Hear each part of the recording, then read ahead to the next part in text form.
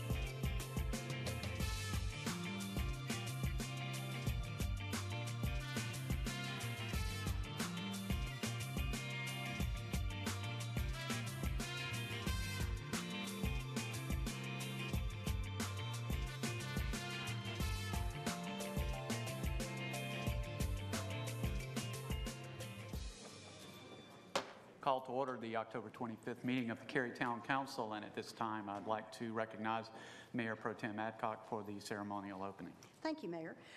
Earlier this month, in October, we celebrate Drive Safely Work Week across the country.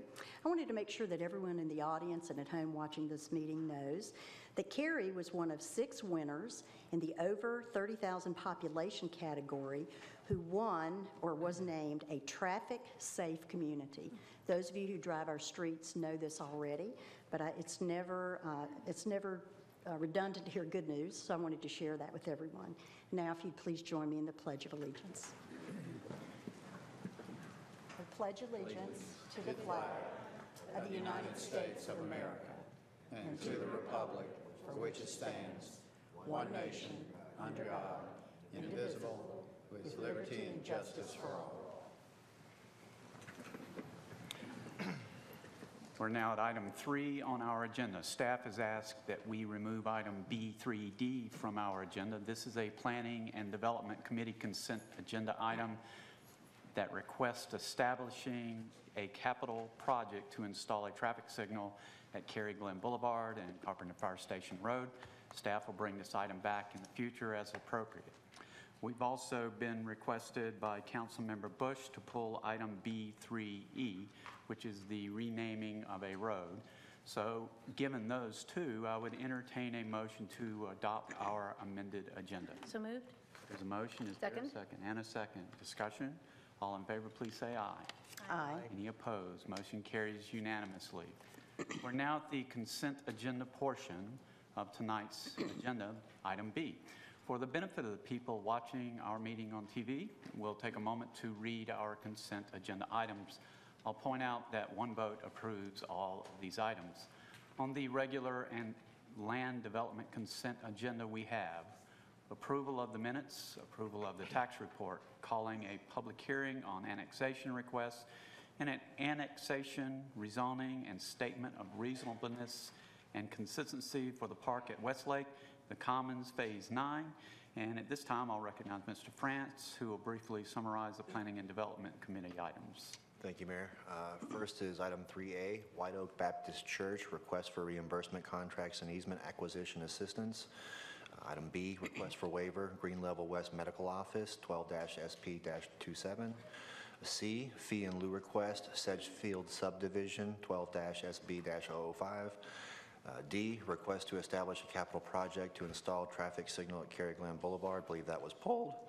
And then E, renaming a portion of Highcroft Drive to Friarsgate Avenue, which was also pulled.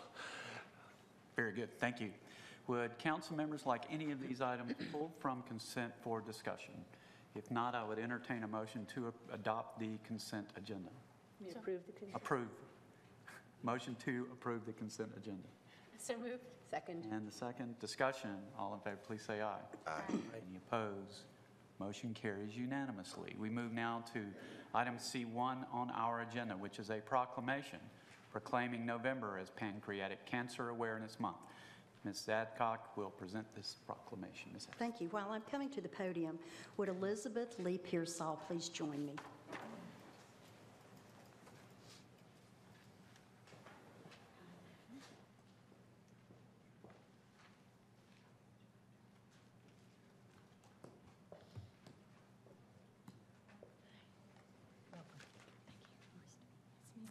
Ms. Pearsall, first let me express condolences on from the entire council on the death of your mom, and also your father's advocacy to remind us to do this again this year. Thank you.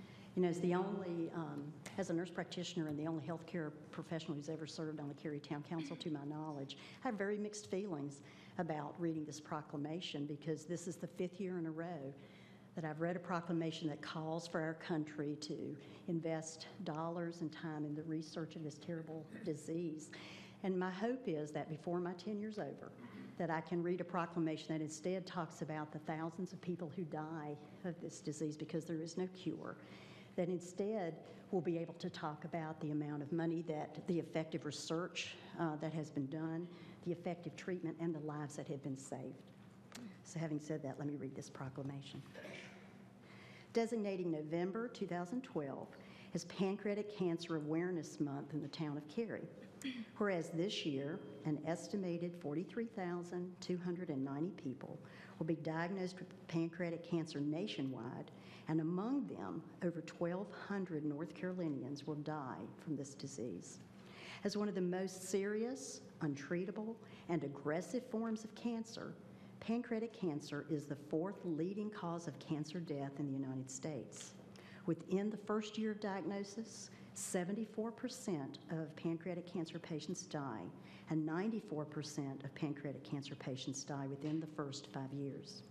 There is no cure for pancreatic cancer, and there have been no significant improvements in early detection, treatment methods, or survival rates in the last 40 years. Pancreatic cancer can strike any person, indiscriminate of age, race, or gender. Although its symptoms are similar to those of many other illnesses, there may not be any obvious signs in the early stages of the disease. When symptoms of pancreatic cancer present themselves, it is usually too late for an optimistic prognosis, and the average life expectancy of those diagnosed with metastasis is only 3 to 6 months. The Pancreatic Cancer Action Network is the first and only national patient advocacy organization that serves the pancreatic cancer community by focusing its efforts on public policy, research funding, patient services, and public awareness and education related to developing effective treatments and a cure. The Pancreatic Cancer Action Network and its affiliates support patients currently battling pancreatic cancer, and they are committed to finding a cure. Now, therefore, I, Mayor Pro Tem Gale Adcock, on behalf of the entire Cary Town Council, do hereby proclaim November 2012 as Pancreatic Cancer Awareness Month in the town of Cary. I encourage all citizens to work together to educate themselves and develop a greater understanding of pancreatic cancer and its effects on individuals and families, including families in our own community. Proclaim this 25th day of October, 2012. So I'd like to give you these and give you the opportunity to say a few words, and you can use that mic right there. Thank you so much. You're welcome. My name is Elizabeth Pearsall, and I'm here tonight in honor and in memory of my mother, Lee Davis Pearsall. It is an honor to receive this proclamation.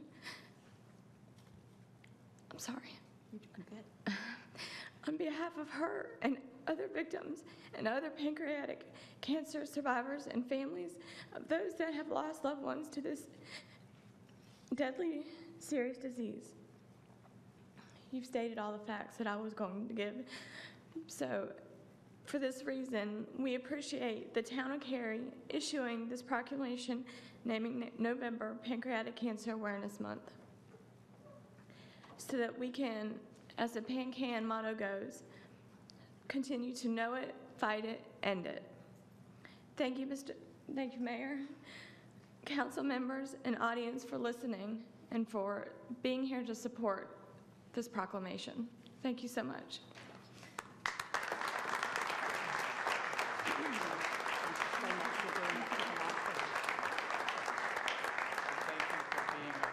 Ambassador for the town of Cary. Very much appreciate you doing all you can to help fight this disease. We're now at item C2 on our agenda, which is Cary Band Day proclamation. This time I would like to ask that the representatives from Cary High School please join me at the podium.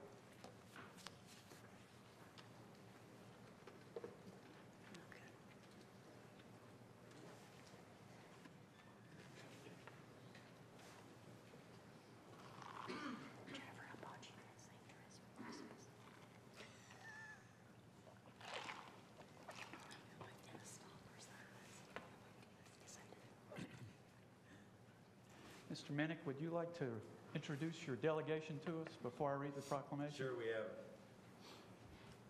To my immediate right is our drum major, Ms. Kara Nagy, and the assistant drum major, Ewan Liu. This is Sandy Williams. She's the chairperson of Cary Band Day for many, many years. And this is our band booster president, Mr. Bob Murray. Very good. If you've been around Cary for any amount of time at all, you know that this is one of the longest, if not the longest, standing tradition in town. And it's a great honor to once again be reading a proclamation in honor of this great event, Cary Band Day. Recognizing November 3rd, 2012 as the 54th Cary Band Day, whereas the Cary High School Band has proven its musical and marching abilities throughout the years by its continuing achievements, both nationally and regionally, recognition for its accomplishments, whereas the Cary High School Band have brought much honor to the town of Cary and its citizens while maintaining high scholastic aptitudes, whereas music plays an increasingly important role in our world today.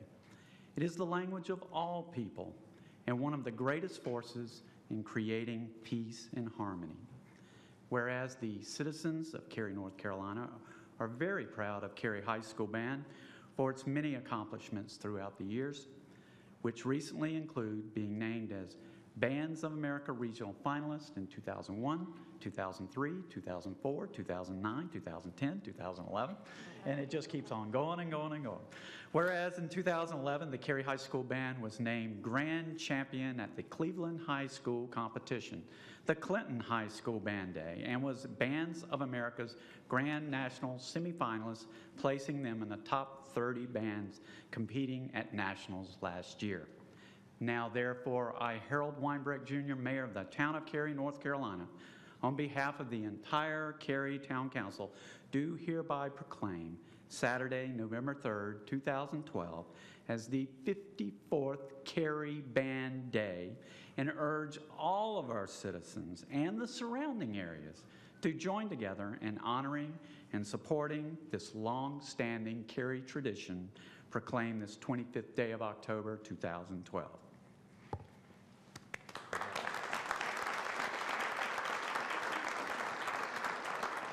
Mr. Minnick, would you please share a few words? Sure. We would like to thank the Town Council and all the citizens of Cary for their continued support of this great event. We are very honored and look forward to hosting the event, and once again, and we'll do hopefully an outstanding job as all the people of the Cary Band Boosters and Cary High School do to make sure that all of our guests and our local friends that come to join us are welcome and treated well. We're praying for good weather. Last year we had to actually cancel the parade. It was kind of one of the first time that I've ever known that. But luckily the rest of the day went off without a hitch. We invite all of you to come. We know some of you are coming to the reviewing stand in the morning. You'll hear bands all throughout the day, all throughout the night. It's kind of the culmination for all of the bands of North Carolina, and a great event that represents all that is good in high school and kids today, and we appreciate your support. Thank you. And if you haven't been to the Cary Parade, Band Day Parade, you missed something, but even more, if you haven't been to the competition, that's really fun. I've never been to one until I became mayor, and now I don't miss it. So it's a great time, so I urge everyone to attend. Oh, that's right. So thanks again.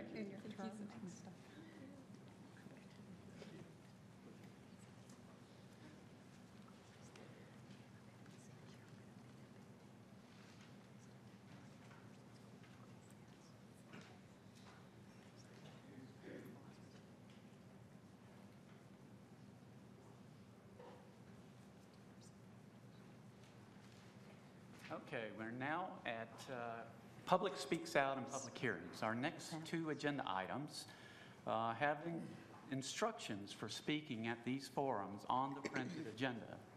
And if you would like to speak, please take a seat in the rows to my right that are shown as reserved and follow the instructions on the agenda. Public Speaks Out speakers have up to 3 minutes for their comments, and speakers may speak on any topic they wish that is not listed under a public hearing, under item E. I'm going to have to enforce the 3-minute time limit to be fair to all of our speakers.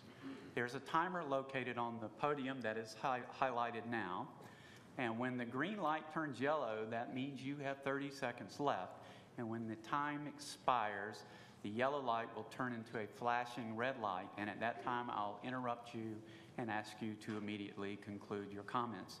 And I do thank all of our speakers in advance for adhering to our guidelines. So now it's time for Public Speaks Out, and I would invite the first speaker who wishes to speak on an item that is not a public hearing to approach the podium at this time. First speaker for Public Speaks Out. Everybody here for public hearing? Anyone for Public Speaks Out? Looks like everybody's here for public hearings, so I'm going to move on. We're going to close Public Speaks Out, and we'll move right into public hearings. We're now at item E, and the same rules apply on the printed agenda for item D and E as they did in D, with one exception. Instead of 3 minutes, you now have 5 minutes, and again, I'll ask you to immediately conclude your comments at the end of 5 minutes. Our first public hearing is Cary Retirement Residence and consists of rezoning 12 REZ 10 and the associated statement of reasonableness and consistency.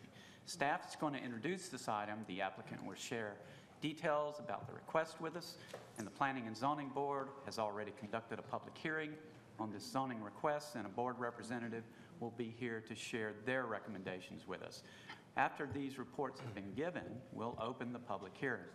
Following the public hearing, Council may take action on this request this evening. Ms. Grannon of our staff will now introduce this item. Ms. Grannon. Thank you. Good evening. This is a request to rezone approximately 3.25 acres of property located at 105 Convention Drive. There's a vicinity map showing the location of the subject property south of Cary Town Boulevard. It is adjacent to the Cary Town Center Mall and across the street from Adams Elementary. An aerial view of the subject property shows that it is currently vacant.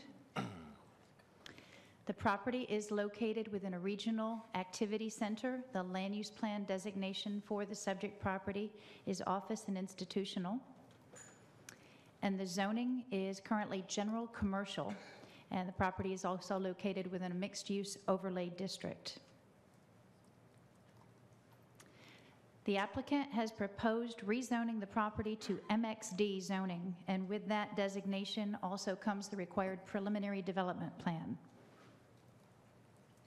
The preliminary development plan that was submitted to staff and reviewed through 3 different review cycles is shown here with a color illustration as it was presented to the Planning and Zoning Board. The summary of the plan is that it would be 128 residential dwelling units, life care community type dwelling units, in that they would not have individual kitchens. There would be a common dining facility. A 4-story building is proposed with a height of 55 feet. The overall building area is proposed to be 124,000 square feet, and there would be approximately 1.55 acres of open space on the property.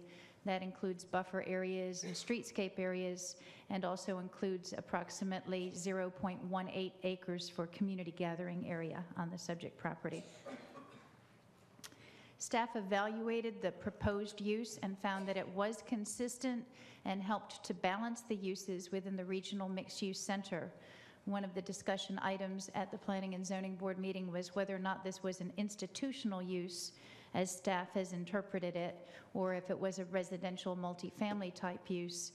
We explained that it was somewhat of a hybrid mix of uses there and would meet the intent of balancing the uses either way you looked at it. But staff evaluated it as an institutional use and found that it would help achieve a better balance within this center.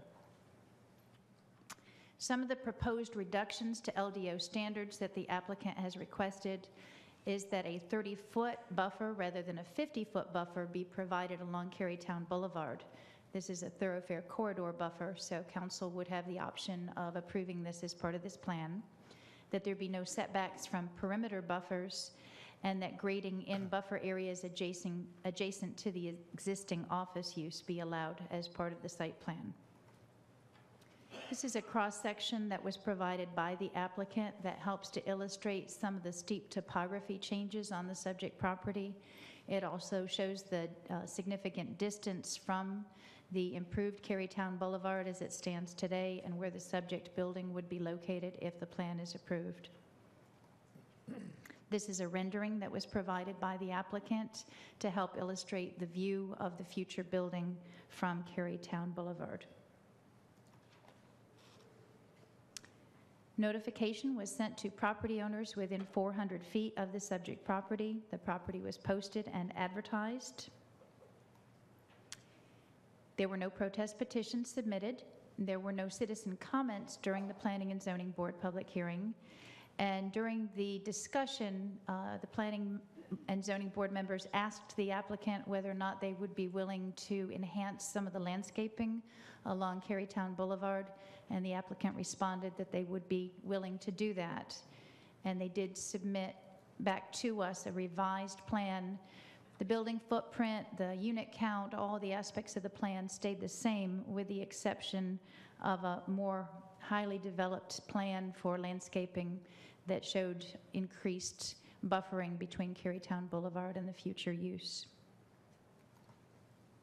Staff reviewed the plan for its applicability to the criteria in the Land Development Ordinance for the intensity, the type and mix of uses, the site design, expected land uses, public spaces, scale, and content, and found that the plan was in compliance. And we also evaluated the plan for the design principles for a mixed-use overlay district, whether or not it created a human scale, a sense of place, if uses were connected, the pedestrian and vehicular connectivity was evaluated, transitions between the proposed use and adjacent existing uses were evaluated, parking was consistent with LDO standards. The plan did show a plan for pedestrian and bicyclists and transit users, and provided open space.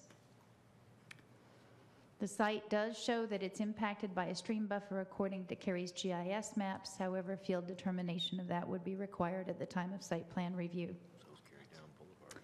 And there is a proposed street side trail on the subject property along Convention Drive, which the applicant is aware they would be responsible for installation of that at the time of site plan review. Cary Town Boulevard is designated as a major thoroughfare.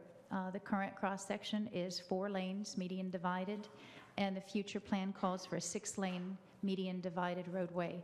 You'll hear later in tonight's reports that there is a request for a waiver to road improvements, and that'll be presented by our engineering department later this evening.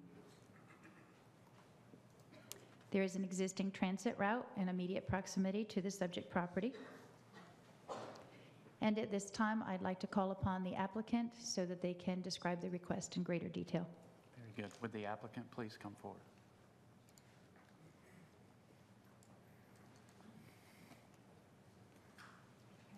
Good evening, Mayor Weinbrich, the members of the Town Council. My name is Mark Lowen. I'm with Lenity Architecture. We are applicant on behalf of Hawthorne Retirement, who is the developer for this site.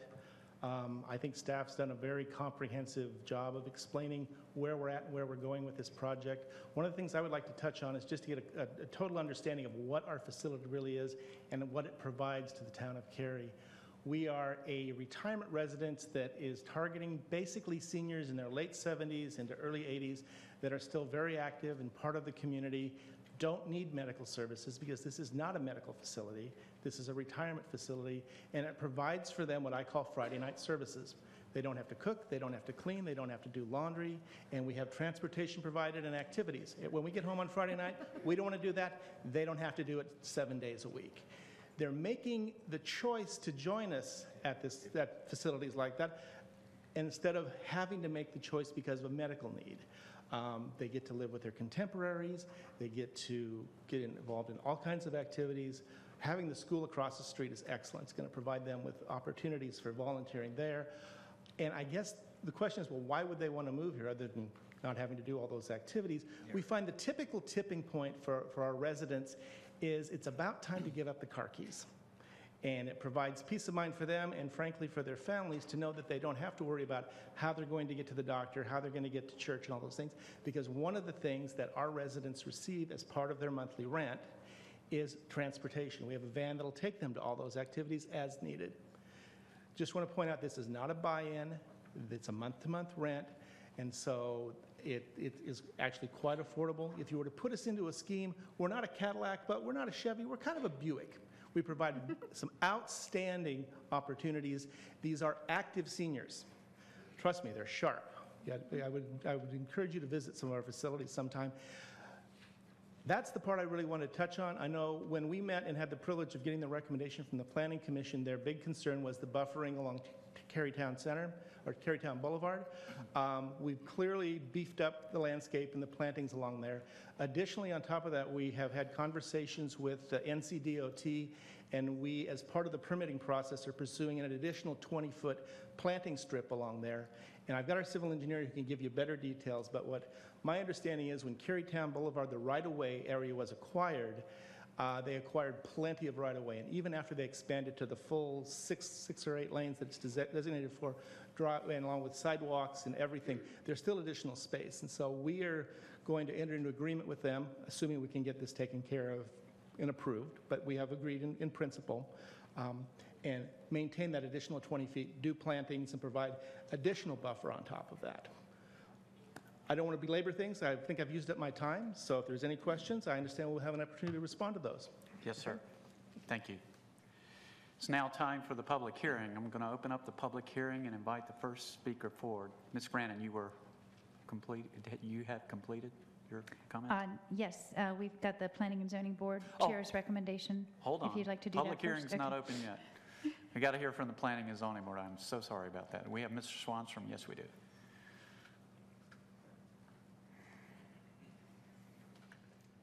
I apologize for jumping the gun on you, Mr. Swanstrom.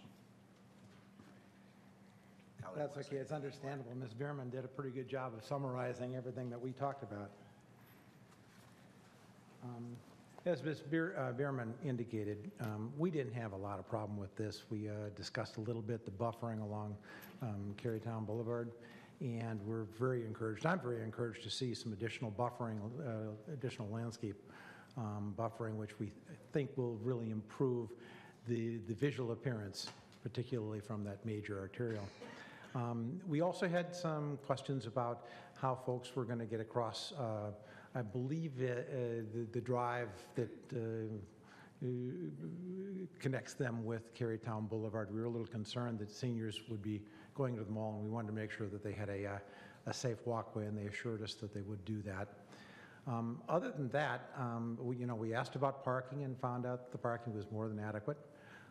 We really appreciated the understanding of the product that we're talking about here, and we did vote unanimously to recommend for approval of this project. Very good. Thank you. So this time, if Ms. Grannon is done, and I'm getting a nod yes, we'll open the public hearing for anyone who would like to speak on this topic, and I would invite the first speaker forward at this time. Anyone for this public hearing? Seeing no one, I'll close the public hearing and open it up to council members for questions or comments. Mr. Frantz. Make a motion. Oh, I had a question. Okay.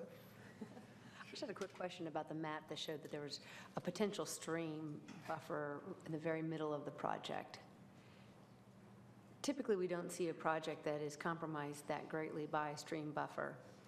Is there a plan that is any different if the GIS study does reveal that there is? Again, these are GIS maps that are not field determined. So it's possible that this has been piped. It's possible that it's not been identified as a stream that's subject to our buffer regulations. Okay, and I understand that, but what if it is? Then they would have to get approval from the Division of Water Quality before moving forward. Okay, because I thought they'd also have to come back to the council, because I thought our policy was that they had to ask for a waiver to be able to disturb a stream buffer, and they had to come and just claim that it rendered their property unusable. Mr. Bailey from engineering is going to speak to that. The requests that you've seen traditionally have been within the Jordan Basin, where we make the stream determination calls. Because it's a Neuse Basin, it would first go to the state of North Carolina, and if they ruled there was no stream there, it would preempt any urban transition buffers that we have. If they determined it was there, then they would have to go through a process of requesting a waiver of both the town and the state of North Carolina to be able to proceed with the project. So it really hinges on that state stream determination in the field. Okay, sounds good. And then the second question I had has to do with the crossing of Convention Drive. Mr. Swanstrom mentioned that they have guaranteed that there will be safe pedestrian mobility across Convention Drive, but I'm just wondering how that is being ensured. Is there blinkers? Is there a raised crosswalk? How is that being provided The applicant has shown a crosswalk from the site with sidewalk improvements connection from the subject property to the public sidewalk.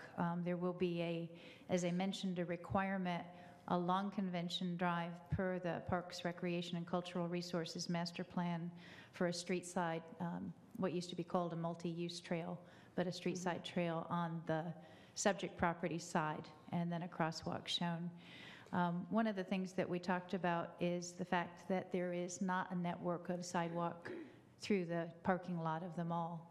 And that's something that's unfortunate, but that this applicant does not have any control over. But they would have connectivity to the public trail along the frontage of the property. Okay, and I guess my question is, that crosswalk, is it a standard crosswalk, or are they going to put like rumble strips approaching it so that cars would know that they need to be looking out for people? That has not been evaluated to that extent yet. That's something that we look at site plan. Mm-hmm. Okay. Ms. Bush? You did one of mine, so that's perfect. The second one was about crossing Cary Town Boulevard, that multi-use path. One of the comments that the applicant made was there'll be opportunities for these very active retirees to go across the street to the elementary school. What is the safe path across those 6-lane median divided road? If it were me, I'd ask to use the shuttle bus. I'm just, I'm just asking, is it, right, for pedestrian friendly, or, Yeah, I mean, there's a signalized light there, but yeah, I was listening to. My concerns are along that line, to make sure that there's not only the safety that Councilmember Robinson brought up, but there is no way to safely get through that parking lot. And I'm concerned, maybe there's some sort of partnership that the applicant could make with Cary Town Boulevard to make sure that these residents are safe as they walk. Because we hope that they'll spend their free time and money at the mall across the street. Ms. Bush, I don't want to interrupt you, but our town attorney is trying to say something. Not about Ms. Bush's comment. It's Oh, about okay. afterwards. Oh, okay. Very good. Wasn't me. Continue. Nope, I'm finished. Okay. Anyone else? Mr. Frantz, you would, please. I just wanted to remind council that you heard some specific representations about the operation of the center tonight, and unless those are not conditions of the rezoning, so unless it's one of the standards for operating a life care facility, they wouldn't be imposed on the applicant. They're not binding. Right. Other comments? Mr. Frantz? Make a motion to approve 12-REZ-10. There's a motion. Is there a second? Second, and then I have a question. So sorry if I missed this fine point. What are the things mentioned tonight that are not conditions? Shuttle bus was one. The applicant's representations about how it was being operated. Okay. Month to month. Quality. So any of those, okay, or not, that, okay. I appreciate the specificity. Other, Just wanted to say, I think this is a huge benefit to this area and to Cary. I thank you for bringing this project to Cary. I really wish you took people under 50, because the no cooking, no cleaning, no laundry thing sounds really cool. And then I also appreciate the analogy before, not a Cadillac, not a Chevy, but it's a Buick. I can really relate to that. It's not a Ferrari either. Nope. Don. so we have a motion and a second. All in favor, please say aye. Aye. Any opposed? Motion carries unanimously. Thank you, Ms. Grannon. We now move to our second public hearing. It pertains to the Herndon Bird property and consists... First, Consistency. excuse me, I'm so fast tonight, I'm skipping over stuff. Now entertain a motion on the statement of reasonableness and consistency that's associated with this rezoning. So moved. Second? There's a motion, second discussion. All in favor, please say aye. Aye. Any opposed? Motion carries unanimously. Thank you, Ms. Granite. Okay, now we're at the Herndon Burt property consisting of annexation 12A15 and rezoning 12REZ20. Staff's going to introduce this item. We've got Ms. Bierman. And the applicant will share details about the request with us, and then we're going to open the public hearing. And council will not take action on these items tonight. We're going to refer it to our Planning and Zoning Board for their recommendation. And both the annexation and rezoning will be on a future agenda for final action. Ms. Bierman is ready to give the staff report. Ms. Bierman. Good evening, Mayor and Council. This is a public hearing on a request to annex and apply the initial Town of Cary zoning to 2 parcels that total about 16 acres. The property is located at the northwest corner of NC 55 Highway and Turner Creek Road. These parcels are now in Wake County's jurisdiction. They're outside of the town's ETJ, so annexation is required in order to apply the Town of Cary zoning. This shaded area shows the properties notified of the public hearing, and the property was posted and advertised as required. Property is currently zoned R40 and Highway District in Wake County. The R40 district allows residential development at about 1 unit per acre. And the Highway District zoning allows a variety of residential and institutional uses, as well as some commercial and industrial uses, some by right and some with a special use permit, again, under the Wake County regulations. The proposed Town of Cary zoning district is residential multifamily conditional use, and also the Watershed Protection Overlay District for Jordan Lake would apply.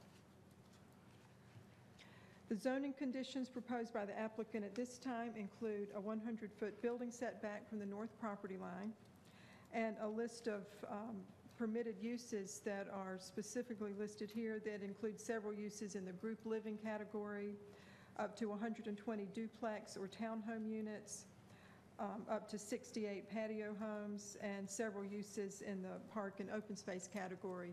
And these are all the uses that would be permitted. It's not to imply that all of these uses would be permitted, but this is the range of uses that could be allowed. Properties designated for medium density residential use on the Cary Land Use Plan.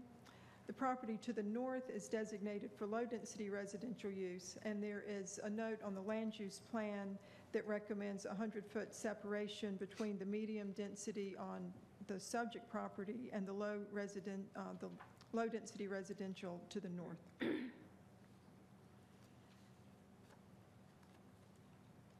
According to Cary's GIS maps, there is a stream buffer that impacts a portion of the property along the northern boundary.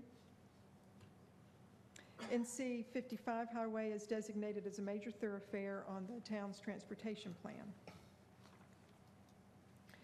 There is a recorded 50-foot right-of-way reservation on the adjoining property to the west.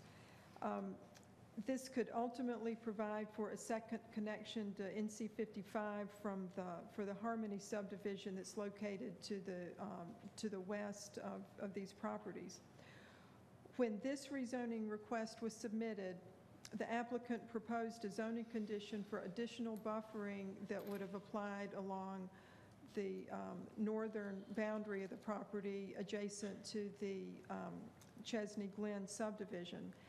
At that time, staff could not accept that zoning condition because it would have created a conflict with any connection through this property to line up with that right-of-way reservation.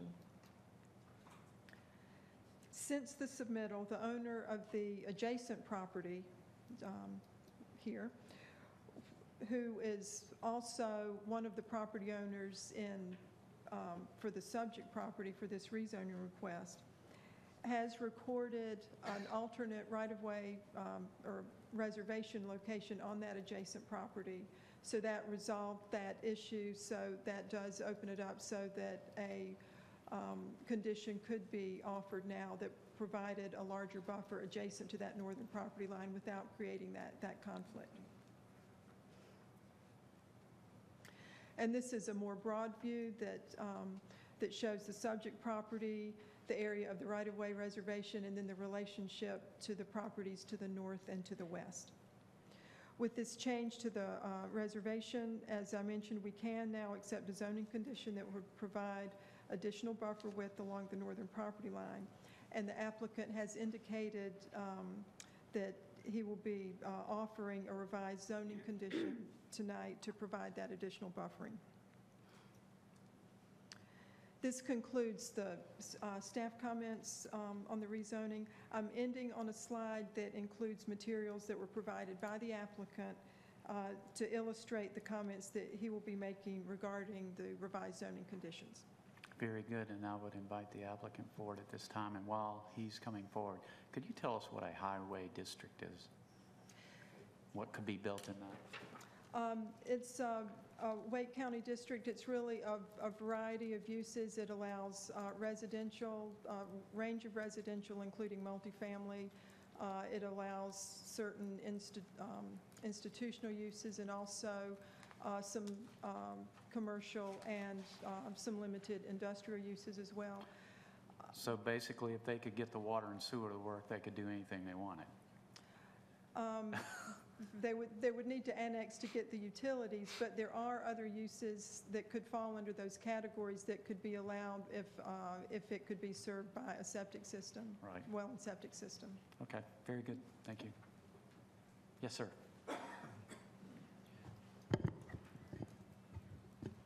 Mayor and Council.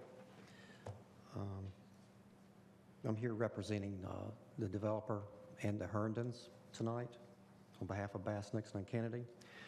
Mary did a great job explaining the concepts of the project. Could I get your name, please? Robbie Bell. I'm sorry. Thank you. I'm sorry. Again, when we first submitted this project of the rezoning, we wanted to add a condition concerning the buffer in the back. And as Mary explained, due to the old reserved right-of-way, we were unable to designate that area on the northern property line. We just recorded the map this week, and thanks to the help from the staff, they did a great job in helping us expedite the map. We were able to relocate, as you can see right here, that's the new reserved right-of-way, shifting from the northern part here down to here, this point. This enabled us to be able to come back and present this condition where we would like to provide an 80-foot undisturbed natural buffer through here, and then a 20-foot revegetated buffer in this area from the, going in an easterly direction from the Cary stream buffer back to 55. The reason why we would like to revegetate this 20 feet is that this site was timbered in 2003, somewhere in 2003. And there's a mixture of mature trees and a lot of smaller saplings. So by revegetating this 20 feet, and as you look over on this detail, we would like to propose cryptomeria. And those that are familiar with cryptomeria, it grows fairly fast, and what it will do is, as the years go by, as this natural area grows up in height, these saplings, we'll also have a row or 2 rows diagonal of cryptomeria here that will provide a lower canopy, thicker canopy, up to maybe 30 or 40 feet. So then you have a pretty solid buffer in there. On the west side of the Cary buffer, we're proposing an 80-foot natural undisturbed buffer, and that would be located behind this 20-foot Cary sanitary sewer easement. This easement was built on behalf of the school, Turner Creek School, that was built years ago. One item that came up during the neighborhood meeting is one gentleman, I believe it lives in the area right back here in the stream, has a stream problem or a drainage problem. We promised that homeowner that we would take a look at what's happening back there and see if we could make any modifications to improve the situation. Again, I'd like to thank staff for working with us on this, and it's too bad we couldn't have put the condition in there much sooner. I plan to work with Mary on the wording for this condition. If you would like it now, I would give it to you, but I can work with Mary on that additional condition for these natural buffers. Okay, thank you. Thank you.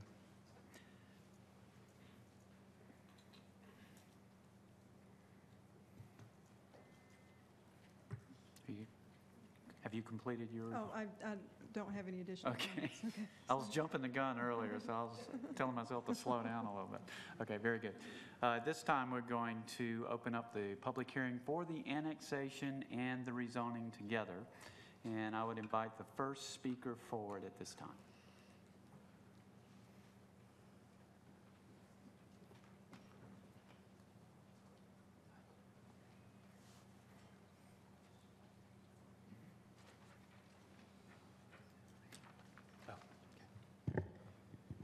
Good evening, Mayor and distinguished Town Council representatives. My name is Ken Docherty, and I'm the president of the Chesney Glen Homeowners Association. I'd first like to take the opportunity to thank you for the opportunity to provide input regarding the potential rezoning of this property from low-density residential to multifamily residential, which in effect represents a 12-fold increase in building unit density.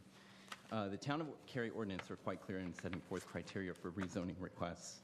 They state in part that rezoning is permissible when such rezoning corrects an error or meets the challenge of some changing condition, trend, or fact. We do not believe that the petition to rezone meets this standard, and in contrast, the ultimate impact of the rezoning, if approved, will worsen the challenges currently facing the residents of the surrounding communities. The proposed development of more than 100 townhomes will have a detrimental impact on the transportation safety and education of surrounding community residents. This number of homes will likely result in trip generation potentials much larger than those projected in the rezoning data sheet, and currently existing infrastructure would not be sufficient to address the additional vehicle traffic.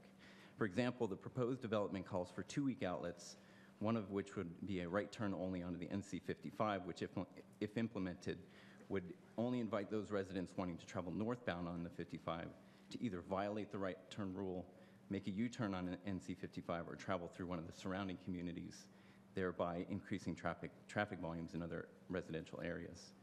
The other proposed exit is onto Turner Creek Road, which is already plagued by high peak hour traffic volumes as it serves as the single entrance and exit for both the 350-home Harmony residential subdivision and Turner Creek Elementary. The only other possible exit is the extension of Rapport Drive, which, while uncertain, would either drive traffic from the development back through the Harmony subdivision or drive Harmony traffic through the proposed development to the right turn exit on NC 55, thereby worsening that problem. Further rezoning is likely to have adverse impacts on stormwater management in our community, as runoff from the subject property drains directly through the middle of our community. Additionally, many of the homes in our community as Mr. Bell noted, have experienced flooding related to runoff on the subject property, particularly when trees are removed during a construction event. We understand that builders have to have a plan for drainage, but we also understand if that plan fails, our homeowners are left without recourse. And this happened in the past. For example, individual homeowners, again, which Mr. Bell referenced, have been historically left individually responsible for the cost of repairs due to problems arising from constructions on the subject property. And we believe that it's only likely to worsen during construction of the proposed development. Also, according to the criteria for the proposed rezoning, must also not have a significant impact on the property in the vicinity of the subject tract. We believe that the proposed rezoning will have a detrimental impact on home values in the surrounding properties, giving the tendency of townhomes to become rental properties at a higher frequency relative to other single-family construction. Although the impact on property values is difficult to assess, particularly in this case due to the absence of similar development plans in our immediate vicinity, extrapolations can be made. For example, the Town of Wake Forest Commissioners recently denied a rezoning request in subsequent townhome development, very similar to that proposed here, including 102 townhomes on 18 acres, in part due to the potential of that development to negatively impact existing home values, even though there was a rough parity between the actual value of the existing homes and the projected townhome value. Here we have a disparity of about 20% in the home value, existing home values versus the projected townhome values. Finally, the criteria require that the proposed zoning classification is suitable for the subject property. Due to the reasons discussed previously, we do not believe that the proposed multifamily residential zoning classifications is appropriate. Although the comprehensive plan designates this property for medium-density residential development, allowing only 3 to 8 units per acre, this designation was proposed in 2004 and does not reflect the current challenges of such a development in this particular location. In conclusion, the residents of Chesney Glen are not opposed to any and all construction on the Herndon Burt property, but strongly object to the current proposal to rezone from R40W to multifamily residential, which would negatively impact the safety, enjoyment, and value of our homeowners' properties. Respectfully, we ask that this rezoning request be denied. Thank you for your time and your consideration. Thank you.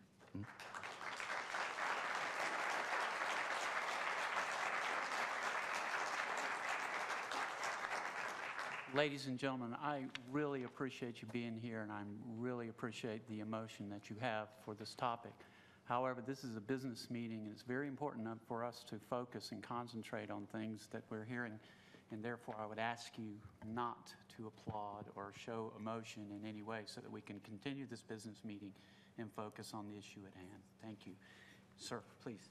Good evening, Mayor, council members. Thank you for your attention to the impacts of this annexation or rezoning application on your existing citizens.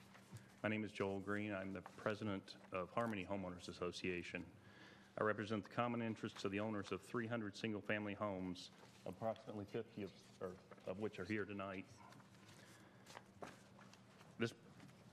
This property's location directly at our entry has significant impact on all of our residents. Harmony opposes this rezoning and particularly opposes the extension of Report Drive. The property is suitable for development under the current zoning consistent with Cary's LDO and Southwest plan swap. Sorry.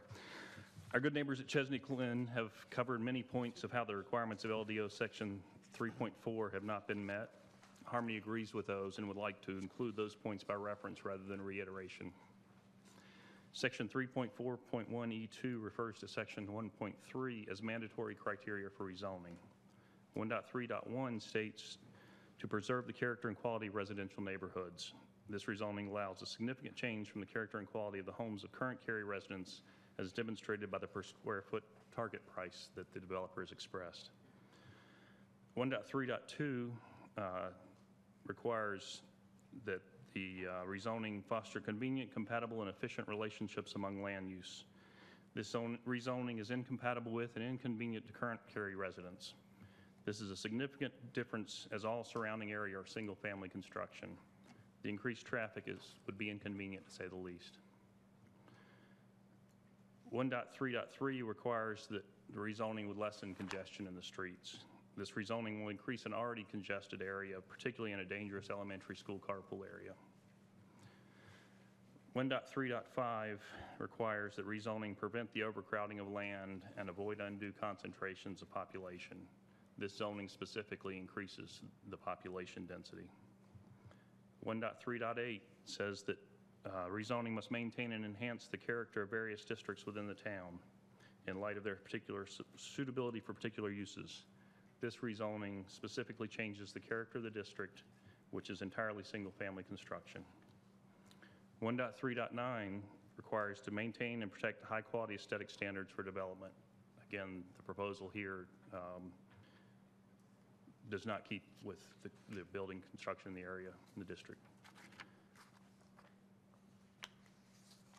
Section 3.4.1D2 refers to a pre-application conference and mandatory neighborhood meeting.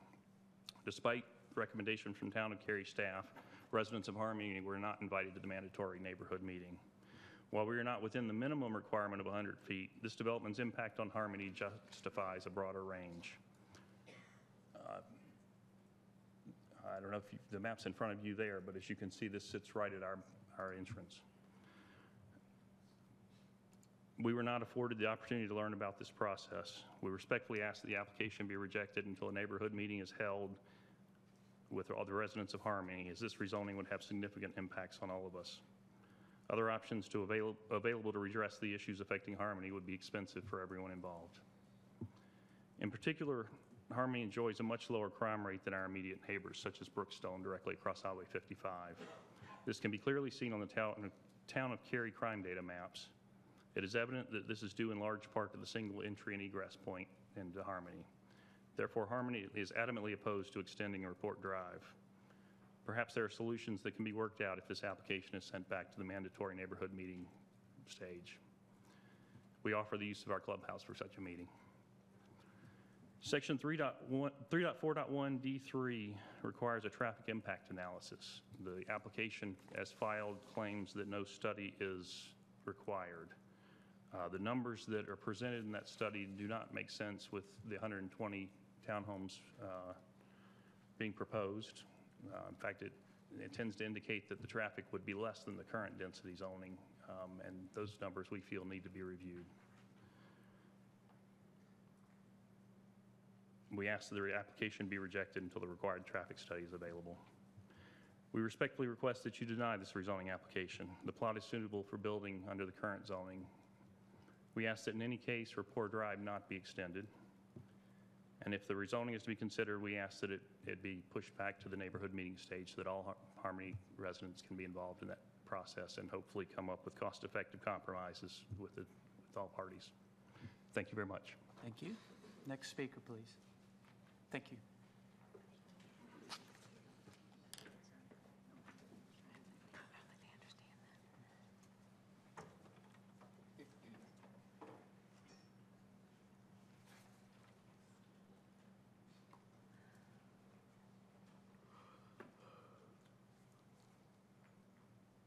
It's interesting how you can look at the same evidence and can draw different conclusions, and I'm speaking in favor of as opposed to the resolution at hand. Could you give us your name for the record? My name, I was getting to that, Mayor. Mayor and Town Council and staff and others assembled. My name is Leon Herndon. My wife and I, Shirley, live at 6828 Turner Creek Road here in Cary. I consider it quite a privilege to have been given this opportunity to address the resolution at hand.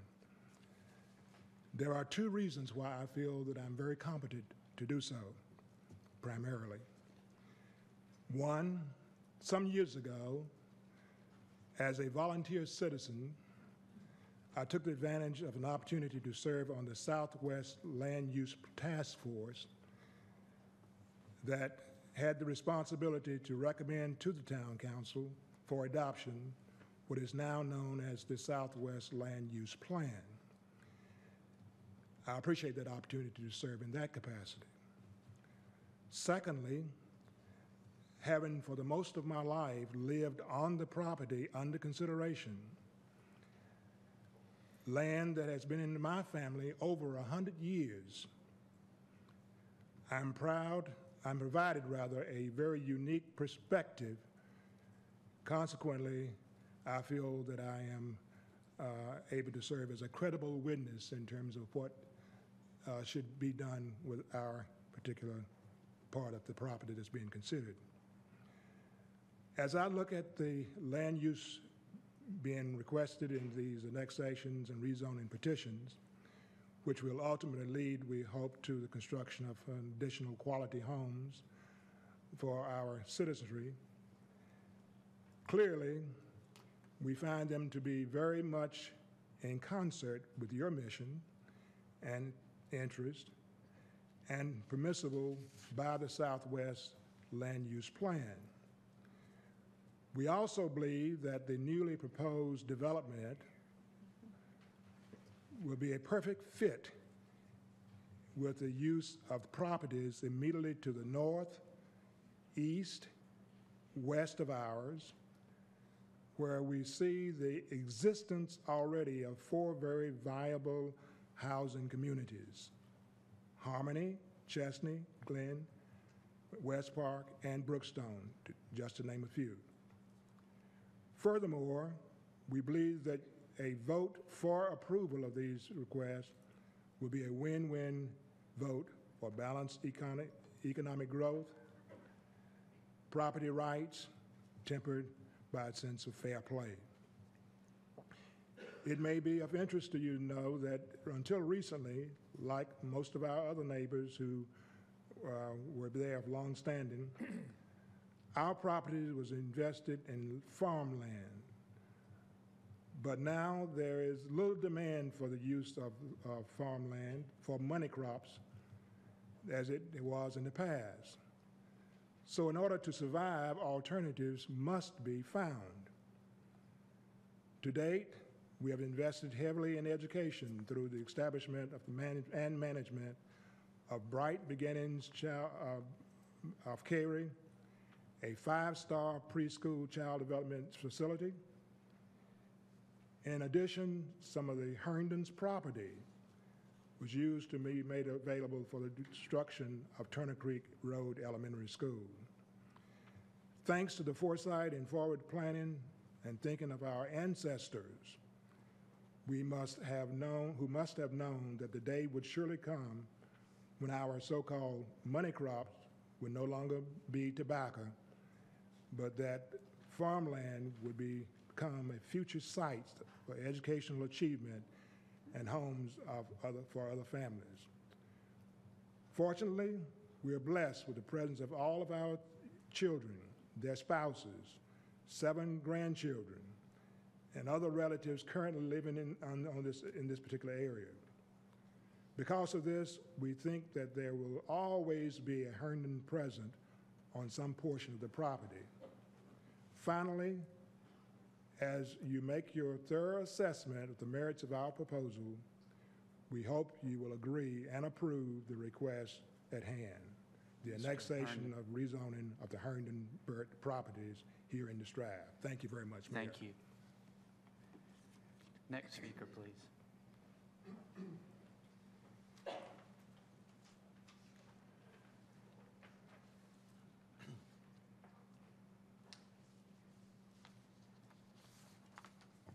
I am Linwood Herndon, son of Leon Herndon, nephew of Kathleen Burt, who is also part owner of the property in discussion. I, too, have long been a part of this community. I have lived here, worshiped here, worked here, and fellowshiped here with my family at different times throughout my 40-plus years. Currently live in Raleigh, but one could argue that I spend the majority of my time and dollars here in Cary, as I work at Bright Beginnings Child Development Center, as my father mentioned, Mondays through Fridays, and attend White Oak Missionary Baptist Church on Sundays. My 4-year-old son, Austin, joins me on my commute daily from Raleigh, just as my older children, Hallie and Aaron, did when they were younger. Throughout my years spent traveling to and from Cary, I've witnessed unprecedented growth. During my childhood, I can recall riding through the lowlands, a section of undeveloped wilderness between Old Apex Road and Highway 55 on our way to my grandmother's house. I can recall plowing and harvesting my grandmother's garden as the occasional car sped along a two-lane Highway 55. I'm sure some of you can remember that. I can also recall exploring through acres of wooded property on a mission to find the perfect Christmas tree. Now, I don't know if any of you have ever seen a Christmas tree actually in that area, but I'll clarify that in a minute.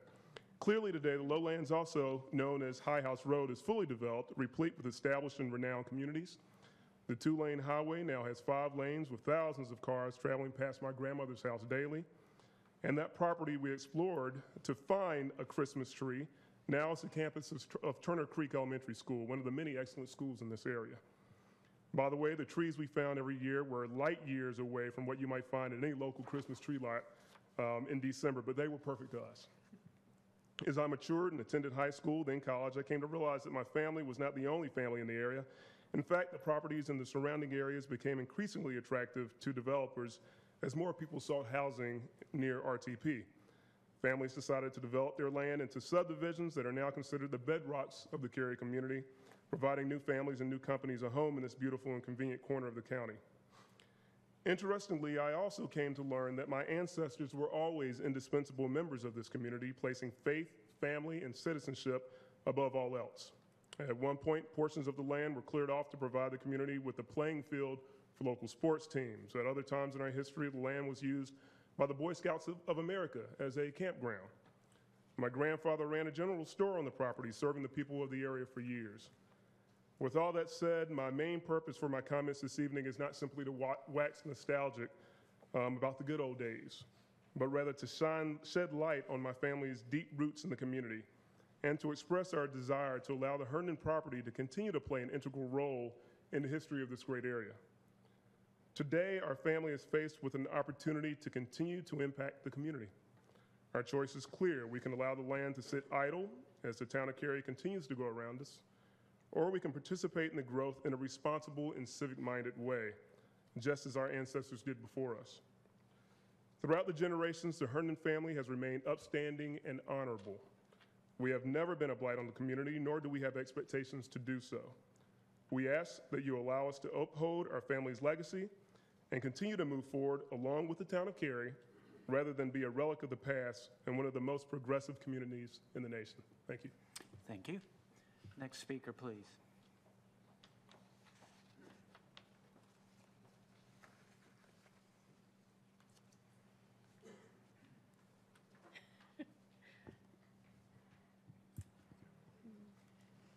Hello, I'm Remy Fleischman, and I'm objecting to the reasoning of the property on Highway 55 and Turner Creek Road.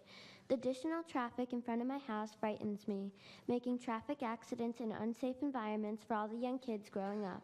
Additional people will cause higher crime rates, which is the opposite of what we want, with many little kids playing outside. Also, having an elementary so close with bus traffic. Thank you. Thank you. Next speaker, please.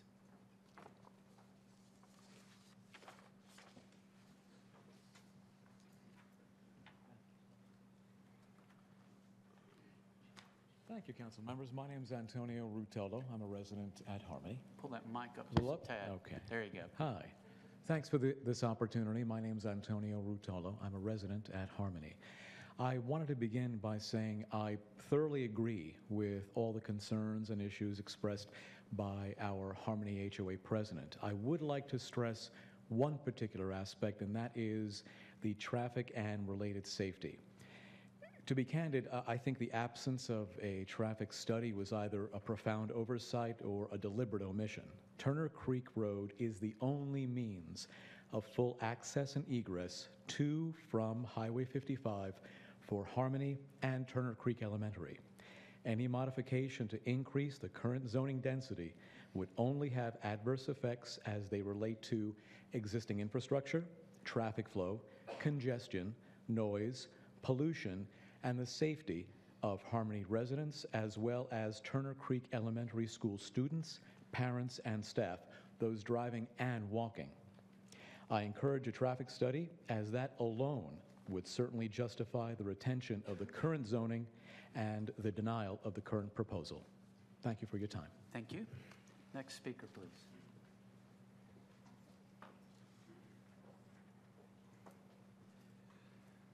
Good evening, Mayor and Town Council. My name is Samuel Walker. I live in 307 Catlin Road in Chesney Glen.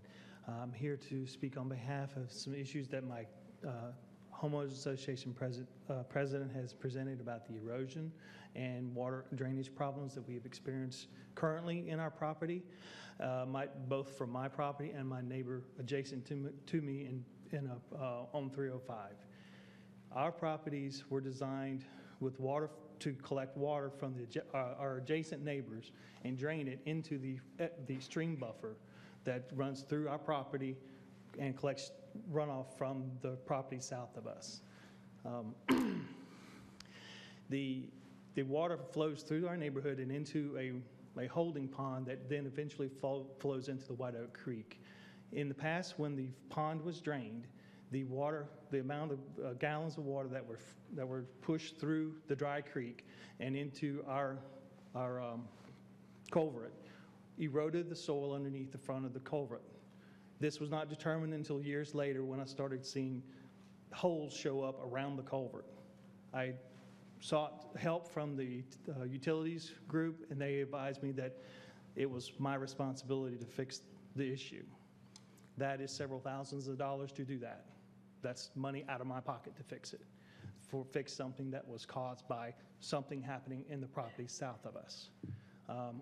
I applaud Robbie Bell and the builder for offering to try to help alleviate that problem. However, looking forward, my biggest concern with any development in that area is continued or increased runoff into that stream buffer that would either increase erosion or sedimentation into our already existing channel for egress of water, and also to continue flooding our properties. Currently, my backyard of it, has been wet until today, since the last rain, which was over a week ago. And of course, that's only because the French drains that were installed in my property before the timbering and the draining of the lake and the installation of the sewer connector for Turner Creek, when they worked then, but when the piping was put in, I had to call and get somebody to come back and put something down to affect the erosion that was happening then. What came in was a load of stone, bluestone rocks, and they poured them, and without looking where our French drains were that were feeding into that, they poured them on top of mine, and mine has been partially blocked ever since. So therefore, water backs up in my yard, and so I have a wet backyard continually. So that is my biggest concern. And then also with any encroachment in that natural area that the builder has presented, I would appreciate if that space would be reevaluated to possibly become a type A buffer, something that's where nothing can be built in. And that's all I have to say. Thank you. Thank you. Next speaker, please.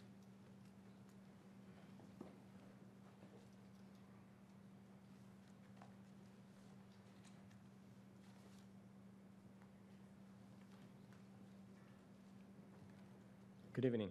Mr. Mayor and distinguished council members, I would like to thank you. Thank you for the time. My name is Cesar Obediente, and I currently reside in 204 Alliance Circle in the Harmony subdivision. I am the father of 2 daughters, in which one is currently enrolled in Turner Creek Elementary.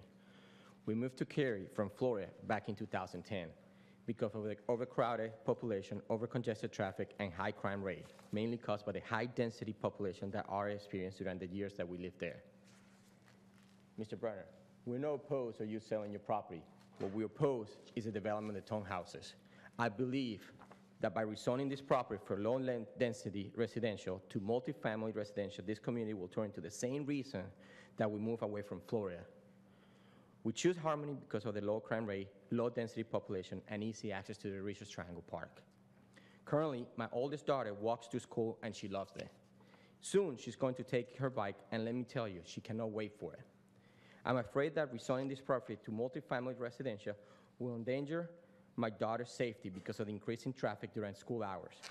Currently, there are no permanent crossing guards at either of the most dangerous crossings. Actually, my wife had to call the town of Cary to put signs because it was so dangerous, and we had a police there. The safety of our children will be decreased if more traffic is added to these areas. Is the town of Cary willing to provide some type of safety measure to the kids to go to school? Including the development plan for Turner Creek Townhouse is a connection on Raptor Drive to NC 55. First of all, I don't see the need for this to happen, since it's highly unlikely that anyone from Harmony will drive through this townhome. You can see the Exhibit A that I put in there.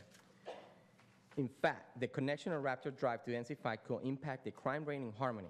In the past year, Harmony has had only 3 reported crimes, according to the current website data provided in Exhibit B that I provided. One of the main reasons for the low crime rate could be attributed to the single entrance point, which is Turner Creek, that exists to enter Harmony subdivision. It is clear that nearby communities have a higher crime rate than Harmony does. Again, I'm pointing to Exhibit B.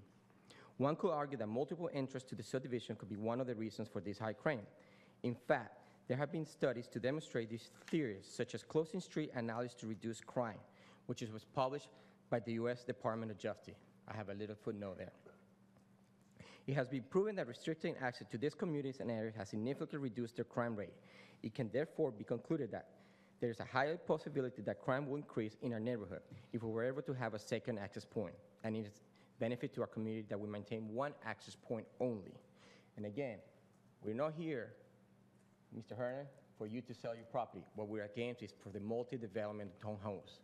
We don't care if it's 12 houses. That's the multi-home that we're fighting against.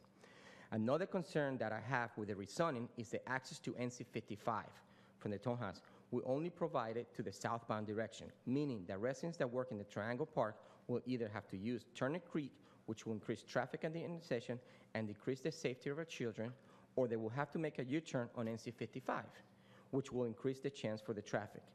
In closing, I strongly oppose the current proposal to rezone this property from R40-W to multifamily because of the negative impact that this action will have on our community, based on the reasons I have mentioned above. Respectfully, I request that the rezoning request be denied currently. Thank you for your time. Thank you. Next speaker, please.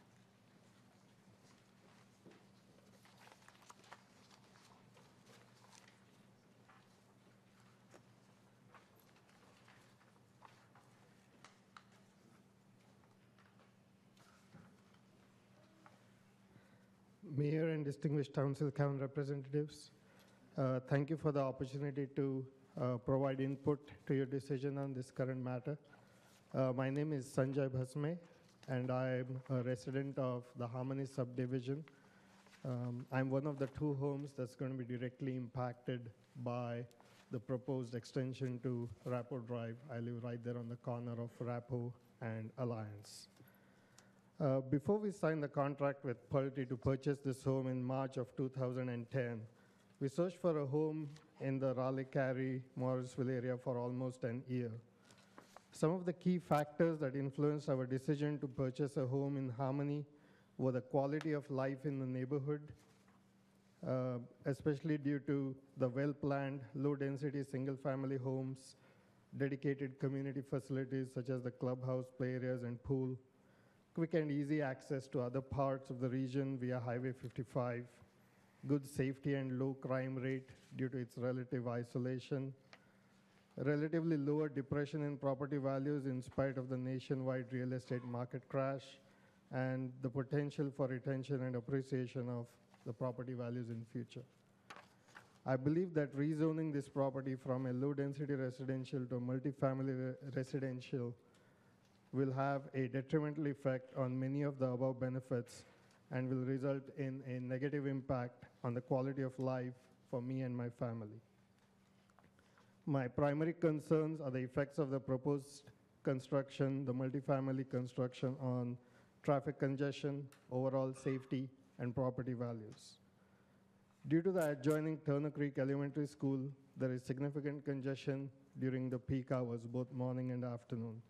This includes foot traffic as kids and parents are walking to and from the school, as well as vehicular traffic when parents are dropping or picking up their kids after school. Since Highway 55 is an extremely busy and vital connector in the region, the traffic light favors the through traffic on the highway, which causes a significant backup on Turner Creek Road for vehicles trying to exit the community. The design of the proposed multifamily subdivision will significantly contribute to both the foot and vehicular traffic. If the rezoning to the higher density multifamily townhomes is approved, there will surely be a large number of children living there who end up going to Turner Creek Elementary, which will increase the foot traffic. And also there will be a higher percentage of traffic exiting the new subdivision via Turner Creek Road in order to make a left turn to turn north onto Highway 55. There will also be a significant negative impact on the overall safety for Harmony residents. This is due to two reasons. The first is the proposed Rapport Drive extension, which will pass through the proposed subdivision. This does not help the Harmony residents, as they would prefer not to drive through the new subdivision's traffic, just to be able to turn right only on Highway 55, or to return to Harmony from Highway 55 south. Nor does it serve any purpose for the townhome residents, as they would prefer to exit onto Turner Creek Road, or in a few limited situations, turn directly onto Highway 55 south. What this proposed extension will do is increase crime in the area, as evidenced by two studies, one done in the Raleigh area that are attached to my handout. These show that crime increases with an increase in the number of access roads to a subdivision. Another testimony to the fact is that the actual crime rate in this and adjacent neighborhoods, especially the Brookstone subdivision across from Highway 55 in the past 12 months, which we can see in the town of Cary crime maps, shows a stark difference between the very low crime rate in Harmony as compared to the significantly higher crime rate in Brookstone across Highway 55. The proposed Rapport extension truly does not make any sense to me. Also, vandalism incidents due to juveniles trying to use the Harmony facilities are likely to increase. We have had such incidents in the past. The third issue could arise from any vehicular traffic trying to drive through Harmony in order to exit north onto Highway 55. Another concern is the depressing effect on Harmony property values due to the close proximity of the multifamily homes. We are just now starting to see property values stabilize and even show slow gains in some cases. This will be adversely impacted by the proposed townhomes. The potential overcrowding of students enrolling... I'm sorry, but I'm going to have to interrupt you. Your time has expired. We do have your statement. If you have additional comments, please get them to the town clerk so they can be distributed to the council. Thank you for your time. Thank you very much. Next speaker, please.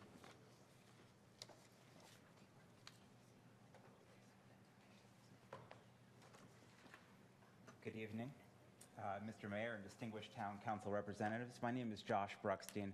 I live at Harmony Subdivision. I have a couple points to make. The first one is, again, going over the rezoning, the 3.4.1, that when your proposed rezoning, you're looking to correct an error or meet the challenges of some condition, trend, or fact. I'm contending that the property is marketable as it is as low-density residential. The property is currently zoned correctly. There's no error or meeting or challenge or contention that it's necessary to rezone this property to MDR. If we go with that assumption that the dwelling density is correct and consistent with the surrounding community, the only reason to rezone the property is to unduly enrich the developer and property owners above what the current value of the property commands. The property owners and the developer realize that a greater density of dwelling units per acre will make a greater profit. I don't believe the town is in the business of enriching developers. I'd like to keep it as low-density residential. The second one is regarding the change to the RMF-CU. If the board were to change the existing zoning, it would also permit the zoning and construction of group homes. As you know, if you change the zoning and then the developer backs out and decides not to go forward with this project, you're now left in a situation where there may be another use that is now a permitted use, which is completely incompatible with being next to an elementary school and the children of our neighborhood. So again, I'm asking you guys not to allow this zoning change. Thank you. Thank you. Next speaker, please.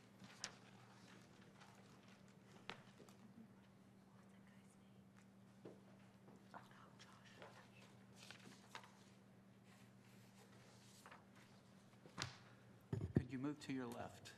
The guys in the booth upstairs will be very happy that you speak at that mic. Good. Thank you. Good evening, Mr. Mayor, council members, Madam Attorney, Madam Clerk. My name is John Donnelly. I'm a Harmony resident. I live on Affinity Lane. I'm against this rezoning. I'm worried about multiple dwelling units. This in turn will cause approximately 150 vehicles to be added to that location. This will consist of Chevys, Cadillacs, Ferraris, Hondas, and Toyotas. This in turn will create traffic coming onto Turner Creek, which was the only way in and out. People making a left-hand turn coming from this complex will have to go to Turner Creek. Chapter 4 of the Department of Transportation prohibits school buses from making a right on red. This in turn will cause traffic congestion because we have to wait. We cannot make a right. With the timing of the signal lights, we still can't make the right-hand turn. This in turn will cause backing, traffic, illegal U-turns, unsafe lane changes, and overpassing. This in turn will cause the traffic to go back to Alliance and go to the new street that would be extended would be Rapport Drive. Rapport Drive now, people will come out to Turner Creek trying to make what I heard is a right turn only. People going 50 miles an hour in 2 lanes on NC 55 is dangerous. People are going to want to make a left. Signs will not work. The town of Cary will have to pay for money to court to create a traffic signal device. I don't know what studies they did.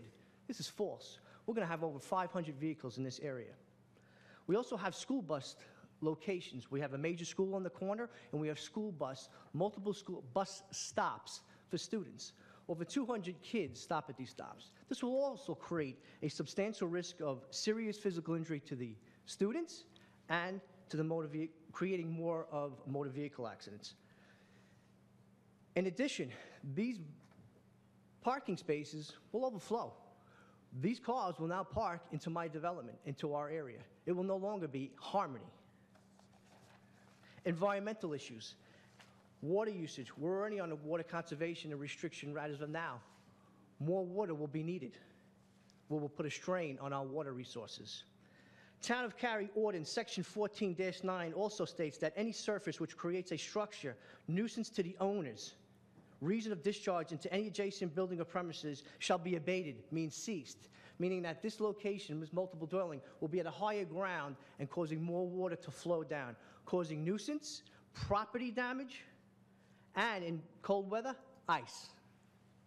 Electric power. Progress Energy gives us our power. Once every 2 months, we have a power outage lasting for between a minimum of a half hour to 4 hours, once every 2 months. This is going to put a strain on us right now.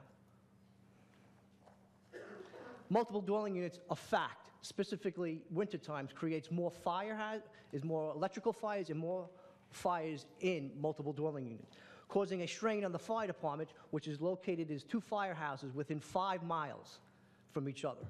That's a long response. Garbage disposal, garbage dumpsters, garbage bins. Carpenter Fire Station and Green Level has 2. There's no accountability on the garbage, just like us home residents. Garbage bins, garbage disposals will create unsanitary conditions. It will create noise, odor, and attracting vermin and rodents. Air pollution. Air pollution with the motor vehicle presence and all these motor vehicles coming together in one location in a condensed area will give us air pollution, causing us to have future illnesses. Right now, according to the state, the air quality index is at 54. That's good. Anything over 100 is bad. 150 is a health hazard. We're at 54. With these motor vehicles, with a southwest wind, will put us over the 100 mark. The National Institute of Occupational Safety Hazards also cautions against strike that, I apologize. Noise. The Town of Cary Ordinance Section 22-106, sounds impacting residential life.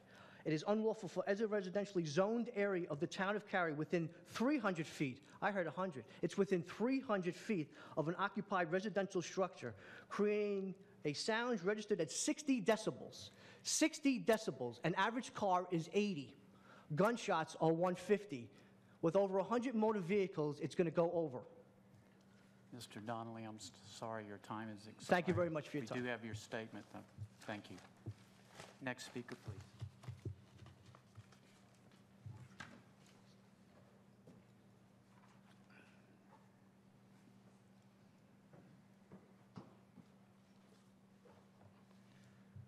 Respected Mayor and Town Council members, my name is Sri Pilutla. I'm a homeowner in Harmony. My wife and I bought our home in 2008, and we were attracted by the quality of life, not just in our subdivision, but also in the town of Cary in general. The high living standards in our town are known nationwide, and the credit for this goes to the careful planning by the Town Council. I would like to express my thanks to the town of Cary government for making this happen. I would like to express my opposition to the proposed rezoning application. Joel Green, the president of Harmony Homeowners Association, and Antonio Rutolo, the vice president, have already voiced their concerns. And my fellow homeowners who are here today have also voiced their concerns, especially on traffic, congestion, and I fully agree with them.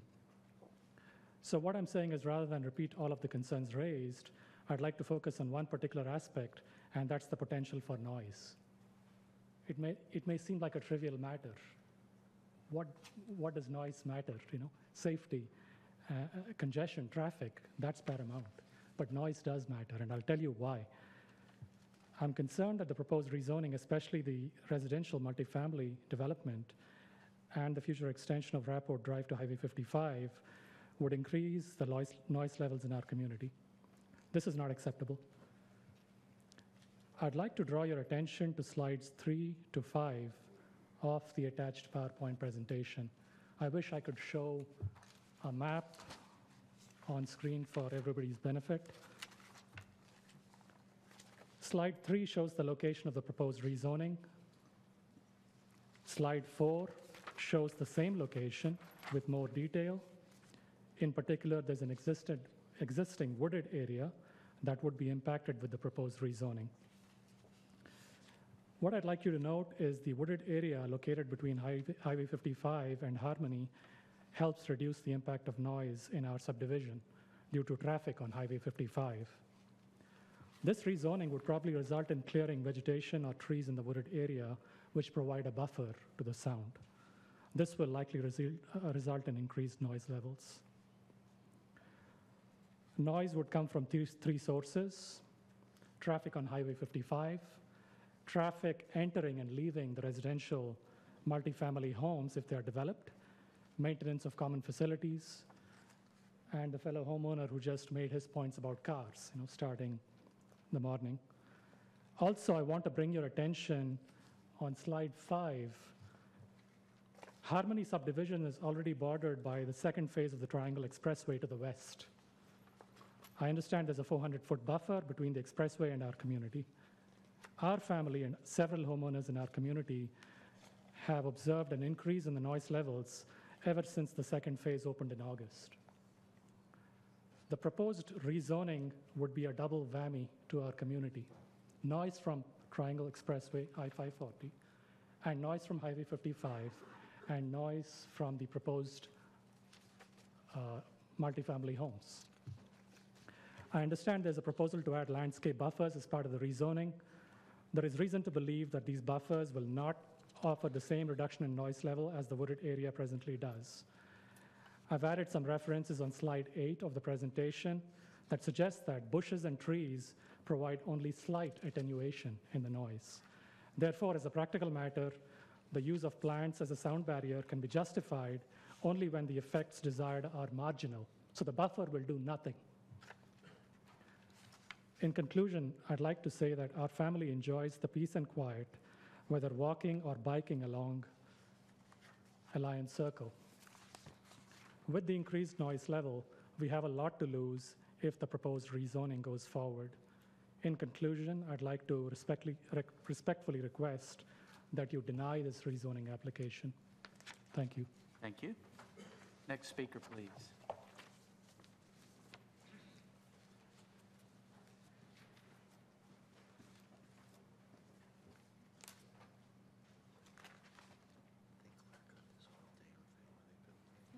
Respected Mayor and Town Council members, my name is Ritu Jain, and I'm a mother of 2 kids. One is 11 years old, and other one is only 2 years old. I live in Harmony 103 Amiable Loop, which is at the intersection of Amiable Loop and Turner Creek Road, which will be directly impacted by this decision. My little one, who is only 2 years old, loves to play outside, which will not be possible anymore. The reason we bought this house in 2009 was the greenery around, the trees, and a safe neighborhood, which will all be gone.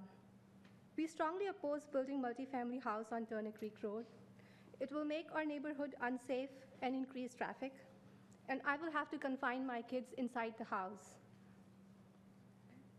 Our house will be greatly impacted by the construction, and our property value will lose. All in all, this decision will force us to move out of the Harmony community.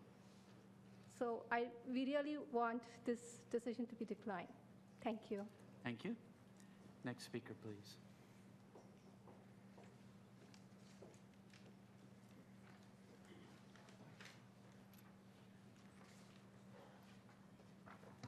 Mayor, council, staff, thank you for giving me the opportunity to speak. My name is Brenda Carroll.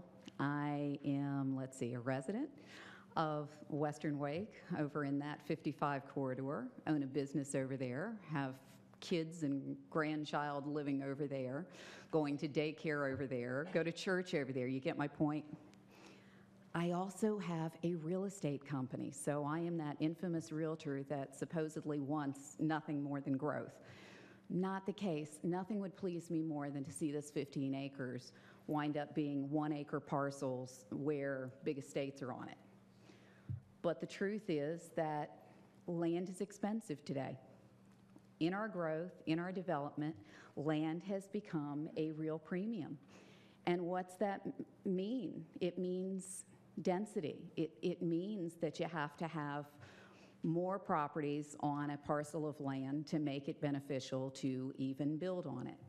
My fear with an area like this is I respect the fact you've got 2 areas that are R40, but you've also got the big area that's HD, that's highway.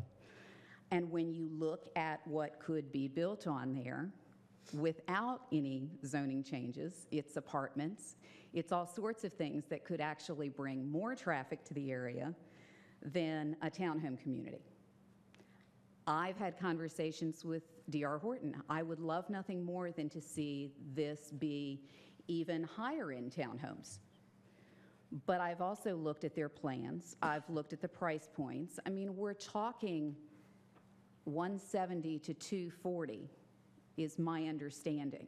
We're not talking about low-priced townhomes here. We're talking about something that is everyone's going to have a garage, either a 2-car or a 1-car. There are things that I like about the fact that I think it brings housing that is needed at a reasonable place, and I've encouraged them to make them all 2-car garages even. I like the fact that they actually are concerned and are at least saying to me that the buffer between them and Chesney Glen is going to be solid. And there's only going to be 8 or 9 units up against that side of things. As far as the value, I respectfully disagree because statistics have proven, even within communities, townhomes of this caliber up against Chesney Glen and Harmony is not a negative. The biggest negative to a community like that is the unknown. When we sell a home and it backs to the unknown, people question, is it going to be an apartment building behind me? What's going to happen? So from a value standpoint, to have something that's a good caliber, I think is better than having the unknown and the possibility of an apartment building. And the last thing I want to share with you is that when you look at something like this and you consider our future and you consider everything that happens in the process, I'm going to make an appeal to the folks out here, too. I've been through this with my own property and a proposed neighborhood coming in between us and another neighborhood, and I was just as scared as they are now. They have to stay engaged. They have to continue to speak. And you all have to continue to do the great job that you do, because my understanding is, at this point, the traffic study hasn't even been ordered, but will be part of the process. And you all have always, in my past, done a really good job paying attention to it, and there are some concerns that are very valid about the traffic pattern. But an apartment complex or an apartment building or something like that could be even worse. So please take to heart what they're saying, but also give the benefit of looking at what's on the table, because sometimes the grass is greener with what you've got, not what could be down the road. Thank you for your time. Thank you, Ms. Carroll. Next speaker, please.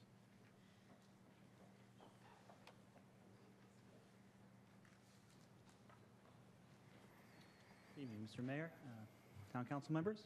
My name is Matt Brubaker, and I work for the applicant. I'm one of the managers at the company. I want to thank not only, I know it's getting late, and I appreciate you guys, your time and attention to this. I also thank everybody for coming tonight. Did not expect this large of a crowd, but certainly appreciate the feedback and that we get. And one of the great things about America is that we as citizens can come together and discuss what's going on in our community. The town of Cary has done a great job in the development of the town. It has gone from just kind of a small little on the outskirts where you leave one road and you feel like you're in the boondocks, to one of the greatest places to live in America. And that's proven by the fact that so many people here live in town of Cary, and they live very close to this piece of property. Thankfully, they had people to build them homes. I bring a unique perspective to this development because I myself live in a townhome. There were a couple things that were brought up that were consistent themes that I think, I mean, I fully understand where they're coming from, and we share these concerns. Traffic, crime, erosion control. And I just address a couple of them briefly. Crime, being in a townhome, I lived there with my wife of 4.5 years and my little 9-year-old little girl, Abby Rose. And to assume that just because it's a townhome community, that there's all of a sudden going to be an increase of crime, I took that a little personally. I don't know, maybe they didn't mean it that way. We, as townhome owners, we're anything from an executive to, blue-collar worker. We're the firefighters. We're the teachers, to the police officers, to graduate students. Regarding traffic, my understanding is that the traffic impact analysis was not due until it is time to submit the site plan. And so we will fully comply with that. We've got our application ready to submit. We were not going to do that because that's very, very expensive, and we want to wait until the appropriate time that we are instructed to do so by the town of Cary. Highway 55 access, we are more than willing to work with however the town of Cary and the staff, the NCDOT determines that access point is best. Rappert Drive extension, we are required to do a reservation there. We have no intention of building that. That would be up to the town of Cary whether or not they would want to install that. Our preference is not to install it. Even if it was installed, the owners in the townhomes have no reason to go into Harmony. It dead ends back there. You would come out to Highway 55. I think in general, in the erosion control, we don't just come out and just start building. We have to get plans approved by your professional staff, and so part of that's erosion control plan, and We've hired one of the best engineering firms in the greater Cary-Raleigh market to handle all of this. At the end of the day, we're trying to do everything that we can to design this site according to the development guidelines that were approved by the town. We're trying to be a good neighbor in every sense.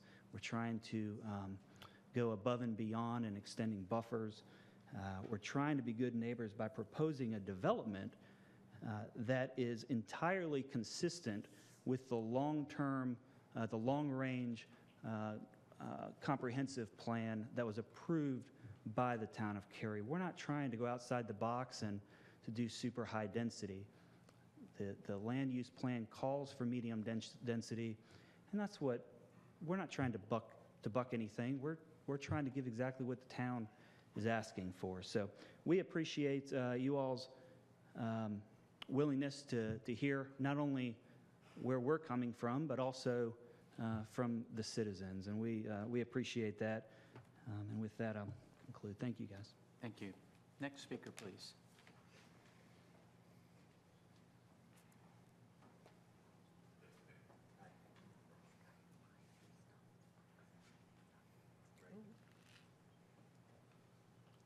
Thank you for the opportunity to speak to all of you and all the people from Chesney Glen and my neighbors from Harmony. On October 9th, Could you give us your name, please? Yeah, oh, I'm sorry. Joel Fleischman. Thank you.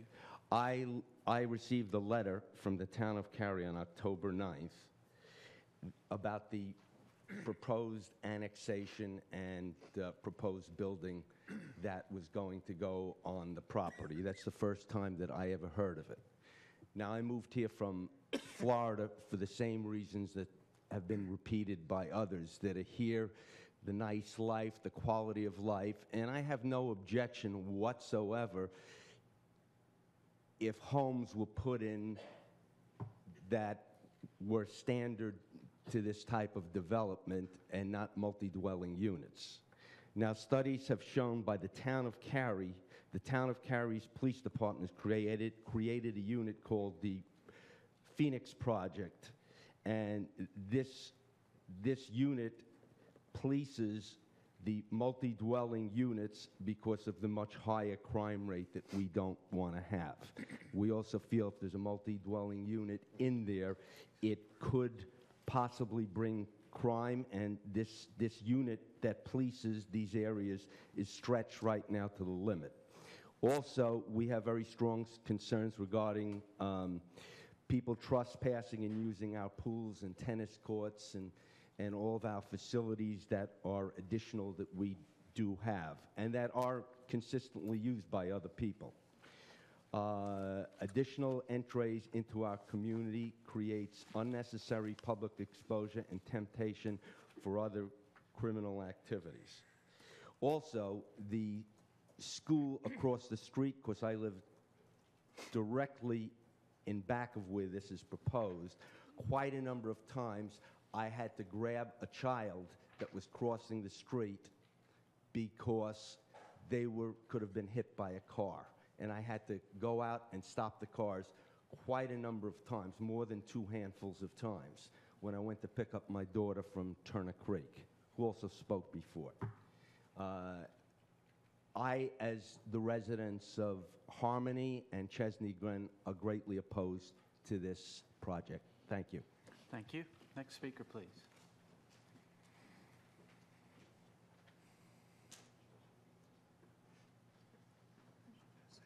Excuse me. Good evening and thank you. I'll be brief. My purpose was, as you heard from others, my name is Peter Pickus. I actually live on Rapport, and I thought it would be helpful in the minutes if there was actually someone who had the street address of Rapport. As you heard from other folks in the Harmony neighborhood, I am in agreement in opposition. And to the 2 folks who were up here just previously, the realtor and the person representing the builder, this is not an issue of fear for us. And what I hope you all heard in many of the presentations from my neighbors and from the folks around the surrounding area is a lot of fact. You guys know in your own police records that multi-unit residences have higher crime rates. You've been given by another member of our community, so I'm not going to repeat it, but it was a study that was done in the state of North Carolina called Exploring Accessibility versus Opportunity Crime Factors. And what that study says is that when you increase access in street segments, you increase crime. And so we have a beautiful neighborhood where there's only one access point. And by creating additional access points based on that research, you increase the opportunity for crime. And in fact, you do increase crime. So it is not about fear that any of us are here. It is about what you guys ask us to do for these town council meetings, which is to bring you fact, to bring you what we believe is the things that help you determine to make the right decisions. And so it is not about, sir, that you live in a townhouse and we are afraid of you. It's not that at all. And so as you guys have to make this decision, I hope you do look at it based on fact and based on the reality of what you've heard from others in my neighborhood. Thank you. Thank you. Next speaker, please.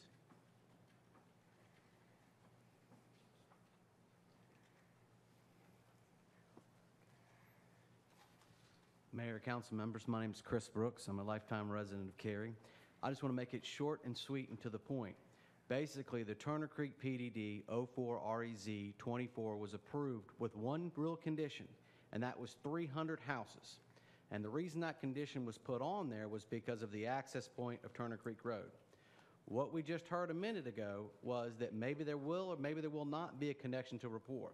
Now, I understand that those are some issues that will come on during the site plan. I understand the difference. Again, that's the unknown. But if the connection to rapport is not made, all that's in this subdivision is a right in and right out on Highway 55.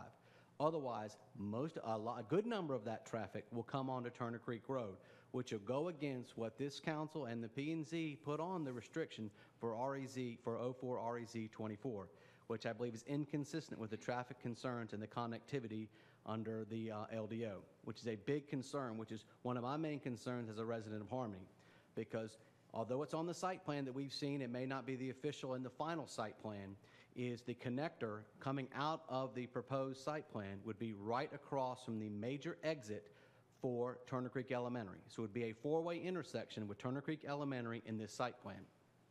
The only other exit they would have would be a right in and right out. The next question I would have for you is a right in and right out a full access? I think it's a limited access. I didn't see a definition of access under the LDO. So the question would be, if this were to come up, is that a complete access onto 55?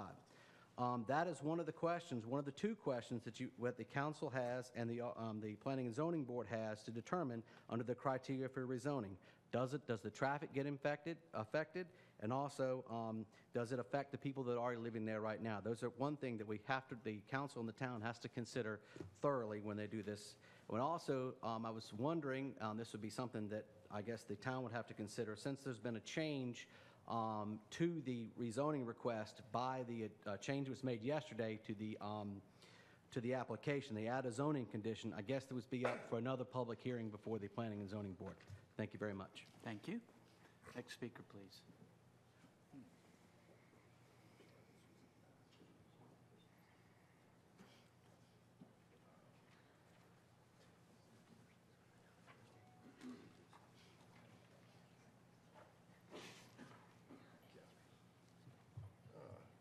Oh, I got an iPhone. Cool. Somebody's iPhone? Oh. Hey, shucks. Hi, my name is Ed Casper. I'm a resident of Harmony. And I want to thank the mayor and distinguished town council representatives for hearing us today. I'm here on behalf of myself and a petition signed by 32 families. We fully support our neighbors, Chesley Glen, and our own Harmony HOA. And the reasons that they expressed are also deeply felt by us. So I'll try to keep this short as well.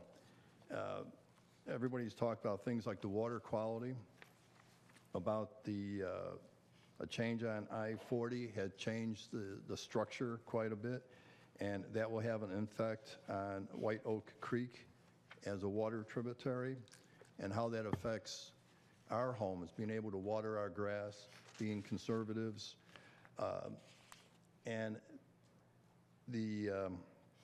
that puts strain. Having another 100 homes in the area will put a strain on that water. The noise levels as was talked about earlier. We're worried about the noise levels as well. But our main concern is about the 500 children that live just in Harmony, where we now enjoy the lowest crime rate, the lowest accident rate, and we're thankful for Cary's police and fire departments. But changing the zoning will make their jobs harder. It won't make it impossible, but it will make it harder. And for all the other reasons already cited, the greatest risk to our children will be from converting the cul-de-sac to adding thoroughfares and the additional traffic and people going through the residential and school zones. Studies have shown that they'll increase the risk to our children where they walk and they play and they enjoy an otherwise a well-planned and safe environment.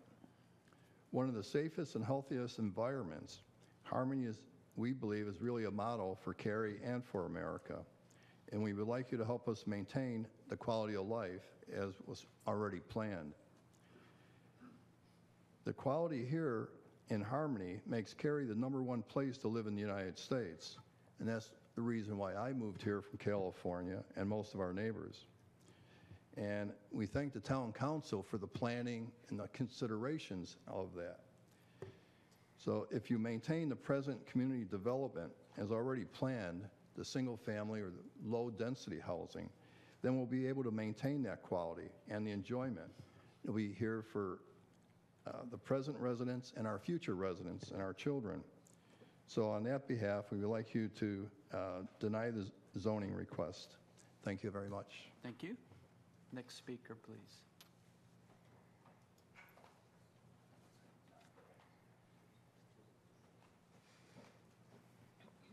And good evening, Mr. Mayor and members of the council. I know it's been a long night and you've heard from a lot of us. I'm yet another Harmony homeowner.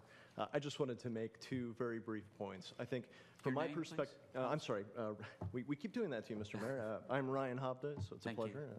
From my perspective, just two quick points. I think with regard to the traffic pattern, just for the sake of some individual local perspective, the majority of close businesses, so if I was going to go out and get a tank of gas or a gallon of milk, I'm going to be heading northbound. And so I think that I just wanted to make that brief but important distinction that I think the majority of individuals that will be making short trips out of that area will be, I think, trending towards heading northbound than they would be south, just from a percentage standpoint. To the degree that's compelling. The other side, or the other thing I wanted to briefly mention, which is escaping my mind as I'm standing up here. Is it appropriate? So as I look at this just from a kind of relaxed standpoint, it's the first time I've ever attended a town council meeting, but as I look at utilization of this particular parcel of land, the most striking thing to me is, does it make the most sense, or is it the most appropriate use of this land to be putting what I would view as, I guess, higher density housing adjacent or immediately across the street from an elementary school? So I don't know if that's a standard type of thing or if there's any weight to that, but just from a very layman's perspective, it just raises kind of a question mark from my perspective as to, could we be doing something as a community, as a city, with that land that would perhaps be in a little better or greater good interest with regard to the proximity to that school? And thank you very much. Thank you. Next speaker, please.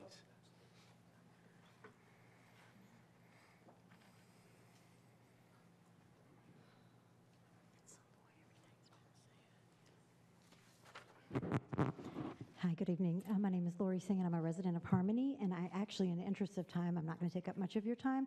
One of my neighbors was let go of the microphone. Sorry. These Okay. guys upstairs very much appreciate it. Sorry.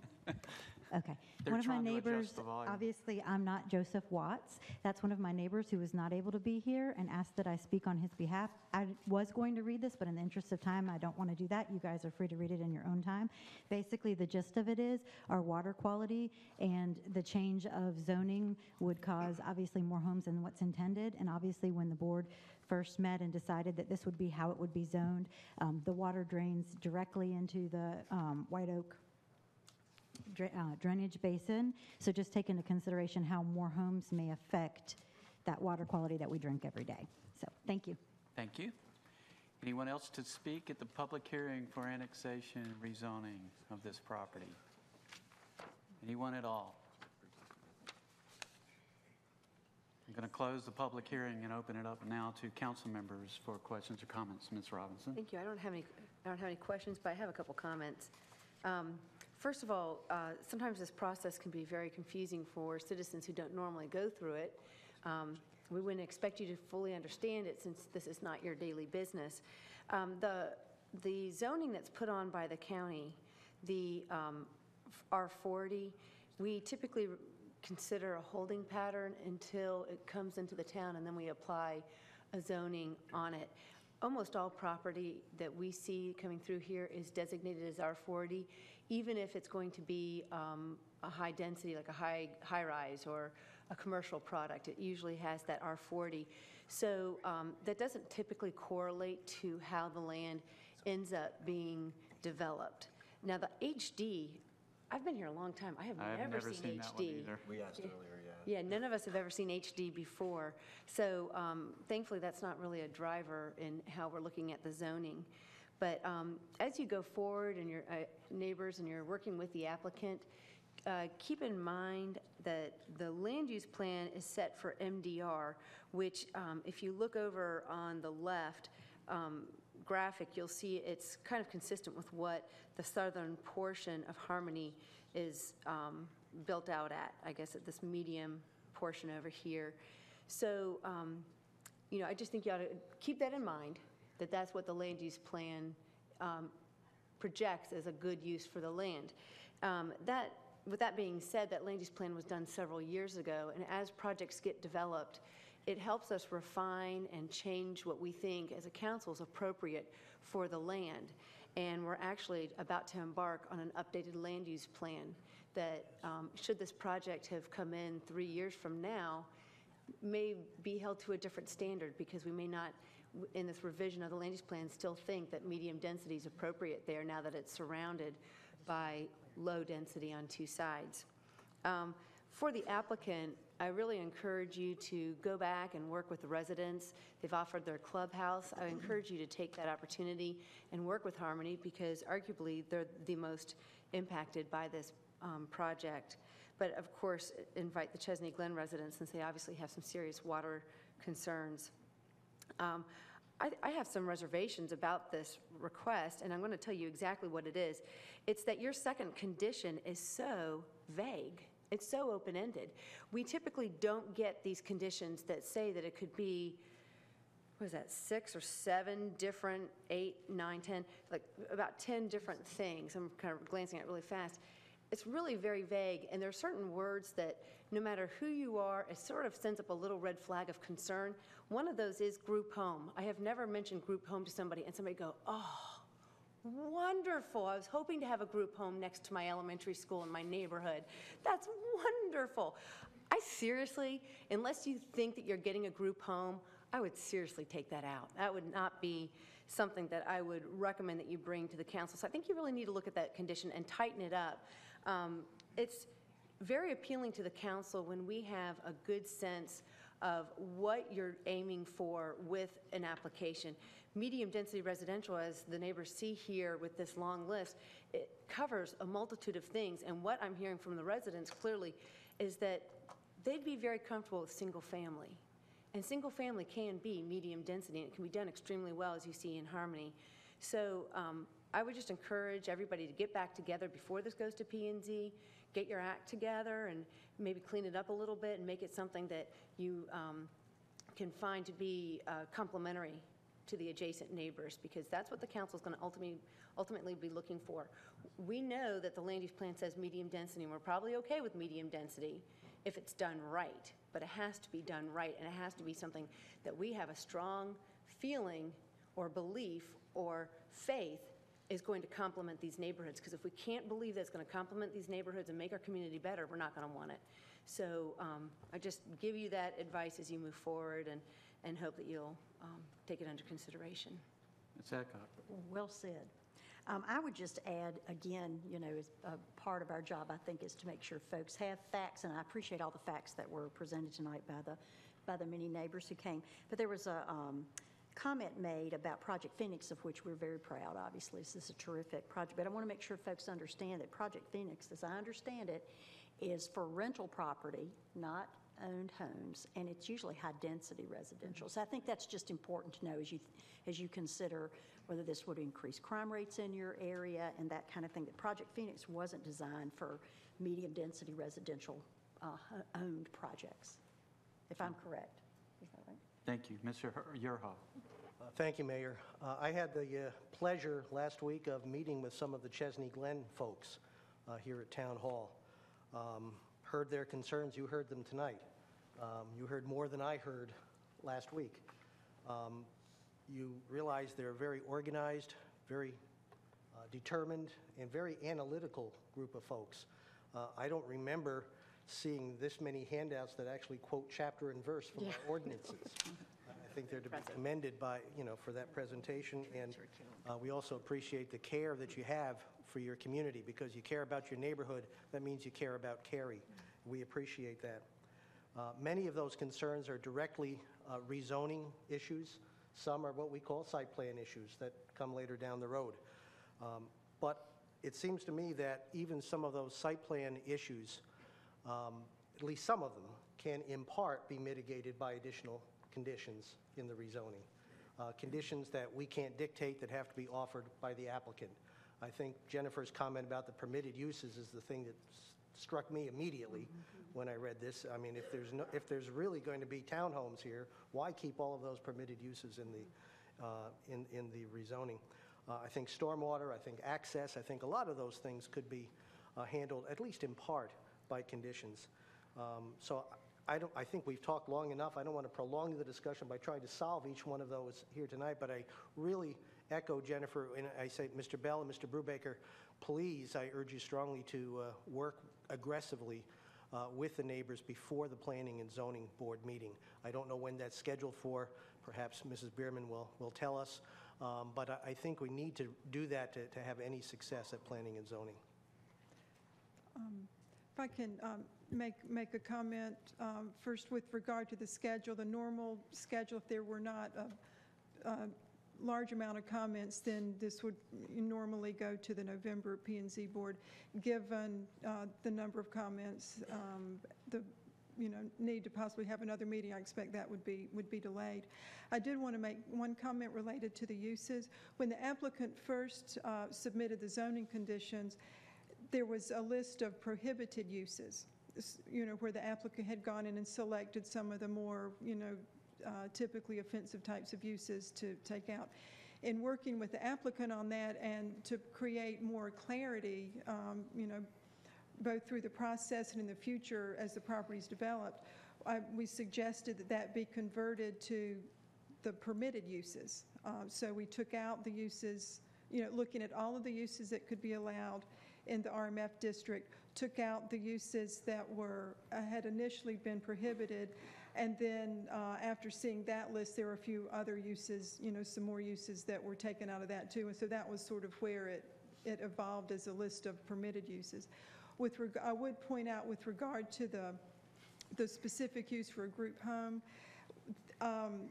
even if the uses were limited only to townhomes, there are some types of group homes, just for clarification, that have some federal protection standards with the Fair Housing Act that could that we would not have the ability to completely preclude in any neighborhood. That's right. With that, just for that point of clarification. But for any types of homes that would not fall under those federal protections, that could certainly be further limited with conditions. But group homes typically don't move into $200,000 townhomes, right? Group homes typically don't move into $200,000 townhomes. Not typically, right? No.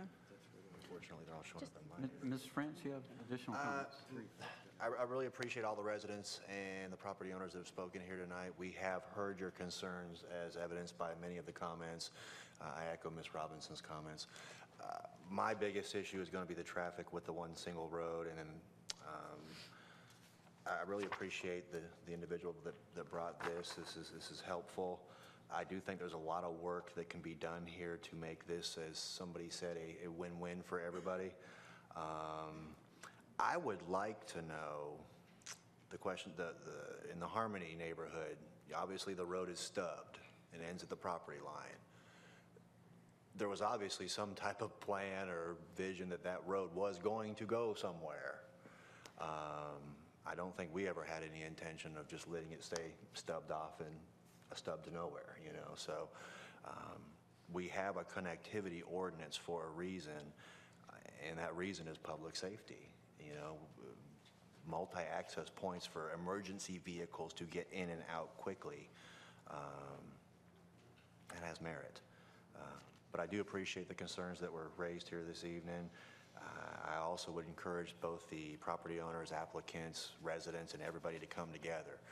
You all are not the first group to pack these seats. We have seen it over the years often. And usually what happens is applicants and developers realize they've got a lot of work to do. And they want to build, they want to develop on this property.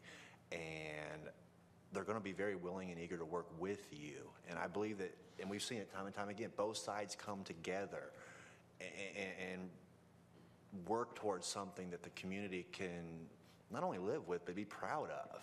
And we have seen it time and time again where a contentious issue becomes a successful project. And I'm optimistic that as this moves through the process that occurs. So stay involved, work together, and that's my comments. Anyone else? Just one comment. I was lucky enough to serve with Mr. Brooks on P&Z when the Turner Creek PDD and what turned out to be Harmony came to P&Z. And I distinctly remember, and I thank him very much for coming up to the podium, that I was one of the lone two denials in that specifically because of this being a single access road. My concern was for the safety of these residents and that recommendation of 300 homes was made specifically because of Turner Creek Elementary. So I have some experience. I feel your pain, and I would ask the applicant to work very closely because, as you know, from an applicant perspective, people in Cary are really smart. We have the highest per capita PhD and college educated, as we can see by the wealth of information that we receive. They're willing to work and to put forward what we can all do to make this a community that we, as Mr. Frantz said, we can all be proud of. So I would really urge you to include Harmony. I think you even though you're not obligated by the valid protest position, the road connects to Harmony. So it makes absolute sense to include them in all of these neighborhood meetings, and I would ask you to do that. Very good. Concerning that road, just maybe a clarification from Mrs. Behrman here. That dotted line road, how much of, is that part, it's not really part of the rezoning, is it? I mean, how much should that be considered when, for example, when the Planning and Zoning Board considers this? How much do they, what weight do they put in that dotted line? Just to give, try to pull together a little bit of the background for this, when the Harmony subdivision was developed, or when actually it was the Turner Creek Planned Development District that included the area to the west. There was a lot of discussion at that time, a lot of opposition from the neighbors or from the residents there with having the road go through for the reasons that we've heard tonight. There was also concern, related from the staff and fire department, other issues related to the connectivity. When you have only one access point, if there's an accident or some issue in the portion before you get to another street, then no one can get in and out. So I think that's why we have, just our connectivity ordinance in general addresses that. And going back and looking at some of the staff reports for when that was done, I wasn't here at the time, but what I picked up from just doing a little research on that was that there was an acknowledgement of the difficulty with the way that surrounding properties had been developed with having a second access point. There wasn't a good place, a clear place to put something through as that was developed. But there was, so when that PDD was approved, it limited to 300 units and allowed those 300 units to have this one access point on Turner Creek. There is, however, in the PDD document, a reference that encourages, efforts to try to come up with another access point if that's possible, without any directive to do that. At a later point, when the adjacent property, the adjacent property also owned by the Herndons, that came in subsequently for a rezoning request, and at that time they were required to put a reservation through there that would not, it's not a dedication, but it's just a reservation so that if the situation changes in the future, it's just developing that area so it leaves an option.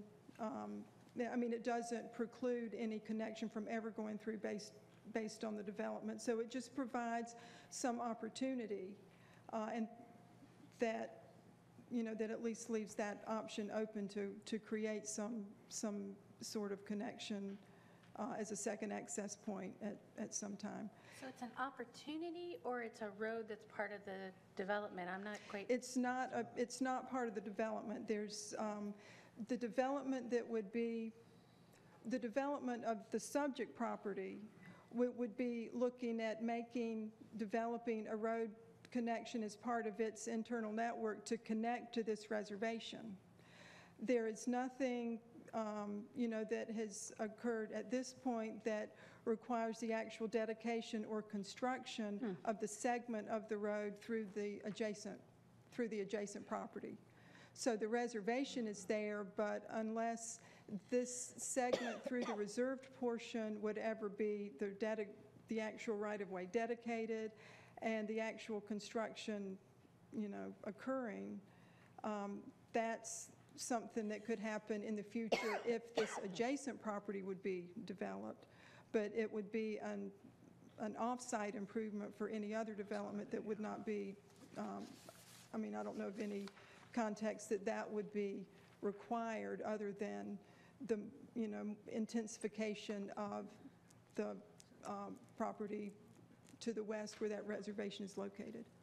So the approval of this rezoning technically doesn't include that road? No, it doesn't. The only relation with it is that we didn't want to set up a road alignment or a condition with that would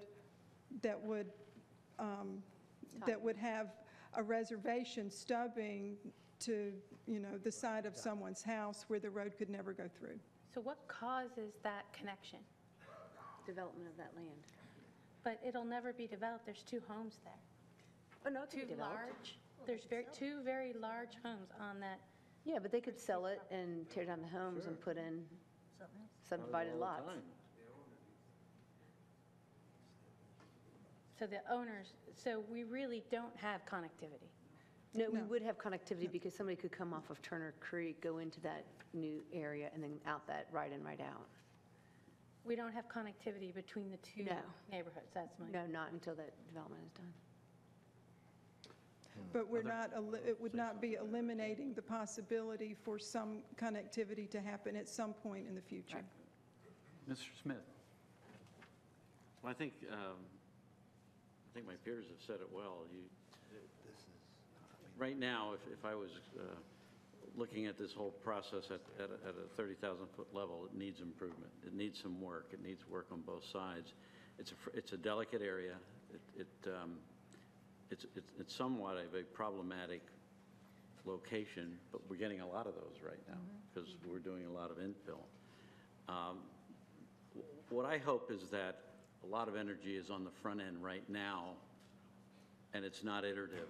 What I really don't want to see is the next 2 years of grudgingly coming to compromises till we finally get something.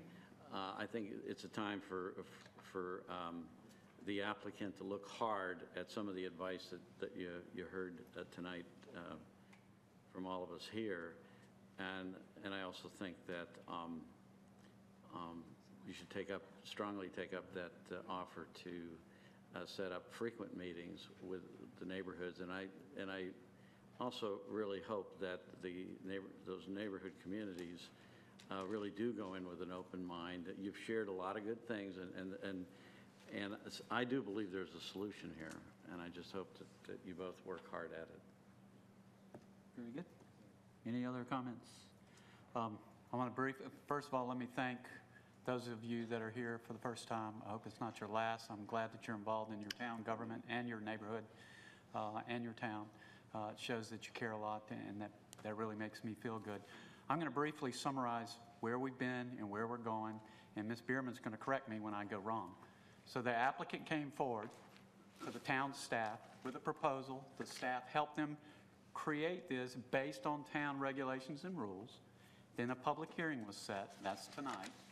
Now it's going to go to an advisory board of citizens, which we have appointed, one of which is sitting down there, who's the chairman, Al Swanstrom, and they're going to review it and make a recommendation to us. Before it gets to them, if there are changes made, there will be another opportunity to speak on those changes. Once the Planning and Zoning Board makes their recommendation, it will come back to us in the future, and right now it's looking January, I guess, before we'll see it. And at that time, we can make a decision. Did I get it right? Almost? Yeah, the only point I would clarify is that with the changes related to the buffer tonight, typically since that was raised and offered up at this public hearing, if there were no other changes to the conditions other than the buffer, then the buffer change itself should not trigger a public hearing because that was brought up at tonight's hearing. But any other zoning conditions as they make those changes would trigger a new public hearing. Okay, very good.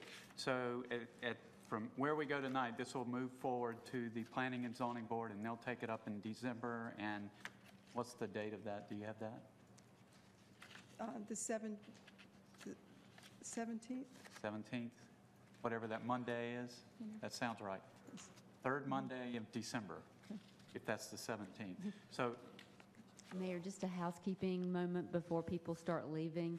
Someone left a cell phone. Yes. So I'm going to be out this door, and the rightful owner can come claim it there. and before you get up also, the council's going to take a brief 5-minute recess so that you can get up and leave. And like Ms. Rowland said, she has your phone, and I think you might want it. So thank you all for coming, and at this time, the council will take a 5-minute recess. Thank you.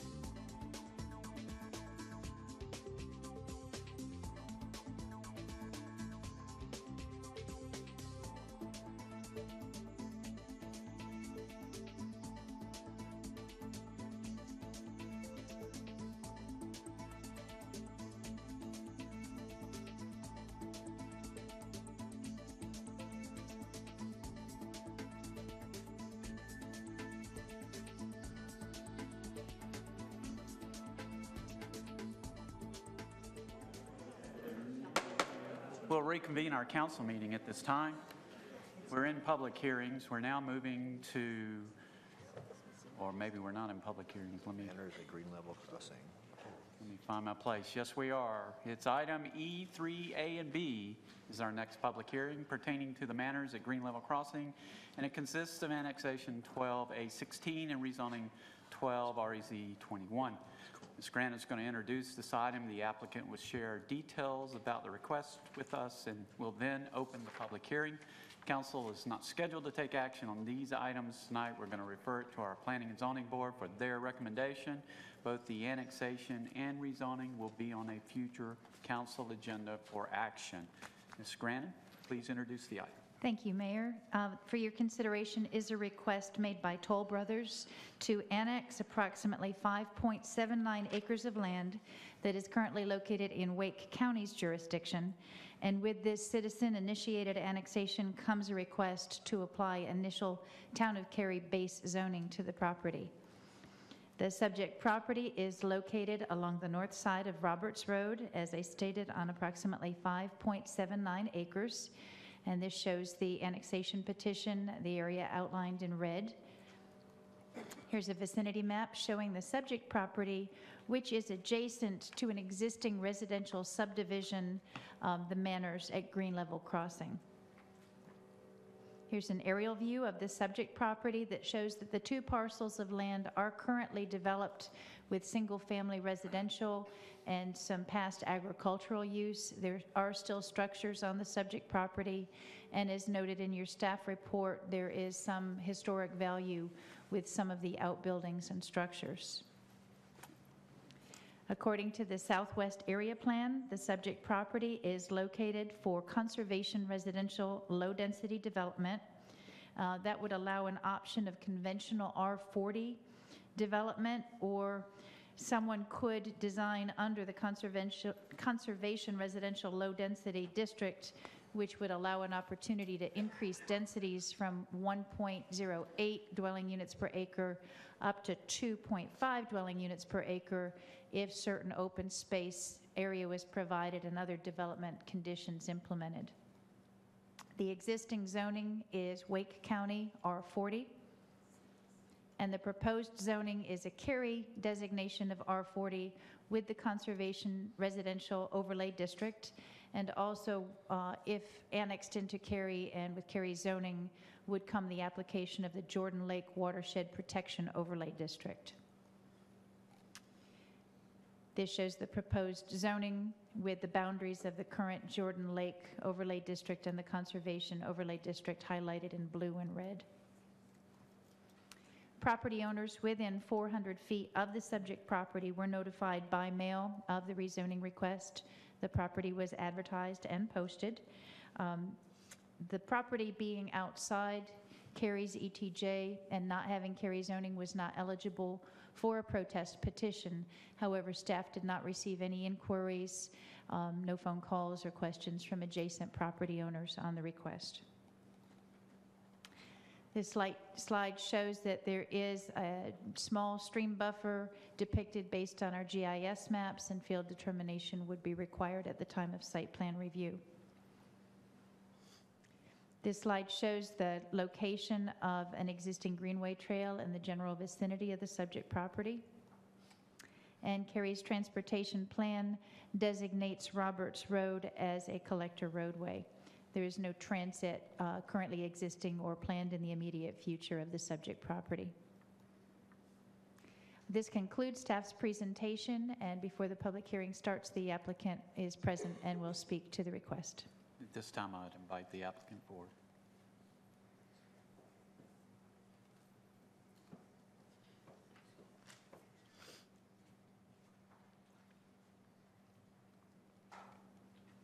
Good evening. My name is Tom Anhut. I'm a group president with Toll Brothers, and I'll keep my comments very brief. I wanted to thank you for allowing us to come before you tonight. Ms. Grannon described the property very well. Simply, we are planning an extension of the Manors at Green Level Crossing community. We have several of the Green Level Crossing homeowners, current homeowners, here tonight. If I could just have them stand up and show that they're here. Thank you. And we ask for your support of our request, and I'm happy to answer any questions that you may have. Okay, we may have questions after the public hearing. Okay, thank you very much. Thank you. Does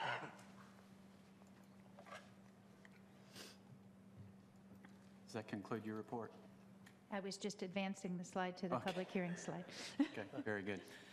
This time, I'll open up the public hearing for this annexation and rezoning, and I would invite the first speaker forward. Anyone to speak at this public hearing? Seeing no one, I'll close the public hearing and open it up to council members for questions or comments. Comment? Yes. I wish everything was this easy. Ms. Frantz. Can I get a better definition of historic value regarding some of the structures and out parcel? Or If you'll look in, outbuildings? if you'll look in your staff report under the Historic Preservation Master Plan, we've got a summary in there that describes the properties on the subject property.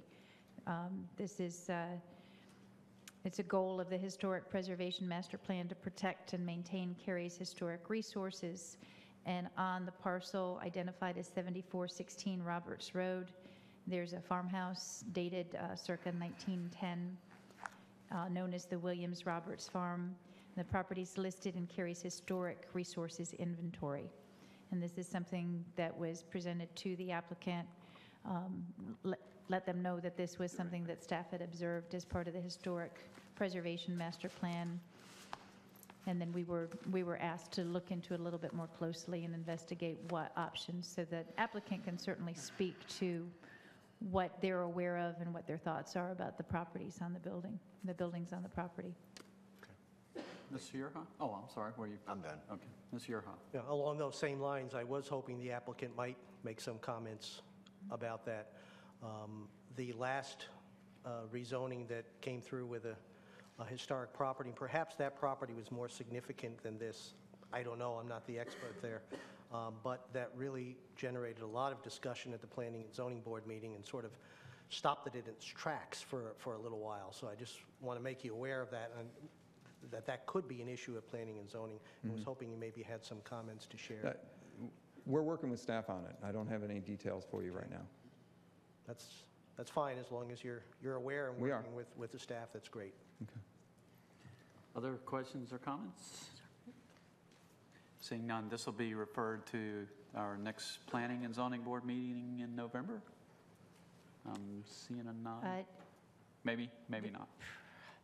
Hard to say. Unlikely, right.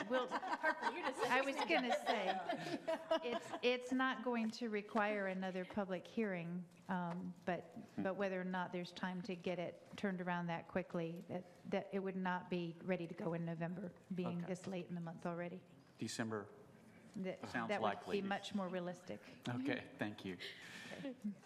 We now move to item E4. It's our next public hearing. It is shown under the agenda as rezoning 12 REZ 22 and consists of proposed amendments to the Alston Activity Center concept plan. Staff is going to introduce this item tonight. We're going to open up the public hearing. Council will not take action on this item tonight. Instead, we're going to refer it to our Planning and Zoning Board for their recommendation. Planning and Zoning Board is going to be very busy in the future. It will be on a future council agenda for final action. Ms. Chandler of our staff will introduce this item. Ms. Chandler. Thank you. Good evening. This case is a request to amend the Alston Activity Center concept plan. The Alston area is at the intersection of NC 540 and NC Highway 55. Notification of this rezoning request was sent to properties within 400 feet of the Alston area, and it was advertised and posted as required.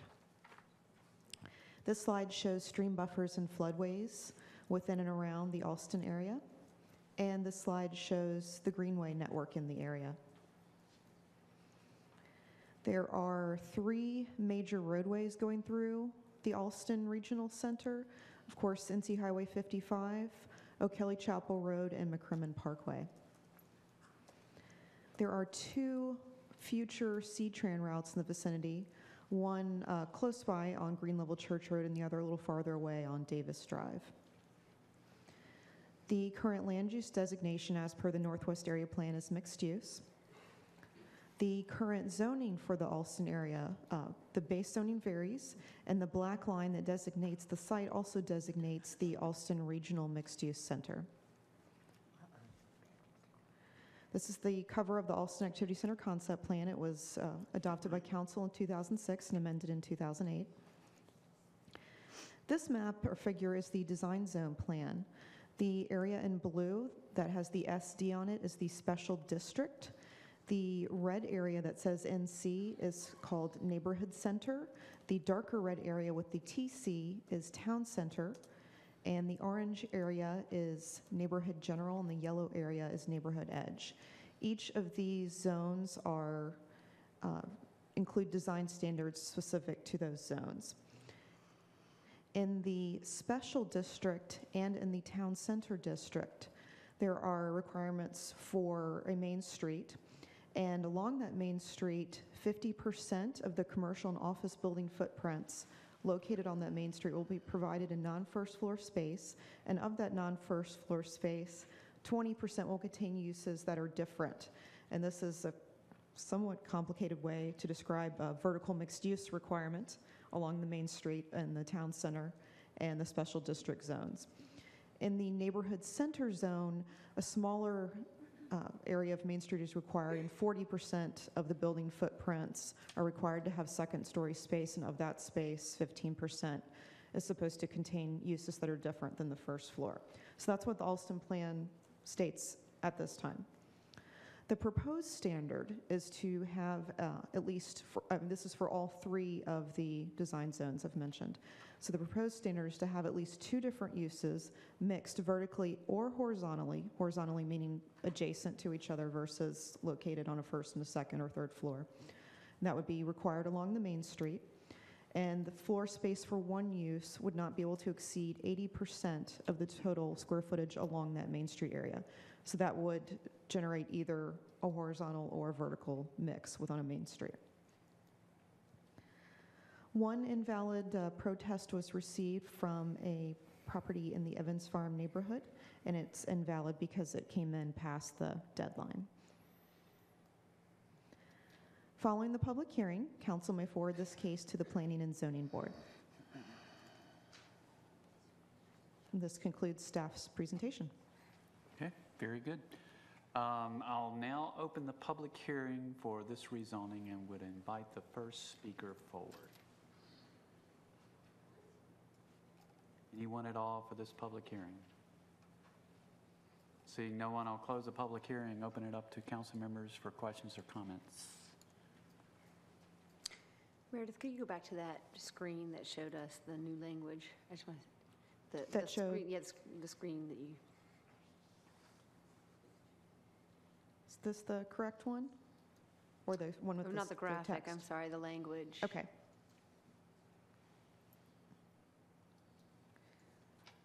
So the current language that is in the Alston plan is this. And would you like to see this or the proposed?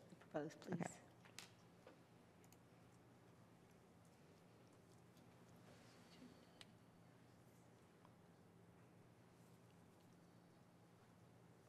Can you describe the difference while Jennifer's reading that? Yeah, I'm trying to really understand the trying to difference. The difference between the current standard and the proposed standard? Right. What do we really Give me an Okay. example. Sure. Right now, the vertical mixed-use requirement, actually I have an image that I can share with you from the Alston plan.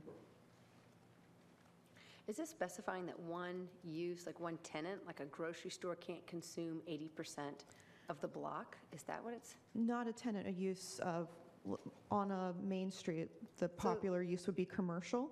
So we're Okay. saying that 20% of what's along the main street would need to be office or residential in it with the Okay. commercial. Okay. So this page is from the Alston plan, and the section drawing at the top shows a typical main street with buildings fronting along that street and on-street parking. The main streets are walkable.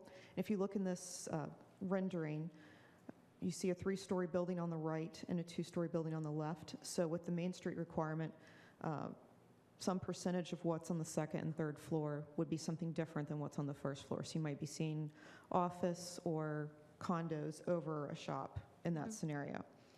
With the proposed amendment to the Alston plan, this could still be the case. However, instead of this, there could also be 2 different uses adjacent to each other. There might be on, or across the street, on one side of the street, it might be retail shops. On the other side of the street, it may be office. Does that help? No. No, okay.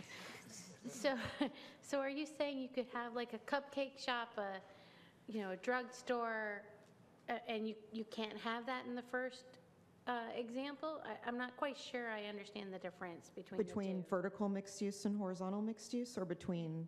Between what was there and what you're proposing. Okay. So the current standard is to have vertical mixed use on some percentage. So along a main street, let's take the special district, for example. That's where the Parkside Town Commons project plan, it's in review right now. Right. So that particular project, the area north of O'Kelly Chapel Road shows a 2,400 linear foot main street. Right. Along that, about 2/3 of the plan that's in review shows mostly commercial along the main street. And then that main street transitions into a potential multifamily development. Again, this is nothing that has been approved. This is something that a sketch plan was approved in the past. Examples are great. So the main street would have the horizontal use standard met because it has multifamily on one end of the main street. There's, imagine an intersection and then commercial on the other end of the main street. Right. So you could conceivably be walking and living and eating and doing all of this without getting in your car. And I have one other example. And that's what it was, or that's what you're proposing?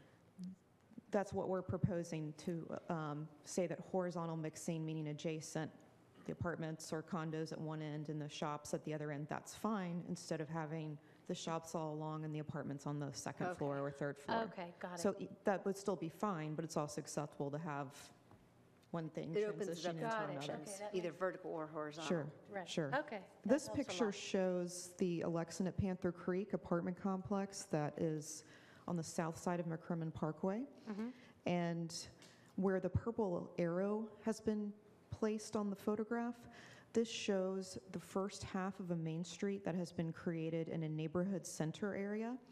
So when the next project comes in adjacent to that, the main street location has already been determined. The next project will have to hook into that and continue that main street for that area. Right, and since you already have a horizontal use of residential, they could make it It could be commercial or office hooked into that. And if, with the Alston plan as is, there would need to be some kind of mixing on the second and third floor versus just Understood. commercial or office. And so Meredith, will you please tell us, one, what the impetus is for this change, and two, why staff believes it's better? The impetus for the change came from talking to various property owners in the Alston area. And the topic was first brought up by Kite Realty, who is working on the Parkside Town Commons project. And based on talking with them and other property owners in the area, staff believed it was reasonable to bring this request forward to council to consider. Okay. Is that kind of like what you have, like I'm trying to think of these kind of communities already, like Stone Creek Shopping Center? That would comply with this new standard too, because it has all commercial in one section and then it has the residential. That's a great example. Okay. Because the townhomes that are fairly new there are contiguous to And so they're what I like to satisfying. call the little Main Street area there that has the shops and Tribeca Tavern at the one end. Okay. That's helpful. Other questions, comments? This will go to a future Planning and Zoning Board. There you go. Nice job. You nailed it. Took me a while. We're only through number 4. We now move to our next item, item E5A and B. It's our next public hearing on annexations 12A13 and 12A14. Staff's going to introduce the item. We're going to have a public hearing, and we can take action on this item tonight. Mr. Hales will now introduce this item. Mr. Hales. Good evening, Council. As you already mentioned, the next two items are two annexation, citizen-initiated annexation requests. The first is a petition 12A13 for annexation of approximately 1¼ acres located at 912 Reedy Creek Road. The site is currently in the ETJ and has Cary zoning of residential 40. The impetus behind this annexation request is for getting town water services for a proposed detached dwelling unit. The second petition before you tonight, 12A14, is a request for annexation of approximately 68 acres of property located at 9217 and 9225 Green Level Church Road, approximately 900 feet southwest of Morrisville Parkway and Green Level Church Road intersection. The request also includes an adjacent 1.8 acres of right-of-way. The property is in Cary's ETJ and does have Cary zoning of residential 40 as well.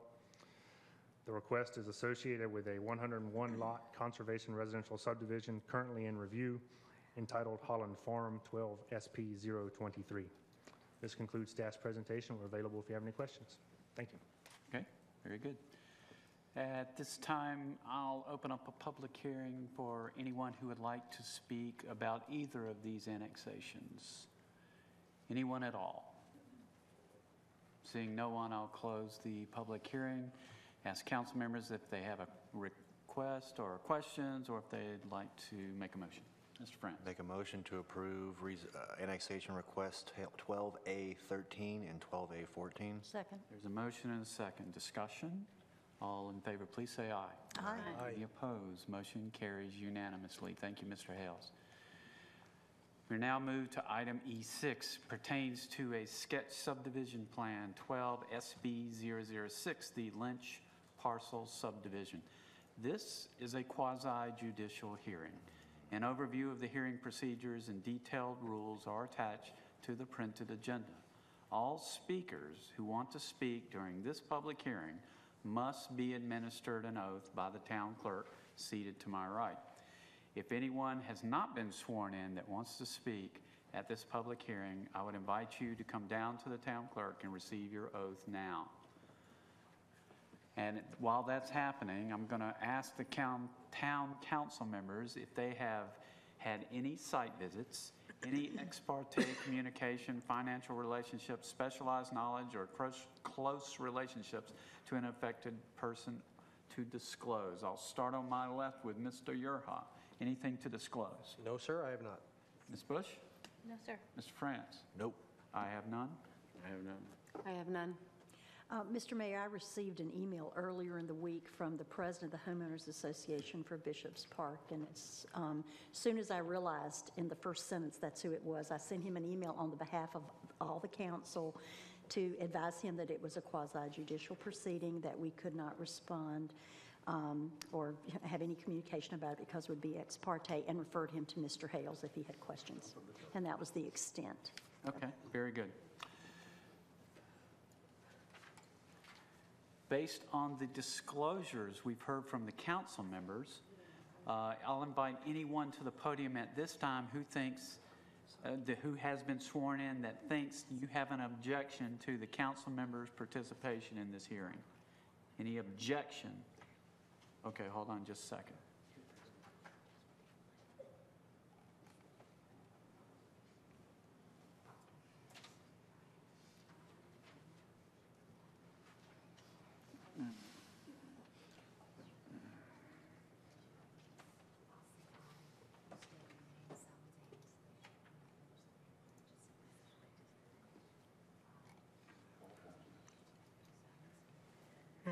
Excuse me.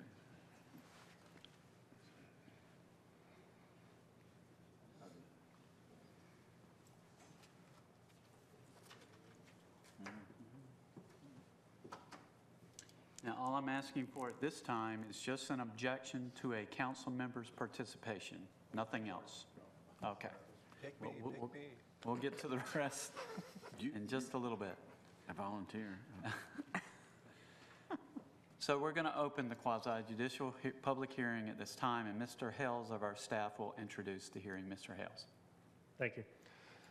The next item is an appeal of an administrative denial of a sketch subdivision plan entitled the Lynch Parcel Subdivision 12 SB 006, consisting of approximately 20.34 acres and 38 single-family lots. Report and presentation are written, as you're probably well aware, as if council were just approving this subdivision plan directly, since the effect of your appeal, whether you deny it or uphold our denial or overturn our denial, would be you approving or denying the subdivision. So to keep it simple, I tried to keep it simple anyway. The property is located on the north side of West High Street, west of the Westwood Baptist Church and east of Bishopsgate subdivision. Immediately to the north of it is the MacArthur Park subdivision. Across the street, across West High Street, is Old Salem subdivision. West High Street is identified as a collector, and it's nearby a major thoroughfare, Southwest Cary Parkway.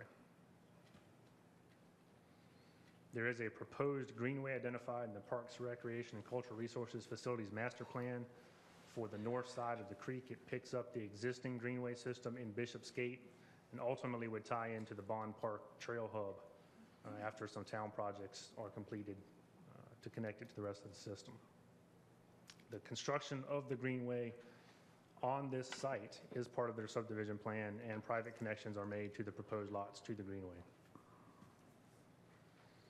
There is a USGS indicated stream running east-west across the northern end of the site, with a smaller stream branching to the northwest of the main channel. The current land use plan designation for the property is low-density residential. The proposed density of the subdivision is slightly less than 2 units per acre, about 1.9, so it is consistent with that land use designation.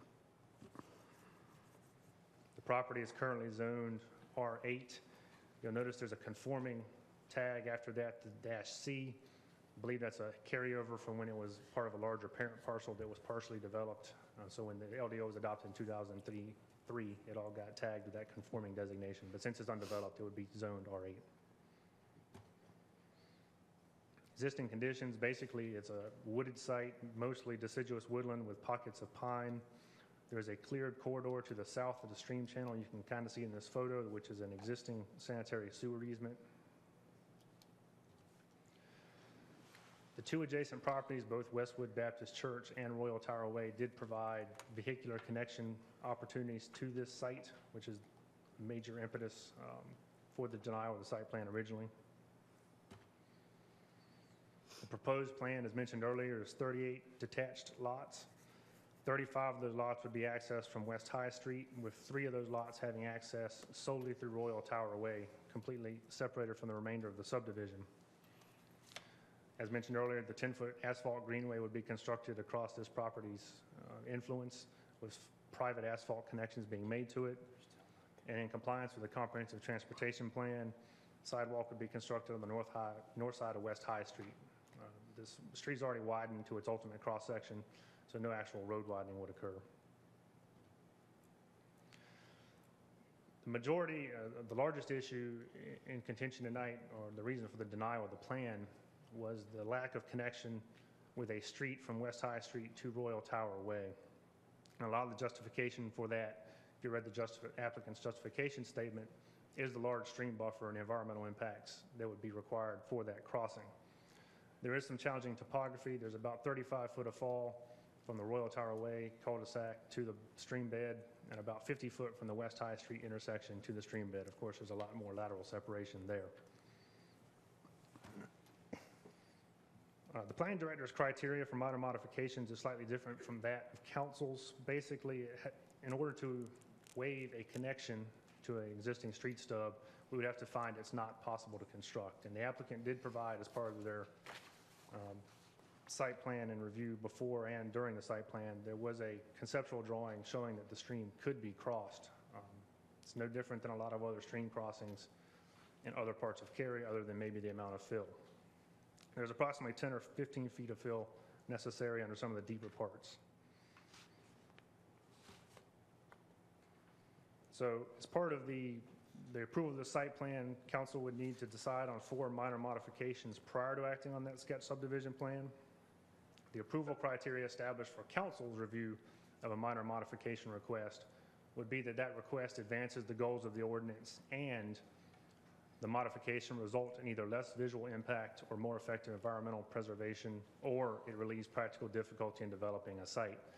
And you'll see in the staff report there are a number of criteria to be used to determine whether or not practical difficulty does exist.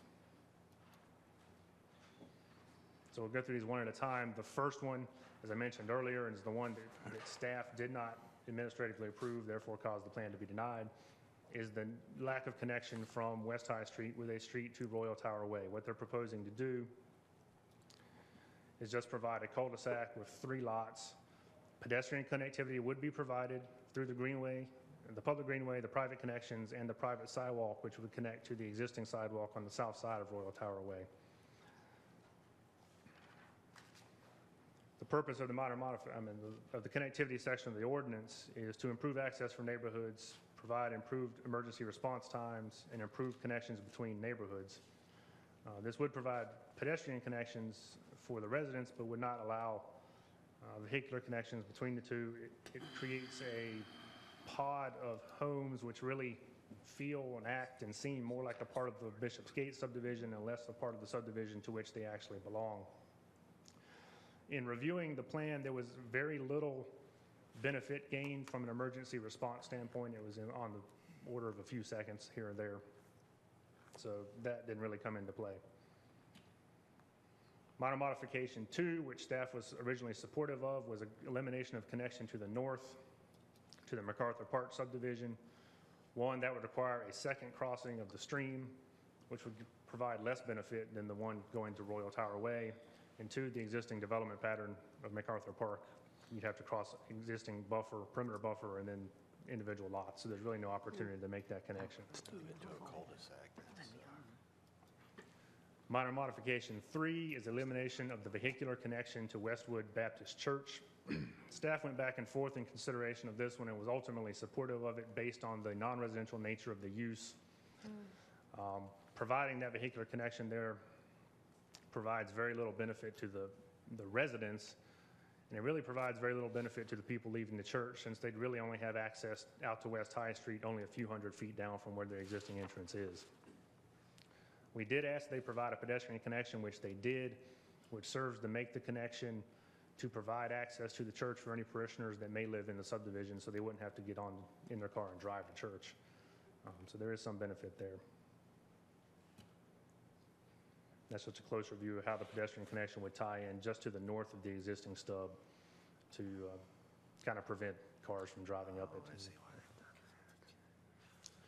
Final minor modification is for a section 7.10.3A, which is the connectivity index for the subdivision. The ordinance requires a connectivity index, which is the ratio of links to nodes of 1.2 or better. And here, the links are numbered in yellow and the nodes are numbered in red. The existing subdivision, looking at it strictly, 7 nodes, 6 links, came up with a 0.9 connectivity index. Throwing out that strange outlier of the Royal Tower Way cul-de-sac, since it's not connected anyway, would still give you only 6 links and 6 nodes, which gives you a 1, which is still less than the 1.0. And the reason it's included as a separate minor modification is because there are potentially things that could be done to the layout of the subdivision independent of the approval or denial of any of the other minor modifications, which may improve that. Using loop roads and eliminating some of the cul-de-sacs would increase that, or potentially increase that connectivity index. So the development plan approval criteria established in section 3.9.2 of the ordinance are: 1, that the plan complies with all applicable requirements of the LDO. In considering that approval criteria, you would first need to act on the 4 minor modifications to the ordinance in order for it to be found that it's consistent with the applicable requirements of the LDO. So you notice in the staff report, the suggested motions and worksheet, that those minor modifications are nested underneath that first criteria. And then once we've taken action on those 4, then the plan adequately protects other property. It's harmonious with the surrounding development. The plan provides safe circulation for vehicles and pedestrians, and the plan provides safe access for emergency services. That concludes staff's presentation. We'll be available after the public hearing for any questions. Thank you. Okay, very good. This time, we'll call on the applicant's attorney to present arguments and evidence in support of the application by addressing the applicable approval criteria.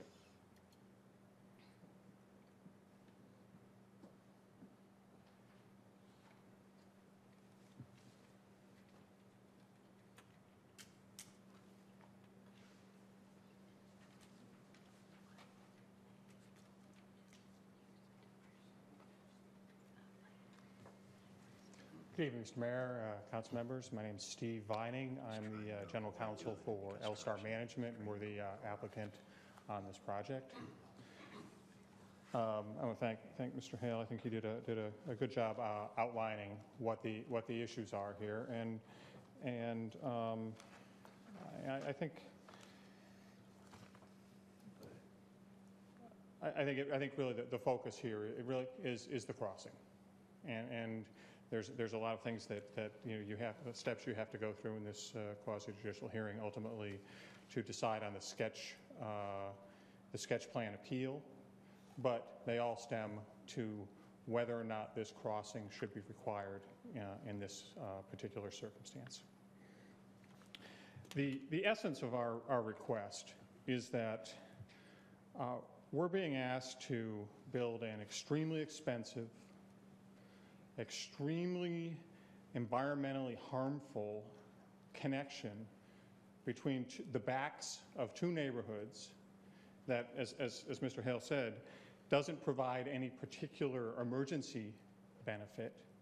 All it is a road, and it certainly does comply, having that there, I would concede, does comply with the letter of the connectivity ordinance, but there's also provisions in the city or the town codes that provide for exception to this. And I think this is one of the circumstances where an exception is absolutely warranted. First, the neighbors. Over in Bishopsgate, you're going to hear testimony from the president of the HOA over there. They don't want the connection. They're frankly quite adamant against the connection. When we were first before the council some months ago on a zone change approval, they came in and they were quite vehement as they didn't want the density that we had asked for originally in our zone change. And we worked with them and we backed off, and we got to the point where they're very happy with the nature of the development we're doing on the property. But they don't want the connection, and for good reason. It has very little to do with traffic back and forth. They're not going to use that road. We're not. People in this subdivision aren't going to use that road unless they happen to have their best friend down the street there, and they'd most likely walk. Really, one of their primary concerns is the environmental impacts of this, and you're going to hear testimony tonight from our engineers about those impacts, and these are not insignificant. This is not your ordinary crossing. The creek on the Bishopsgate side drops some 35 feet, almost straight down from the property line over there. It's an extremely steep embankment, and is going to require a tremendous amount of fill in that, because you can't run a road like that. You have to fill the creek. So the best estimate we have right now is probably 1,000 to 1,200 dump truck loads full of dirt are going to be dumped into that creek. Because of the amount of fill, it's going to have a very wide impact in the crossing. So it's not going to impact just the 50-foot road right-of-way. It's going to impact probably closer to 160 feet of the creek bed. It's going to impact trees, vegetation. It's just a bad environmental plan. Second, it's going to impact the greenway. The greenway trail now, and as was shown on the map, goes from the Bishopsgate community, is intended to go ultimately over to Bond Park. But what we're going to have is a mountain for everyone walking down the greenway trail to climb up, cross a road, climb back down, get back on the greenway trail. Again, for a very expensive crossing that no one really wants. The legal test that's before the council in evaluating whether to approve a minor modification is whether that modification advances the goals of the ordinance. And the ordinance isn't just the connectivity ordinance. The ordinance under the code is your entire LDO.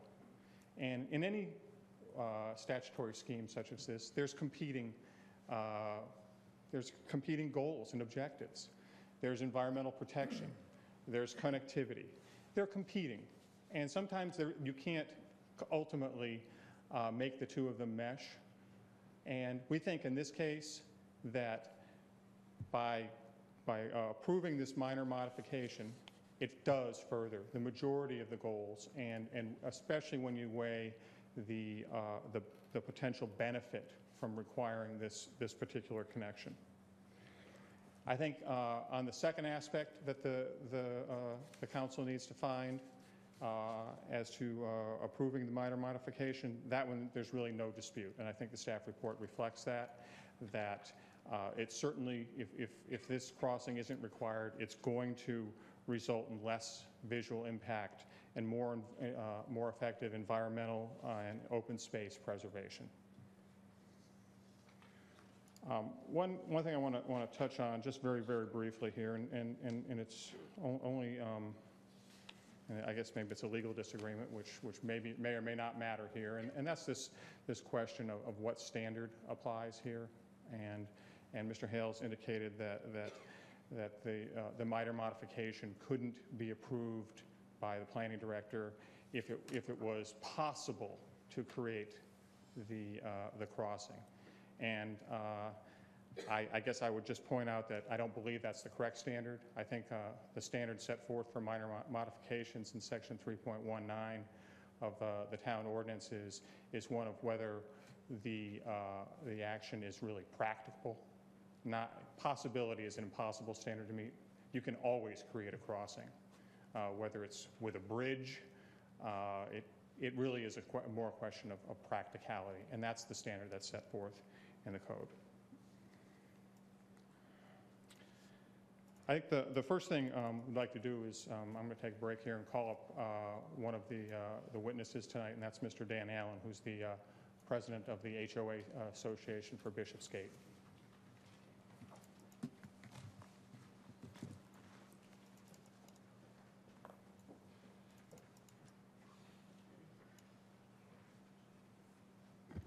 Hello. Everybody still awake? I've been sitting for a long time. My name is Dan Allen. I'm president of Bishopsgate Homeowners Association. Lived in the community now about 6.5 years. And just a little background, I think has been mentioned earlier by Steve. We did have a lot of reservations at the beginning about the development, what was going to happen with the development. But we've really had a really good relationship with L-Star over the last 4 months or so as we've continued the dialogue and discussion about what to do or not to do and how we would work more closely together. So I'm happy to say that we've been very pleased with not only the relationship, but the reaction that L-Star has had with working with us. So a couple things just to mention, and I guess going back through the points I'll make in just a moment. We've had an annual homeowners meeting in the end of September where we had a fair amount of discussion with homeowners over the project and proposals and those kind of things. We've also had a number of board meetings where this has come up over the last few months as well. So it's very clear from my interaction with the residents I've interacted with, and I haven't interacted, let's say, with 100%, but I've interacted with quite a large number, that we wholeheartedly support the stubbing of Oriole Tower Way and the creation of a cul-de-sac. Primarily our concern is there's very little greenway around us that's really usable. One of the great things about where we are with the Crabtree Creek and the buffer zone that we have currently that won't be developed regardless, essentially is it has the greenway walkway, which is going to eventually connect to Bond Park, and it actually comes back through another part of our development because our development is mixed use. We have condominiums and we have homes. So essentially we have a great walking path that goes through there up by a lake, a pond, or whatever you want to call it, and back around. So we're really very I guess, tied very closely and emotionally to this buffer area because it is one of the few places the kids can go and play and do things around the creek, so that's very important to us. If you look at the proposal in general, the development in terms of number of lots is fairly small. Our development's not a 300 lot development. It's a fairly small development. The connect to the road itself, as you heard from, I think Mr. Hill said, that in terms of access, we already have access to West High Street, so this is not going to provide any additional access for any of our residents, and for all intents and purposes, not going to provide really any additional access really for the new development either. On the other hand, the ability to stop Roy Tower Way, and I heard strand 3 lots, and truly, yes, there are 3 new lots created at the end of Royal Tower Way, but we've already talked with L-Star and our residents about including those 3 homes in our community, both with access to our pool and those kinds of things. So they will essentially, once those homes are built, end up as part of us. So they will pay dues into our homeowners association. We'll bring them in. They'll have access to our pool, which is off of West High Street. And so we'll make them a complete part of our community so they won't feel stranded. So there won't be any issue there. And then I think the other point I'd like to make is that when you look at the Crabtree Creek area, this is really a really great area to have. And if you look at the impact of trying to build any road across there, just for connection purposes only, then for all intents and purposes, we lose a big portion of that little buffer area that we have. And I don't believe it's really in anybody's interest, really, that's going to really benefit. It's certainly not going to benefit the new development, and certainly is almost no benefit at all for us either. So I'd just like to say that we're in favor of the proposal with the cul-de-sac, and very much in favor of the proposal of having a community near us, because we know that land's going to be developed, and we're looking forward to having some new neighbors in our neighborhood. And we're also looking forward to the town council to find the money to connect this greenway, once this development is done, back through on the other side of the church and back over to the crossing going to Bond Park. That would be absolutely phenomenal. So thank you very much. Thank you.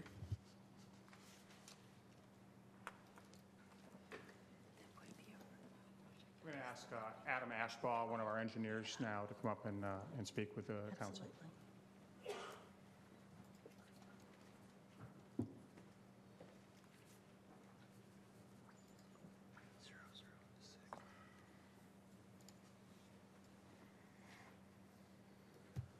Good evening. My name is Adam Ashbaugh. I'm a professional engineer. I'm also a certified planner and a LEED accredited professional. I've been working in the land development field for over 30 years, specifically in the town of Cary for almost 9 years. When the sketch plan that you see before you, we did an exhaustive analysis of our plan, comparing it to the rules and regulations of the land development ordinance. As Steve mentioned earlier, weighing the benefits of connectivity versus the impacts to streams, buffers, environmental features. We don't only look at the connectivity aspect or the transportation aspect of it, but on top of that, we're looking at what would the impact be to urban transition buffers, not only the stream and the Neuse River buffer, but the urban transition buffers that the town of Cary has implemented. What's the impact to the Parks and Recreation and Open Space Ordinance? What would it do to this open space and wildlife corridor? What would it do to champion trees that exist in the stream? And when you weigh all of these things and you balance all of these things, the professional opinion and the conclusion that we came to was that, in our professional judgment, the environmental impact far outweighed the benefit of providing some connection, again, to really the back end of 2 separate subdivisions. One of the other portions of the ordinance that you can look at, there's a section, and I'm going to reference it here, is section 7.10.3 B2, regarding the street arrangement, it requires vehicular access to at least 2 public streets for developments in excess of 100 lots. Both the backside of this Bishop's Gate neighborhood, which is 62 lots, and the proposed new development of ours of 35 lots fall well below that standard and that threshold. Even when you add the 3 lots on a proposed cul-de-sac of Royal Tower Way, that would only bring that up to 65 lots. Again, there are other sections of the code. I don't want to bore you with the details. But again, we've reviewed the preserving of existing healthy vegetation on site. We feel that this pristine section of Crabtree Creek certainly qualifies. One thing I want to talk about is the context of what this road would look like. Kevin mentioned that if you were to, you could meet the connectivity portion of the ordinance. Well, in my mind, the only way to do that is to connect the cul-de-sac. Can I use here we go. The only way to get it to 1.2 is to actually connect this cul-de-sac across to that cul-de-sac. Well, if you look at the way my arrow is crossing the creek here, this would really not be allowed by either the town of Cary or the state or the Army Corps, any of these jurisdictional agencies. What they look for are perpendicular crossings of the road. So in doing that, you'd have to look at an alignment that would come and cross perpendicularly, and it would cross this creek and floodway somewhere in this area. If you look at tab C, we've done dozens of different layouts. There's multiple ways that you could lay this out. But from an efficiency standpoint of both the yield of lots and again, the protection of the open space, the perimeter buffers, existing West High Street, this would be what really the best layout you could achieve with a perpendicular crossing of this stream. One of the things I do want to point out is not only would you be crossing Crabtree Creek at this location, but there's another little finger creek that stubs off, and it shows up pretty well on the aerial here. You've got the main channel of Crabtree Creek that comes like this, and there's another little tributary that comes off this way. So not only would you be sizing and placing a culvert for the main channel of the creek, but you'd also have to place another culvert in this other minor tributary. There's also wetlands associated with this. So when you talk about what does this look like, if you go to tab D, this is a picture taken at the floor of the floodway. And you can see just in this picture, you can see probably a dozen champion trees, deciduous trees that are over 5 inches and coniferous trees that may not be in this picture that are over 10 inches qualify as champion trees. Order of magnitude, again, as Kevin mentioned, the existing street stub from Royal Tower Way is 35 feet above this creek bottom. It's at least the ceiling in here.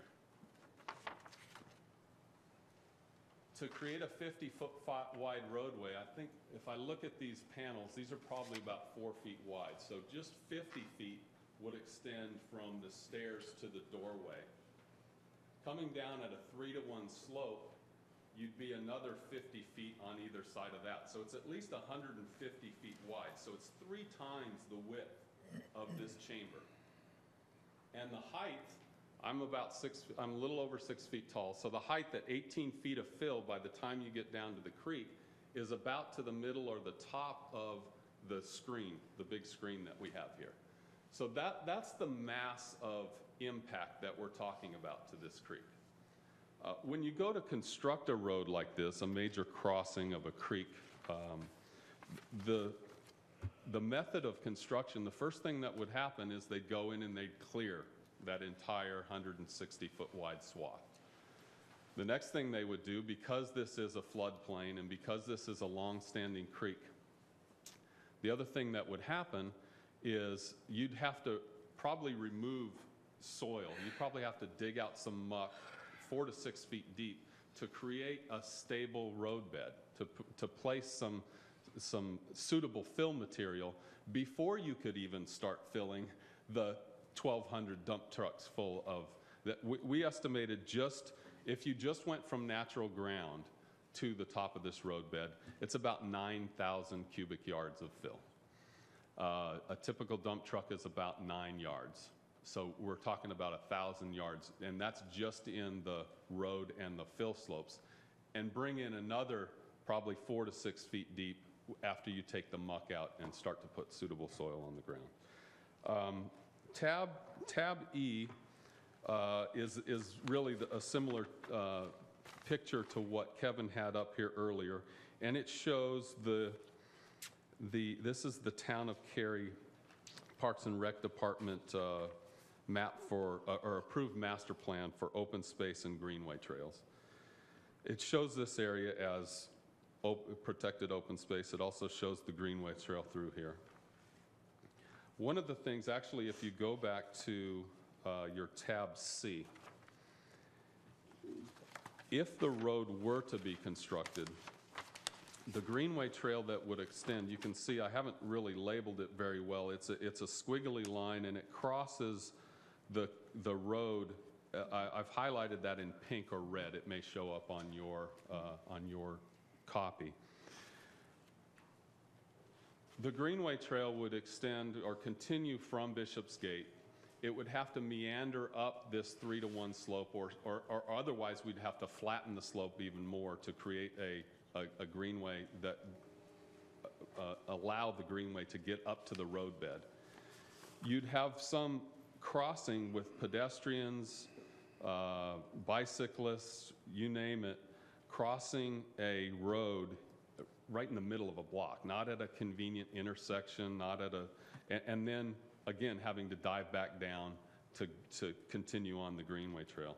So again, when we looked at all these different aspects, not just the two that we're asking for a variance of, but everything else contained in the LDO, we felt like, again, in our professional judgment, this was a better solution than connecting a road to the back end of that really doesn't benefit two communities.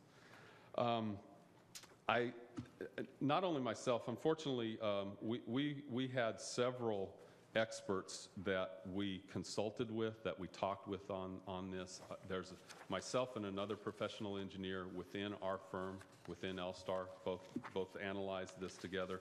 Our consultant, Landon Lovelace with Underwood Engineering, who is our consultant who actually is going to do the engineering plans and had submitted the sketch plan, will ultimately do the construction drawings. He analyzed the crossing, the costs, and the impact for us. I also reached out to Dr. Jean Spooner. And if you go to tab F, Dr. Spooner, her resume is here, and a copy of an email exchange that we shared. She is a PhD in soil science. She's also the chair of the Umstead Coalition. And I'll just go ahead and read. Obviously, everybody can read this, but for the benefit of the people in the audience, I spoke with Dr. Jean Spooner. She's the chair of the Umstead Coalition. Although she had another commitment this evening and could not be in attendance, she gave me permission to relay the following concerns that she has regarding this proposed roadway connection. Dr. Spooner has severe concerns with an unnecessary Crabtree Creek stream crossing upstream of Umstead State Park, which is just below Crabtree Lake. Our development is just above Crabtree Lake on the main stream of Crabtree Creek. A roadway crossing at this location would cause tremendous environmental loss and environmental damage to this sensitive section of the creek. She appreciates the town of Cary creating additional buffer requirements in the form of the urban transition buffers, which helps to protect these types of environmental features by increasing the required buffer width on protected streams and feels that the requirement for an unnecessary roadway crossing would not be consistent with this section of the ordinance. Due to the fact that the roadway alignment would need to cross the creek as near as possible to a 90-degree angle, the connection would cross the creek at the outside meander of the creek, which is the most sensitive section of the creek. Moving on, tab G is really just a plan view of the footprint that this would really look like.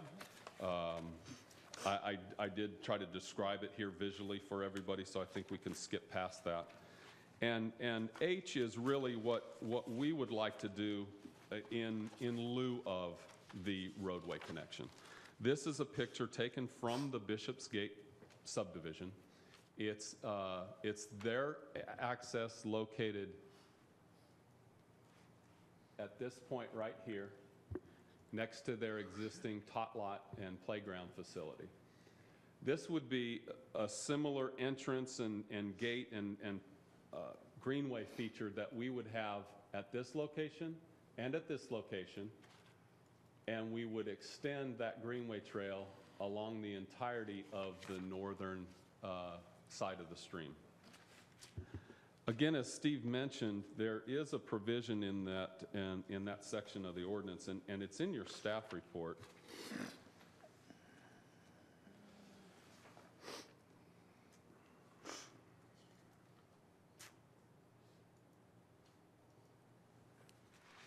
And it says that in the event that this requirement is modified pursuant to section 3.19.1, a 6-foot pedestrian trail shall be provided to leak any cul-de-sacs within a residential development in which the required connectivity index has been modified. So that's exactly what we're complying with. So in my mind, we're complying with that section of the ordinance which we're asking a variance for. We're complying with the section of the ordinance because it's really not, again, it's not an emergency issue. The next section that talks about the interconnectivity. And as a whole, we're complying with the land development ordinance, the Town of Cary Comprehensive Plan, the Parks and Recreation Master Plan. So I'll conclude my comments there. If you have any questions of me, please feel free to ask. Thank you. Mr. Mayor, if you'll permit me to speak. Please. This was provided tonight. I don't know that staff has had a chance to look at it or anyone else. So if you accept it, I recommend that it be under advisement only. Okay. And the testimony from Dr. Spooner or about Dr. Spooner's comments is hearsay because she's not here to present it herself, and for that reason it wouldn't be permitted testimony under our rules. Very good. Thank you. Mr. Vining? That basically concludes our presentation tonight. I think it's pretty clear that this crossing doesn't really add any benefit. It complies with the letter of the connectivity ordinance, certainly, but it doesn't comply with the spirit or the intent of that ordinance. It doesn't provide any benefit to either neighborhood, but it does result in very, very significant environmental impacts, far beyond what one would ordinarily expect as a result of complying with a connectivity ordinance. It's going to cut a swath 150 feet wide across a pristine creek to connect two neighborhoods that don't want to be connected and don't need to be connected. And for that reason, I think this is exactly the kind of circumstance where the council should exercise its discretion and decide that a minor modification is appropriate. And I think once that is done, once the determination of a minor modification is appropriate, then clearly the sketch plan is appropriate. I think staff certainly agrees with that it complies in all other respects and that it should be approved. And if council has any questions, I'd certainly be happy to respond. Thank you, Mr. Vining. The applicant has submitted evidence in support of the application. Now's the time for other speakers who have been sworn in to speak in support of the application to approach the podium one at a time. I would say, though, that please don't be repetitive, and please keep your comments brief. I think we got a pretty good gist of what's going on here. I'm looking up and down the table. I don't think there's a lot missing here. It seems to be pretty cut and dry. So if you would like to come forward and speak in support of the application, do not repeat what's been said, and please be brief. I would invite the next speaker forward in support of this application, if anyone wants to speak. Okay.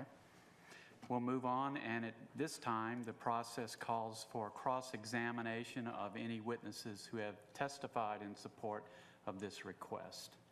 Is there any cross-examination? Seeing none, we'll keep moving. It's now time to open the public hearing for those who are opposed to the request, and I would invite the first speaker forward at this time.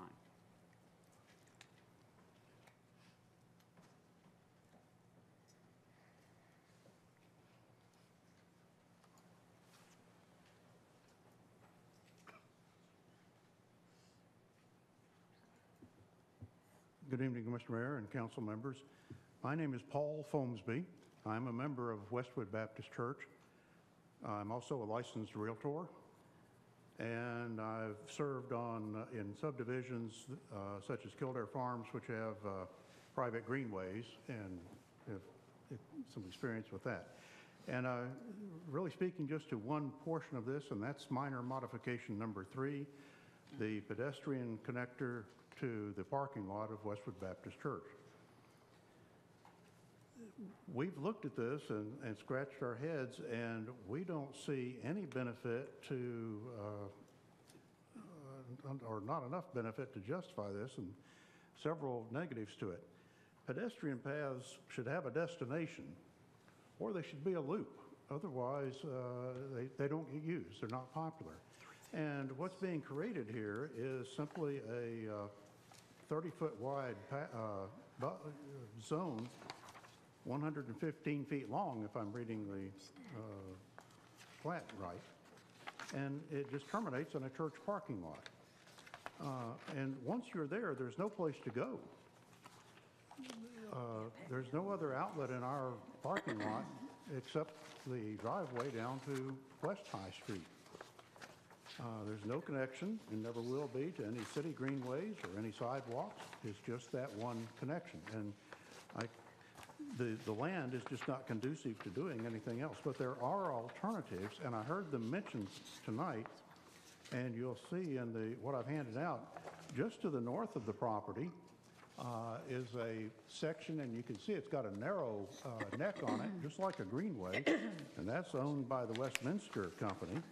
And I heard a reference today that just a moment ago that there probably is a proposed greenway in there. I've been assuming that was there because of an impervious soil requirement when the subdivision was built. But it does, if you connect to that, you're right out onto Cary Parkway.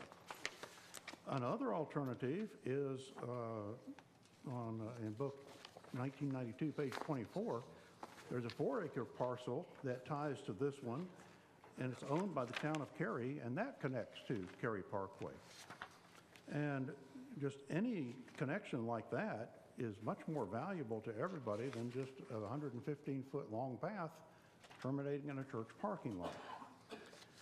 Now, one other thing I wanted to correct, and the handout is there for the church calendar for the month of October, is in the letter from L-Star, it mentioned the Sunday morning activities, but we want to emphasize that our facility is in use 7 days a week, with very few exceptions, and often morning till night. And not just by our church activities that you see there, but we host groups such as AA, Grief Share, and not shown on any of that are the activities of a Chinese congregation, which uses our facility, and we coexist with them. So the idea of just terminating in the church parking lot just doesn't seem to make any sense. And it's not that we're raising the drawbridge, but it's more that our activities like school activities, are structured, they're purposeful, and they're supervised. And so we don't want any concept here or connector that's not conducive to these standards. And then finally, we have a concern when our parking lot connects to a greenway that connects to other greenways, that we're going to have greenway walkers and bicycle enthusiasts parking in our parking lot just to get access to the greenway system. So I don't know how this would work as far as the technicalities with the council, but it would seem that if it would not impede the project any farther on that one point, if that connectivity aspect could be waived in lieu and use these other connectors that are proposed. That just seems to make a lot of sense to us, and again, we accept whatever the recommendations the staff has and the engineers and everything. That's beyond our area of expertise, but this just looked like an impractical way of trying to satisfy an ordinance. And if that could be waived, then we'll get that one off the table and let's move on with the project and not delay these developers any farther. And thank you. Thank you.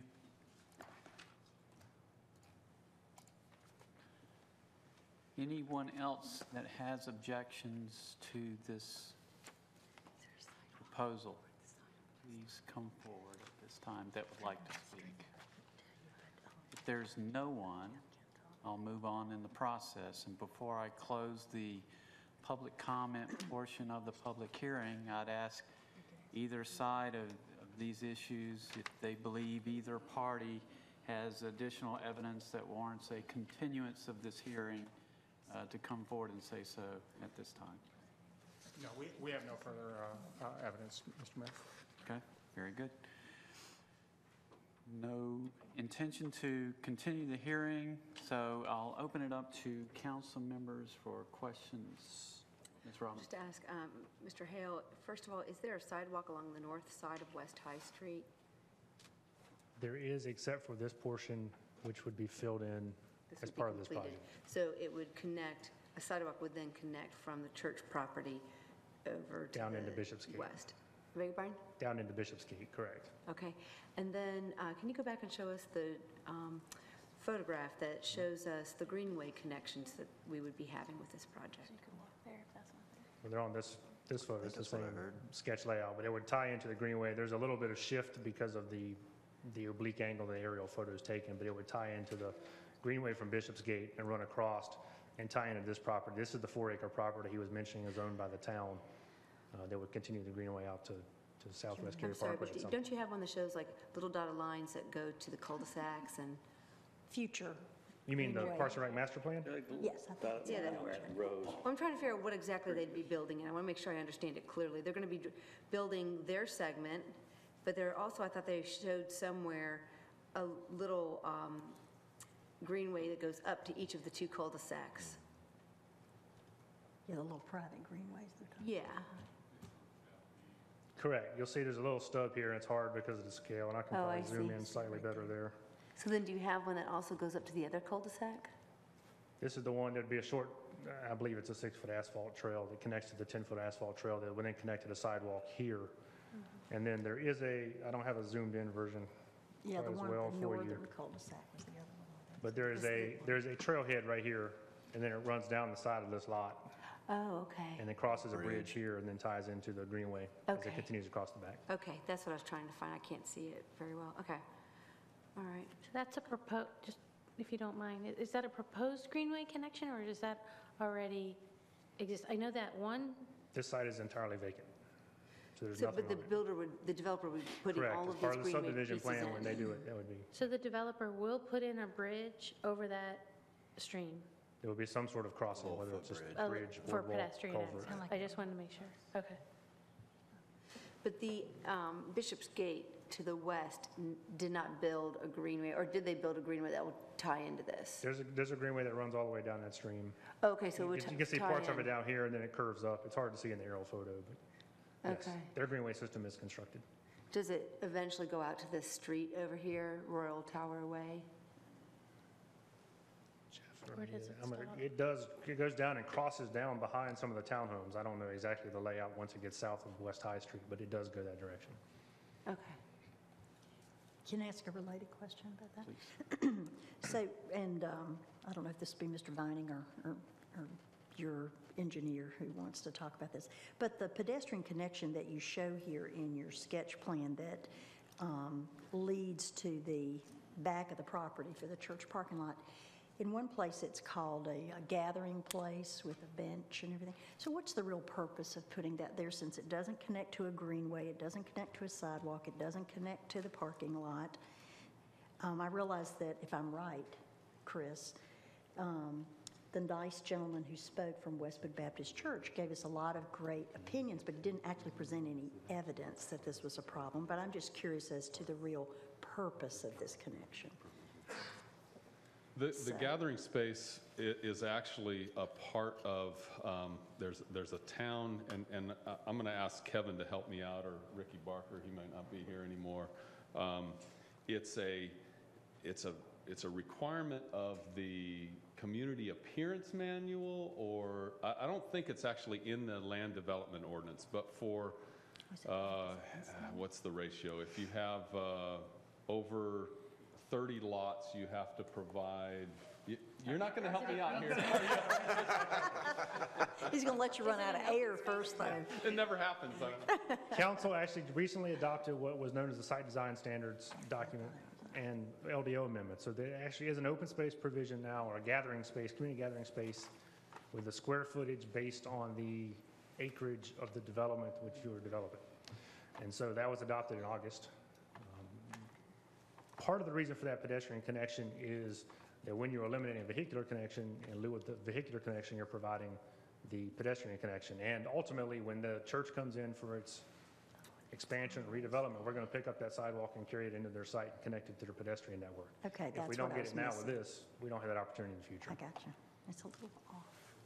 Kilter, too. That answers my question. Thank you. I think they did it intentionally so that people don't think. Other questions? The BMP, is that what that's not really open space on that corner, that's really a BMP right there? Ashley, you are exactly correct, and I meant to explain that during the presentation, but the light green areas, I use light green because they're constructed wetlands, so they won't be wet ponds. Now, no engineering has been done, and they may change to wet ponds as they do their engineering, I don't know. But right now, they're shown as constructed wetlands, so that's what the light green areas are. Okay. Okay. Oh, okay. Other questions? So maybe it's late, I don't know. I didn't quite understand the purpose of the little footpath connection to the church parking lot, that it's going to connect to what sidewalk? Ultimately, we would require the church, when they came in for any expansion, to make improvements to connect that and bring the pedestrians into their site. So if you have a parishioner who lives in the neighborhood, they can walk or... I understand that, but I'm hearing the church say they don't want it.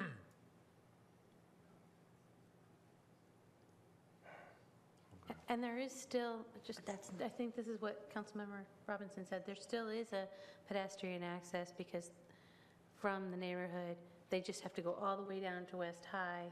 There's a sidewalk there on the north part of West High, and then a sidewalk all the way into the church. Is that right? Correct. There is a pedestrian connection along West High, and then it connects from West High to the church. And there is a sidewalk on the entrance to the church? It appears that way, yes. If you look just to the northeast of the driveway, you'll see a small white line coming up off the public sidewalk and then crossing the driveway here. Oh, that's what that is. If they didn't build or didn't construct their little pedestrian walkway, they'd still have to have that section of gathering space, is that correct? They could put their gathering space wherever they wanted. Okay. That gathering space is there because the pedestrian connection is there, Okay. I would imagine. So they could make each lot 3 feet wider and just close that gap if it wasn't required. They Sort could, of, maybe, correct. kind of. And these are public roads? These are to Cary Street Yes. stanchions? They're not private roads? Correct. Other questions? Or are we ready for a motion? I'll do it. Ms. Adcock? I wanted to ask our attorney a question before I made a motion, if that's procedurally okay. So, as I look at the staff report, we have a sample motion. Appreciate that. It says we should walk through each of the 4 modifications and then make the motion. Is that right? Or can we do it the other way around? Okay. And you can either do consider each one separately or jointly if that's suitable for your purposes. I don't know how to do it jointly, so I'm going to do it individually. One by one is the best way. Okay. So the first is, okay, I'm looking at, Chris, go with me to page 9 of 12. It says, council should now turn back to criterion 1 and determine whether the plan with any minor modifications approved is applicable in the LDO. Is that what we discussed, or is it going up to the 4, each of the 1, 2, 3, 4 boxed sections that begin on page 7 of 12? Yes, begin on page 7, Okay. 12, and for each of the requested modifications, look at both 1, the modification advances the Right. goals and purposes, and 2. Great, thank you. Okay. Finding for each. All right. So the first thing I'll do is just discuss the 4 minor modifications, and then I'll make a motion. Okay. So, Mayor, thank you for indulging me. There are 4 minor modifications required for the plan to be found in compliance with the requirements of the LDO, and we will consider each separately. First, modify section 7.10.3B1 of the LDO requiring a vehicular connection to the west, Bishopsgate subdivision, such that Royal Tower Way is terminated in a cul-de-sac and no vehicular connection is provided from the bulk of the Lynch Tract subdivision to Royal Tower Way. First, the modification advances the goals and purposes of this ordinance. I would say that, to me, based on the evidence presented, that environmental quality certainly trumps the limited benefits of any road connectivity, and also that the current and future Town of Cary Greenway plan provides pedestrian connectivity to the north and the west because of the connections to greenways that the developer's going to build to the north and the west, and more than meets that requirement.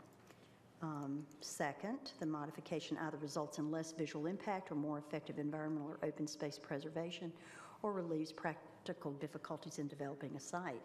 I think we've had adequate information presented to us tonight that says that granting this modification advances the goals of our LDO because it preserves stream buffers and open space and conserves natural resources, environmental quality. Moving on to number 2. Modify section 7.10.3B1 of the LDO requiring a vehicular connection to the north MacArthur Park subdivision such that no provision for vehicular pedestrian connectivity is provided between the 2 subdivisions. First, the modification advances the goals and purposes of this ordinance. I would just simply state again that while we're going to not have certain road connectivity, we're going to have a great deal of pedestrian connectivity based on the developer's plans to build private greenway connections at the north and west cul-de-sacs, and that the environmental impacts that will not be realized on the stream buffer more than makes up for the lack of road connectivity. Second, the modification either results in less visual impact or effective environment or open space preservation, or relieves practical difficulties in developing the site. I think it does both of those. First, I believe that granting this modification advances the goals of the LDO. It preserves stream buffers, open space, and conserves natural resources and environmental quality. Third, modify section 7.10.3B1 of the LDO requiring a vehicular connection to the east Westward Baptist Church such that only a pedestrian connection is provided. The modification advances the goals and purposes of this ordinance. I believe that that I've stated that previously. I would say that while I hear the gentleman from the church present his concerns, there was no evidence presented that this would create a problem. It will provide pedestrian connectivity to the sidewalk along the north side of West High Street. And second, the modification either results in less visual impact or more effective environmental or open space preservation or relieves practical difficulties in developing the site. Again, I think the modification advances the goals of our LDO, preserves stream buffers and open space, conserves natural resources and environmental quality, and I would also say in terms of the practicality of developing the site, when the evidence presented about the 30-foot drop from the back to the front of the property requiring, wow, I wrote this down, 9,000 cubic yards of fill after removing 4 to 6 feet of current earth to appropriately prepare the road surface, truly protects the environment, as well as the fact that there are champion trees in that buffer that would have to all be taken down, and that would be a tremendously negative environmental impact. And number 4, modify 7.10.3A of the LDO requiring a connectivity index of 1.2 such that the connectivity index of the project is 0.9. The modification advances the goals and purposes of the ordinance because it preserves stream buffers and open space and conserves natural resources and environmental quality. And again, I would just point out that the environmental quality protection really trumps the limited benefits of road connectivity. Even, it was stated multiple times in the staff report that you would only gain seconds in EMS response. Can I jump in 1 second? Yes. For your finding for number 2, the modification results in less visual impact or environmental open space preservation for minor modification 3, which was the connection to Westwood Baptist Church. You started talking about the stream crossing. There's no stream crossing. Yeah, I'm sorry. I should have said that earlier. I'm terribly sorry. That's fine. That should have gone to 1 and 2 and not been in 3. Excellent. Do you want to modify that finding for 3? Yes. Can I ask Sue to cut and paste that and put it in 2? Yeah, yes, I will. Because that I knew where you were going. That should have gone with modification 1 and modification 2, because that's where the stream buffer got crossed. So I apologize for kind of, what can I tell you? It's Mountain Dew. Okay? All right. So now I'm on the second part of number 4, the modification either result, and this is about the connectivity. The modification either results in less visual impact or more effective environmental or open space preservation or relieves practical difficulties in developing the site. I'd certainly say that as they looked at the possibilities for connectivity here, that granting this modification truly advances the goals of our LDO because it preserves the natural resources, environmental quality, and provides a lot of pedestrian connectivity that would not otherwise be there. So if I said that okay, I'm ready to make a motion. You ready? Okay. Yeah. Okay. Upon conducting a duly advertised quasi-judicial public hearing and considering the application materials, the testimony, and the evidence presented at the hearing or otherwise appearing in the record, and upon considering the approval criteria of Section 3.19.1, I move that we approve all 4 minor modification requests and include the staff comments without changes, as the findings support the determination that the minor modifications advance the goals and purposes of the LDO and either result in less visual impact or more effective environmental or open space preservation or relieve practical difficulties in developing the site. Second. There's a motion and a second. Discussion. All in favor, please say aye. Aye. Any opposed? Motion carries unanimously. And if we've done everything correctly at this time, I believe it's now time to... And then there's another step to the... Oops. Sure. That we've now determined that the modifications are appropriate. And we go back and amend. Go into the site plan approval. Okay. And you'll find that is that the motion to approve the development plan? No. that is. It's on page 11. Well, I thought Laura's...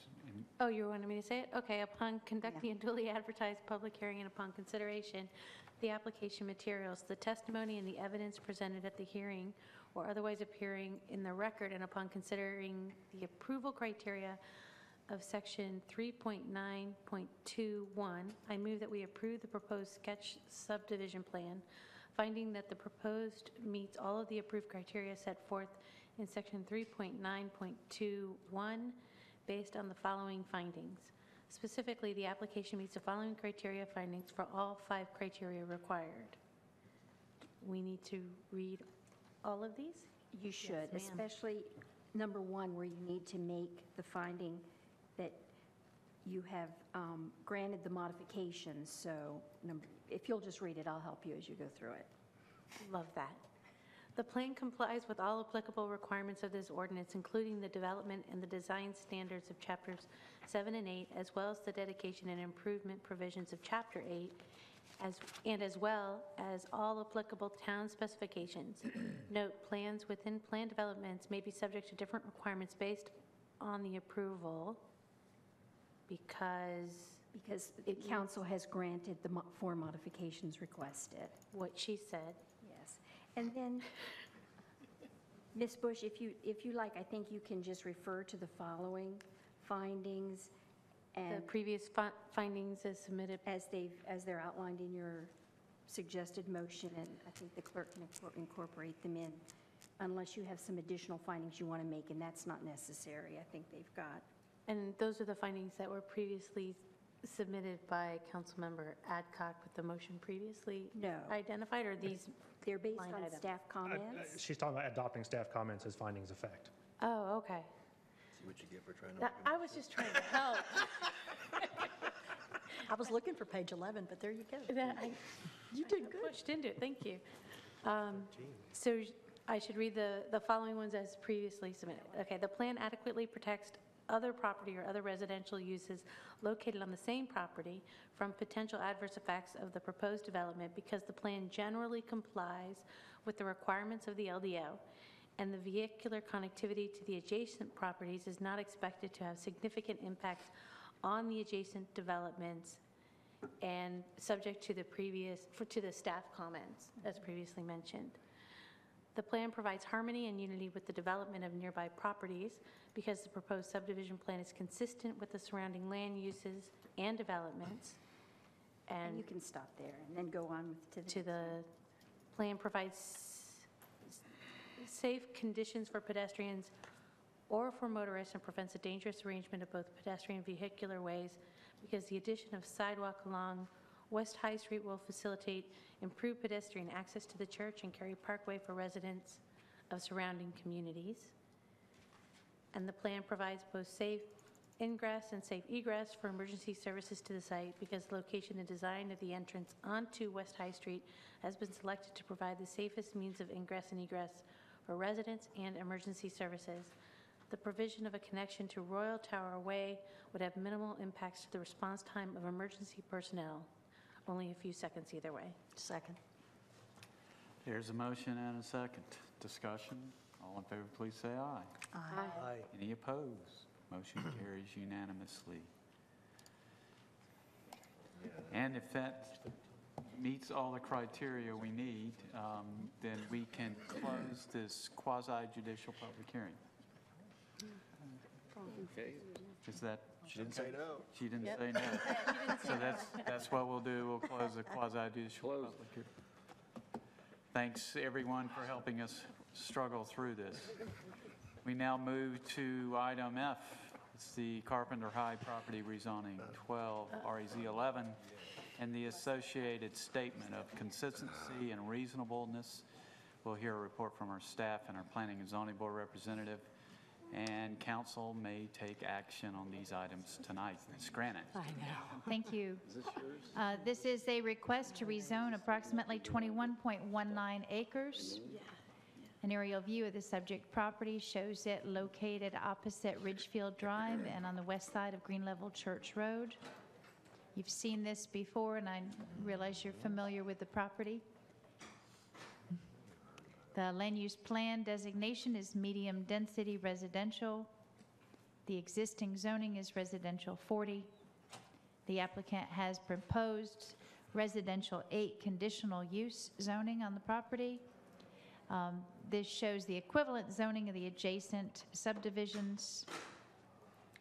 And the conditions proposed at the Town Council public hearing were to limit the density to 3 dwelling units per acre, a maximum of 60 homes, a minimum density of 2.1 dwelling units per acre, limiting the use to single-family residential detached homes, a minimum lot size of 10,000 square feet, a minimum lot width of 80 feet, and then to provide a 20-foot wide perimeter buffer planted to a Type B semi-opaque standard along the northern and western property lines.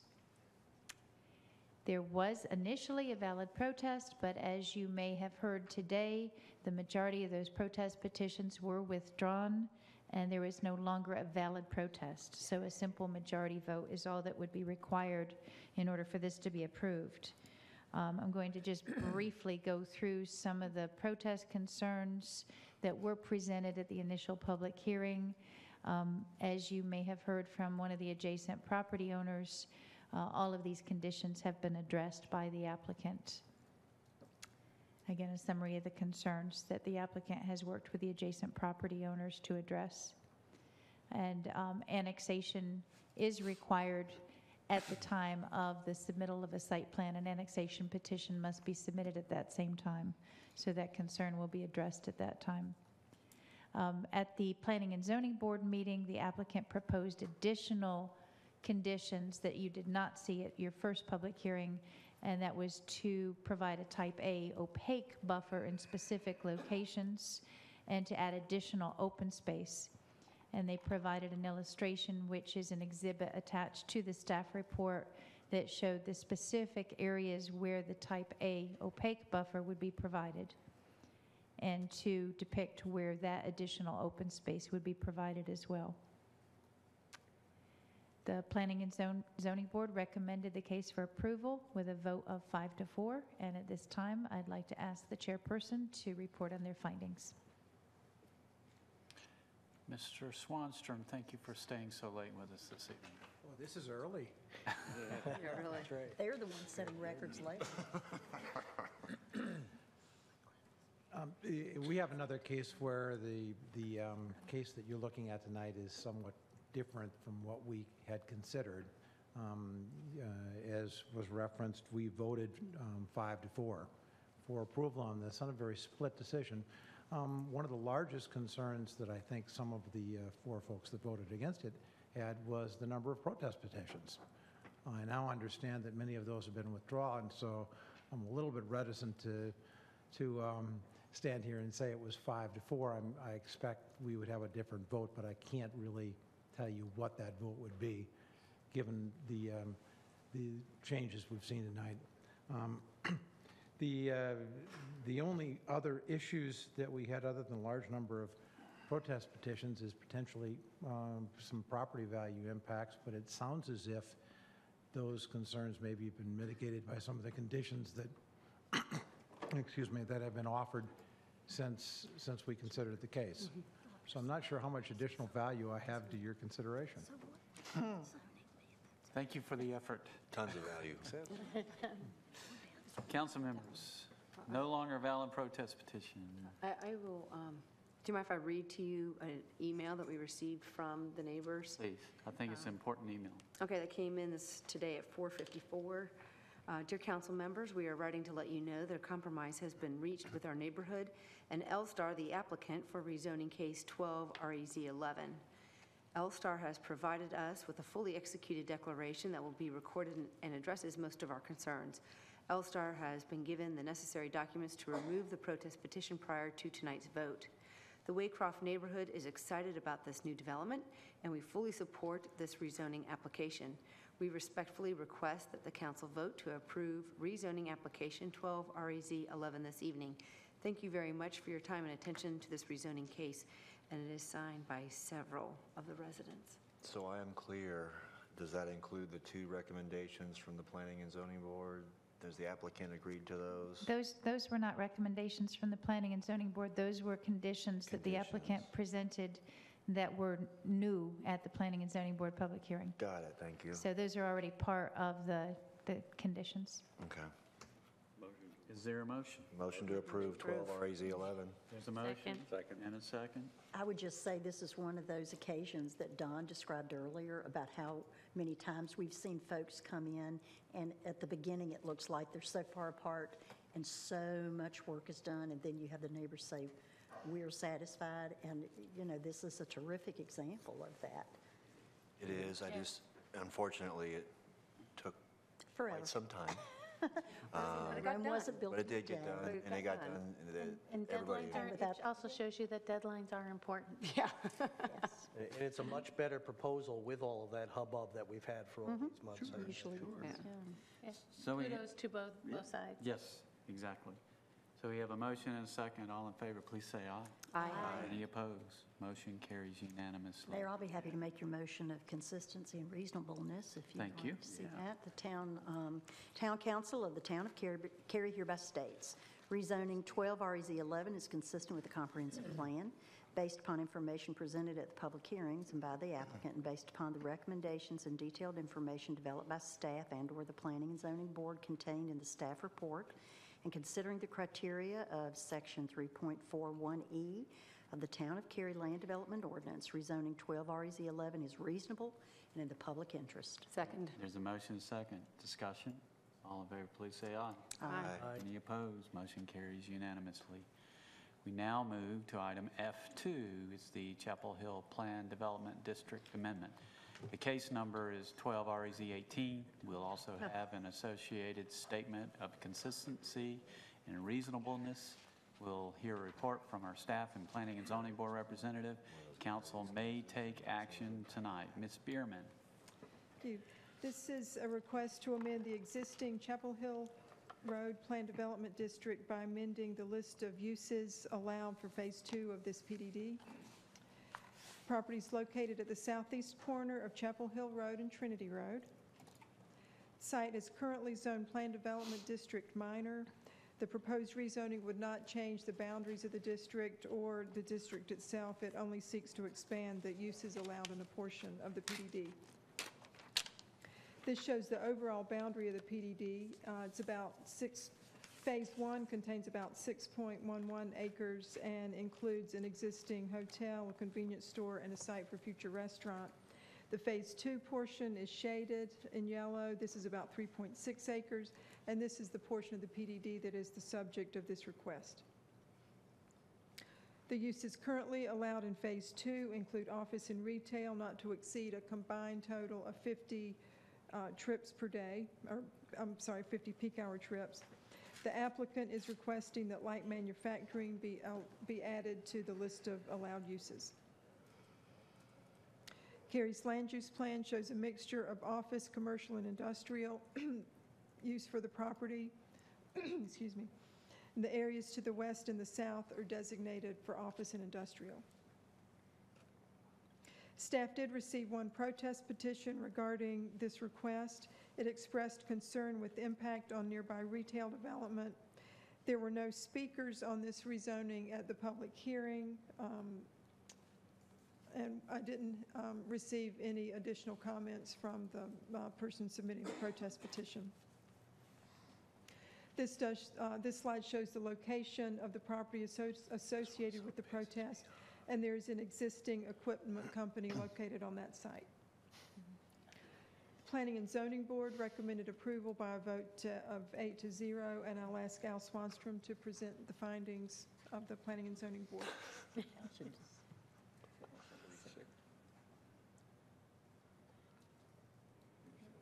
And I'm happy to say that this case looks an awful lot like the one that we reviewed. And our discussion really centered a lot around the fact that there was other light industrial uses adjacent to the property, and that this is one of those cases where every single member of our board had gone out and looked at this property and thought that it must have been industrial by nature. So this was an easy vote. Okay. Council members, there's a valid protest petition. That means for this to pass, it'll take at least six for it to pass. Please. Make a motion to approve 12-REZ-18. Second. There's a motion and a second. Discussion. All in favor of this motion, please say aye. Aye. Any opposed? Motion carries unanimously. Make a motion to also approve the statement of consistency and reasonableness for 12-REZ-18. Second. Motion and a second. Discussion. All in favor, please say aye. Aye. Any opposed? Motion carries unanimously. Thank you, Ms. Bierman. We are now at item G1, is the request for review comments from Wake County on Swift Creek Land Management Plan variance. I'll point out that this is I'll point out, I am having a hard time staying late. It's late, man. I'll point out that that this final decision is not Cary's to make. We are only taking action on the comments, and we'll provide regarding this request. Mr. Frantz, as committee chair, I'll defer to you to introduce the item, and staff may follow up. Okay, thank you. We discussed this at our last P&D meeting. Basically, we had two items to consider. Long story short, an individual added on a pool. In doing so, he had to, creating impervious surface, he had to remove impervious surface. There's a 12% threshold, whatever. It was at 14.1%. What are the numbers? 14.1? 14.2% of the was impervious before any development, pool construction, or anything. They removed some impervious surface and got it down to 13.9. So it's more pervious now than it was when it started, but it's still above that 12% threshold that they want to see because of the Swift Creek Land Management Plan. Thank you. We were split on that one. Two committee members, Ms. Bush and Mr. Yerha, felt that they needed. I don't mind being called. I don't mind being called Lori Bush. That's the nicest thing I've been called. Sorry, it is late. Ms. Adcock and Mr. Yerha both felt that they should build an adequately sized best management practice to offset, runoff. I felt like since the site was more impervious than before they installed the pool, I found that to be a benefit and didn't feel that they needed to go the extra step to construct the BMP. The committee was unanimous on not recommending that they make connection to the town of Cary sewer system. That this was a 200 about 200 feet away and would cost anywhere $17,000 to $20-some thousand to make this connection, all because they wanted to put in a pool. To me, the pool's kind of pervious. I mean, you got to get 8 inches of rain to fill up a pool to make it overflow, but yeah, there's decking around it and stuff. Okay, I got it. I just felt like the site's better environmentally now after the pool than it was prior, so I just didn't see the need to make them install the BMP. My two colleagues disagreed with me on that one. I'm more than happy to let them speak to their points. Well, I know we had some questions. I know, Ms. Patterson, you probably have some answers for us as to how it got to 14 point something to begin with, and instead of the 12, did the regulation come in after that property was developed, or how that all worked? I'd like to hear that. The lot was platted in 2001. The house was built around 2002. Is our understanding that at that time the house was in compliance. However, they came in, got a permit from Wake County to build a screen porch, not this current homeowner, but a former one. In doing so, it moved them above that 12% threshold in building that. So talking with Wake County staff, the 12% limit may have been overlooked when that screen porch permit was granted. So the requirement was established somehow. It slipped through. They're up to 14. Previous owner, the new owner, is bringing it down a little bit to 13.9, a tad. So I guess the question really before us is, do we want the new homeowner to pay for the sins of its forefathers? That's a good way to put it. Putting it that way, or not. I think that's the question. The 12% was established. It's not an arbitrary number. I think anything above 12%, there is some environmental harm that is seen there. So whether we're at 13 or 14, there's some environmental, harm that can be done. I think in the past we've pretty much had applicants conform to the 12%. My personal opinion, we let this one go at 13.9. Somewhere along the way, we're going to have someone else come in the 13 range, and we're going to use this as some kind of precedent. And the fact may be forgotten that this was at 14 at some point. I don't know whether we're going to remember that this is really a reduction to 13, versus allowing an overage.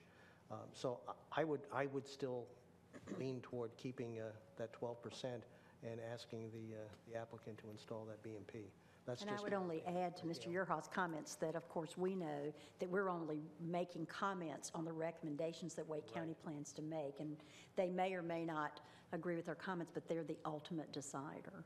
And they are also the ones that have to make sure that if they require this homeowner to put in a BMP, that they have to inspect it and make sure it meets their qualifications. So I agree with Mr. Yerha that it's a slippery slope.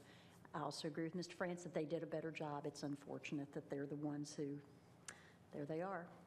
So, but I would, you know, I think we should go with the recommendations that the two of the three recommendations that the staff made. One is to, and I'll make this in form of a motion, that we support the variance request provided that two conditions are met, build an adequately sized best management practice and inspect it on an annual basis in accordance with Wake County requirements. And what was the other one? Because we didn't agree with the existing sewer lines. So it was only the BMP, I'm sorry. So just that one part of the comments do we support. We do not support connection to the town of Cary existing sewer line per the requirements of the Swift Creek Land Management Program. Plan.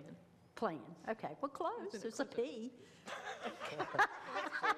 And I'll second that. Okay, and what I would just say is I wanted to ask a that question. the reason, and I think Don said this well, is they're 250 feet from the sewer line. They would have to pay about $25,000 to connect, and we would have to annex them. Why should they have to do that? Putting in a pool. It seems unreasonable, and so we didn't support that part. Now, what Wake County, they'll probably listen to us on that piece because we own that part, but they may not listen to the BMP, you know, who knows what they'll do. Can I ask just a couple clarifying questions? Dutchman Downs is not part of Cary. That's right. It's not in it, it's So an ETJ.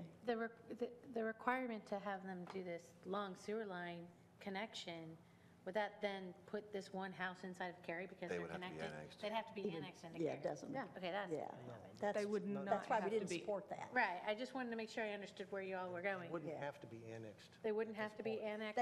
They wouldn't have to be annexed, but they pay tiered rates. They pay a really high rate for their sewer I service. see Mr. Bailey is, okay. Yeah. And then the second question I have is this BMP.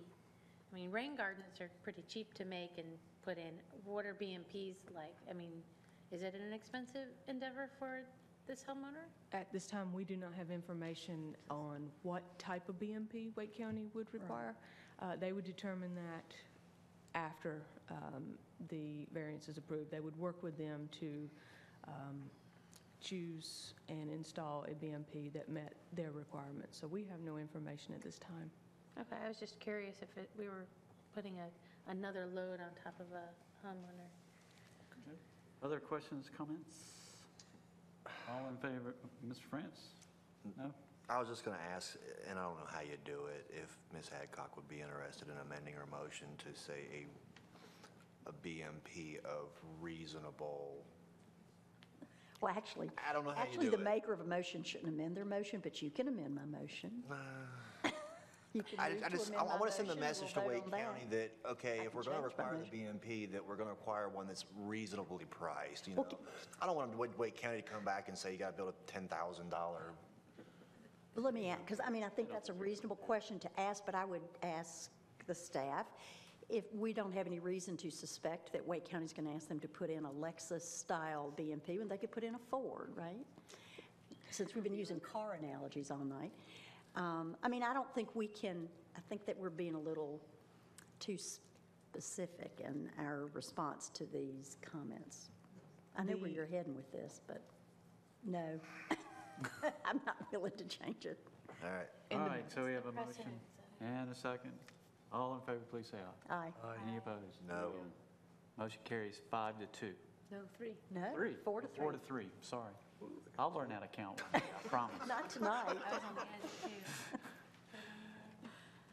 All righty, moving on to old new business. Wait, we have an item We had pulled. an item that Oh, we. yeah, wouldn't that be? I go drive. That would be under committee reports? Yes, sir. So that's item BE3. And Ms. Bush, you asked for this item. I did. This is the line item with a request from staff to look at a new road that will be basically an extension of Highcroft, what is currently Highcroft Drive, into where there's a new development. Tell me, Mr. Overton, if I get this incorrect. Sure. With a request from staff to rename the road, or not rename it, but to actually name it Friars Gate. And I'll just put it out there, my concern with this is twofold. The first one being, as a person who often gives directions to people to come to my house, I actually live on a road that changes names 4 times. It goes from Hogan's Valley Way to Preston Village Way to Circle on the Green to Preston Village Way to Great Lakes. And you can only imagine, as a homeowner trying to direct people to my home, and in this day and age, many of them have GPS, but some of them don't, how it can be somewhat difficult to get people to your house. And I think we have a great precedent in the town of Cary where we have a number of roads where, if you mention Cary Parkway, you mention High House, you mention Morrisville Parkway, you mention some of or Kildare Farm Road, people know where they are, they know where they start, and they know where they stop. And I think it creates sometimes some confusion from our citizens when we rename a road 2 or 3 times along the way. So my request to pull this off of the consent agenda was to have this discussion with everyone and to also get the rest of council's opinion on this matter. And Ms. Robinson also has some opinions as well. Just to be clear, this is the call for a public hearing. Well, wait, but listen. No, Okay. yes. Okay. Yes, I'm listening. We are frequently cleaning up these roadways where we have several names. In fact, Ms. Bush just mentioned High House Road. High House Road becomes Green Level West, and people hate it. They hate that it has these different names.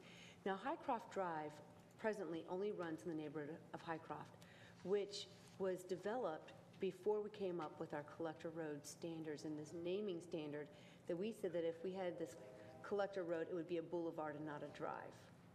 So now that it's being extended, and it is intended to extend both northbound and southbound, okay, eventually. So now we are being said, well, it can't be really a drive based on our policy statement number 140. We think it should be a boulevard, but we can't have Highcroft Drive and Highcroft Boulevard. That'd be too confusing to emergency responders. So that's why they came in with a completely different name. The concern I have is, as Lori mentioned, is that not only is it going to have one name north of Highcroft and then be Highcroft Drive, it'll have a different name below, because when that area gets developed, it'll also be developed with a collector road standard, and then it would have some other name. And it's just not intuitive for citizens, and it's not helpful. My first concern is, one, I don't think we need to waste our staff resources on taking this to a public hearing. Number 2, I don't think we need to rile up all the citizens and concern them. I emailed some of the residents in Highcroft, and I didn't get any responses that said, yeah, I'm excited about having my street name be something else, you know. So I just think this is kind of a dead end, and I just think we need to just stop it. The other thing is that we need to go back and revise policy 140, because our policy should state that our highest priority is to have continuous name. That should be our first and highest priority so that it's intuitive for our users. People don't really, they're not going to get hung up over drive and road. We have boulevard. We have plenty of major streets that run through Cary that are drives. So for that reason, Lori and I are recommending that we stick with Highcroft Drive for the entire length of this north to southbound road, and that we direct staff to come back with a recommendation for wording on policy 140. Is that a motion? I make that as a motion, and That's what you're saying, it's why bother to hold a And a public second. hearing. Have discussion, right? Yes, Right. discussion. Mr. Smith. I'm so sorry. Well, I think those are good points, but why would you give up a public hearing? The people that live out there ought to have the right to know if there's streets. Is there no one on those? Well, in that area? I guess Actually, it's a new section. Well, that's my question. It's really only coming before you because of the subdivision that's being developed to the north. Right. And the renaming would take effect because of kind of a dead-end street off of McCrimmon Parkway. Would be the only segment that would technically have to be changed. Right, so the concern I had was, why take it all the way through public hearing with the name Friars Gate? My thought is, yeah, if we want to have a public hearing, let's have a public hearing on the continuation of the name Highcroft Drive. Or Highcroft Drive. Well, I don't disagree with what you're saying, but I feel like I've got one side of the story, and I want to hear all sides of the story. There might be good reasons. Absolutely. There's the second side there. That's why I think public hearings are a good It's idea. because we made a policy and we didn't think about. And there's probably a reason for that policy, and I'd like to hear that too. And maybe that's not valid anymore. And there would be a staff report that comes back to you with the road recommendation for the public hearing. I mean, we could certainly take the recommendation off and just leave it, open-ended to us a name. That name was given to us by the developers of the subdivision, so that's really why it's before you. But it's before us because staff wanted it to be renamed Boulevard in compliance And with Avenue. a council-initiated policy. Correct. In which the council really didn't think this through. As a person who was sitting in the council at the time, I'll admit that. I mean, we just didn't think it through. How old is that? How long ago was that policy done? No, 2004. 2004. I wasn't here. I'm just trying to cover myself. Was it prior to 2004? Oh, so you can blame him for P&Z. I blame Ed. Speaking of blaming, I mean, I think we do need to look at policy, that policy statement. There's no question about it, and I certainly support a public hearing on this. I don't know as if I support wanting to change that name to Highcroft all the way up. I mean, you're at Green Hope School Road, and you make a right into Friars Gate, or you make a left into Highcroft, or vice versa. I mean, the road to the left that you're going into Highcroft, it's called Highcroft. The road you're going into Friars Gate, it's called Friars Gate. I think if we called that Highcroft, there would be confusion. But you're assuming they're coming up Green Hope School Road. The problem is that I experience being on a road that changes name 4 times, is that as you're coming up that road, you're having to tell people, you're going to go Preston Village Way. When you get to the circle on the green, go right. You'll go the continuation of Preston Village Way, and then it's going to change to Great Lakes. You're assuming that everyone's coming up Green Hope School Road, and it's very clear I'm going to go left and go into this subdivision or right, but Highcroft is going to be a collector. So people are going to go from one end to the other. I hear that. There's no perfect, I don't think, solution. Yeah, and think of There's flaws everywhere. Think of it, it's Waldo Road in Bevington. Well, okay, off of Cary Park. Perfect. Perfect example. Okay, so you're driving up and you say to your friend tells you, I live off of Bevington, and you come up and you see a sign to Waldo Road, and you miss it, and you have to go U-turn at the YMCA because you missed Bevington because you didn't see the sign that said Bevington because you saw Waldo Road. It's, if you live here all the time, maybe you know it, but if you're the person who's coming in, it's confusing. And that's where, I mean, we ought to be trying to make it intuitive, an intuitive network of roads for our citizens.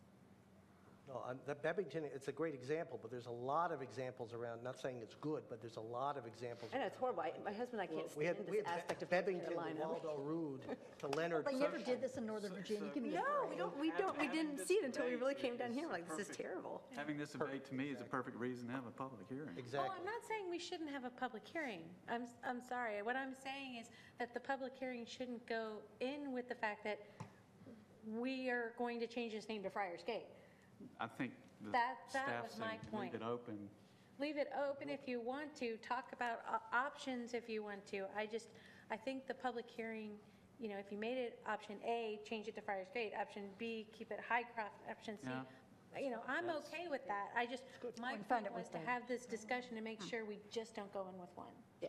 Well, and just to point out one thing, so staff's recommendation really was more important about the suffix avenue because of, to be consistent. Avenue or Boulevard? It was avenue. Oh, sorry, Avenue, sorry. Yeah. Same thing. So let's see if I can remember the motion now after all of this debate. The motion was to name it Highcroft Avenue and not have a public hearing? No, I think the option is to have a public Name- hearing with several Says Hycroft potential Drive. options, right? And see, one of the options would be against policy 140. It would be to keep it as Hycroft Drive. Yeah, there's really three options. You could allow it to be fragmented, so you have Friars Gate Avenue, and then Hycroft Drive, and then, Lori Bush Avenue down below, whatever. Yeah, Yerha Avenue, okay. So you can have this fragment, that's option one. Or option two is you can say, no, we're just going to call it Hycroft Drive for its full length, and we're going to revise policy statement 140 to say, hey, continuity is higher importance. Or the third one is you could say, okay, we're going to rename the whole thing Hycroft Avenue, and so that the 51 people who live on Hycroft Drive just have to change the avenue, the drive to avenue on all of their little mailer labels that they use. So those are the three options that I think. And there may be more. Personally, I think this is. There are plenty options, I don't think this should even go to public hearing, restate the but I'll motion. support I want it. to make sure the town clerk understands the motion the way I do, because I don't remember those options in the motion. No, I need to rescind my motion because Okay. I sincerely believe that we don't need a public hearing. I think we can kind of shut this thing down with some common sense. But if you guys really want to have a public hearing over this and bring out 51 residents to give us their opinion on it, that they could probably convey to us in a quick email, sure, I'll go with it, and I'll say, please consider these three options for this roadway. So you're withdrawing your motion? I'll withdraw my Okay, second. so now we have no motion on the So my table. motion is to have staff bring back a report that gives us three options for the road presently called Hycroft Drive. And you heard those enumerated earlier, and so I don't have to repeat them And I'll second. And we're still having the public hearing? if we have to. Okay. So is everybody clear? I think so. Clear. Discussion? Discussion, All right. motion second. After we get through with this, are we still going to go back and look at that policy? Is that just Yeah. a separate I matter? believe so. Yeah, I would Because like to see that. I put it as part of my Uh, motion. you're talking about the confusion, and you can laugh about it all you want, but when I have outsiders come in, they are just absolutely amazed at the long hyphenated names and the similar, green this and green that. True. Connecting to Jenks Carpenter, connecting to Jones Franklin. All the Green Little Northerners come down and say, why don't you just have one name, Instead of Lori Bush Because we're Ave, just creative. have Lori Ave, or whatever. But all work I just- I just think it's time, I think it's time in an age of GPS that only on 7-inch screens that don't, when you need to print big enough to read, that you want to have a whole look at the whole street policy, and we may want to be cleaning up some of that stuff. There's if the possible. technology motivation. Thank you, Mr. Smith. We have a He's motion. a cutting and- edge, isn't he? we have a motion and a A second. proud parent. Everybody understand the motion? All in favor? May I ask the staff a question? Russ, how confusing will it be to have a public hearing and give the public three choices and then figure out what to do from there? We're not really trying to make your job harder, although I have a feeling we might be. So You be know, honest and, hey, it's 11 o'clock. If the but- past is any example, we don't typically have a lot of people, get a lot of Feedback information, anyway. feedback from the public hearings. Our recent experiences, we brought several to you each year, is not many people speak and these things kind of happen. I do think that we're technically not talking about changing anything south of Green Hope School Road. However, you could pull that into the setting a precedent. conversation, and that was going to be discussed at some point in the future, to do something or do nothing, just as Jennifer commented on, as it would be developed to the south. So it technically doesn't affect any physical property addresses going to the north. So you probably won't hear from any property owners from the north. How many, Unless we went with Hycroft Avenue for the whole thing. Which is But it's not, Which was under- not being considered. not right. just drive down. How many property owners to the south? Hycroft Drive. Yeah, but if we went with the original public 51. hearing, Yeah, it was in the 50s. I think people would still come because they seemed interested when I emailed them. And again, it was in the 50s, and that's why we weren't considering it this time, and we do take that into consideration to how many people are affected with road name changed, and But in the 50s for the southern part for that would be only the renamed. southern Okay. portion. right, if we were considering. This is a council that's always valued input from our citizens, and I think if someone was going to change, had the potential to change the name of my street, I'd probably want to have the opportunity anyway to to weigh in on that. So I'm going to support the motion for the public hearing. It's as much fun as chickens and bees. Oh, well, not nearly as much fun as chicken. Nothing is as fun as chicken. We have a motion and a second. All in favor, please say aye. Aye. Any opposed? Motion carries unanimously. Clue what I just voted for, but We now move to old and new business. Do you want me to write it out for you? This is associated with our first public hearing tonight, the Cary Retirement Residence. It's item H1. It's a request to waive the required roadway improvements along Cary Town Boulevard associated with the Cary Retirement Residence site plan. Earlier this evening, the council approved the rezoning request for this parcel.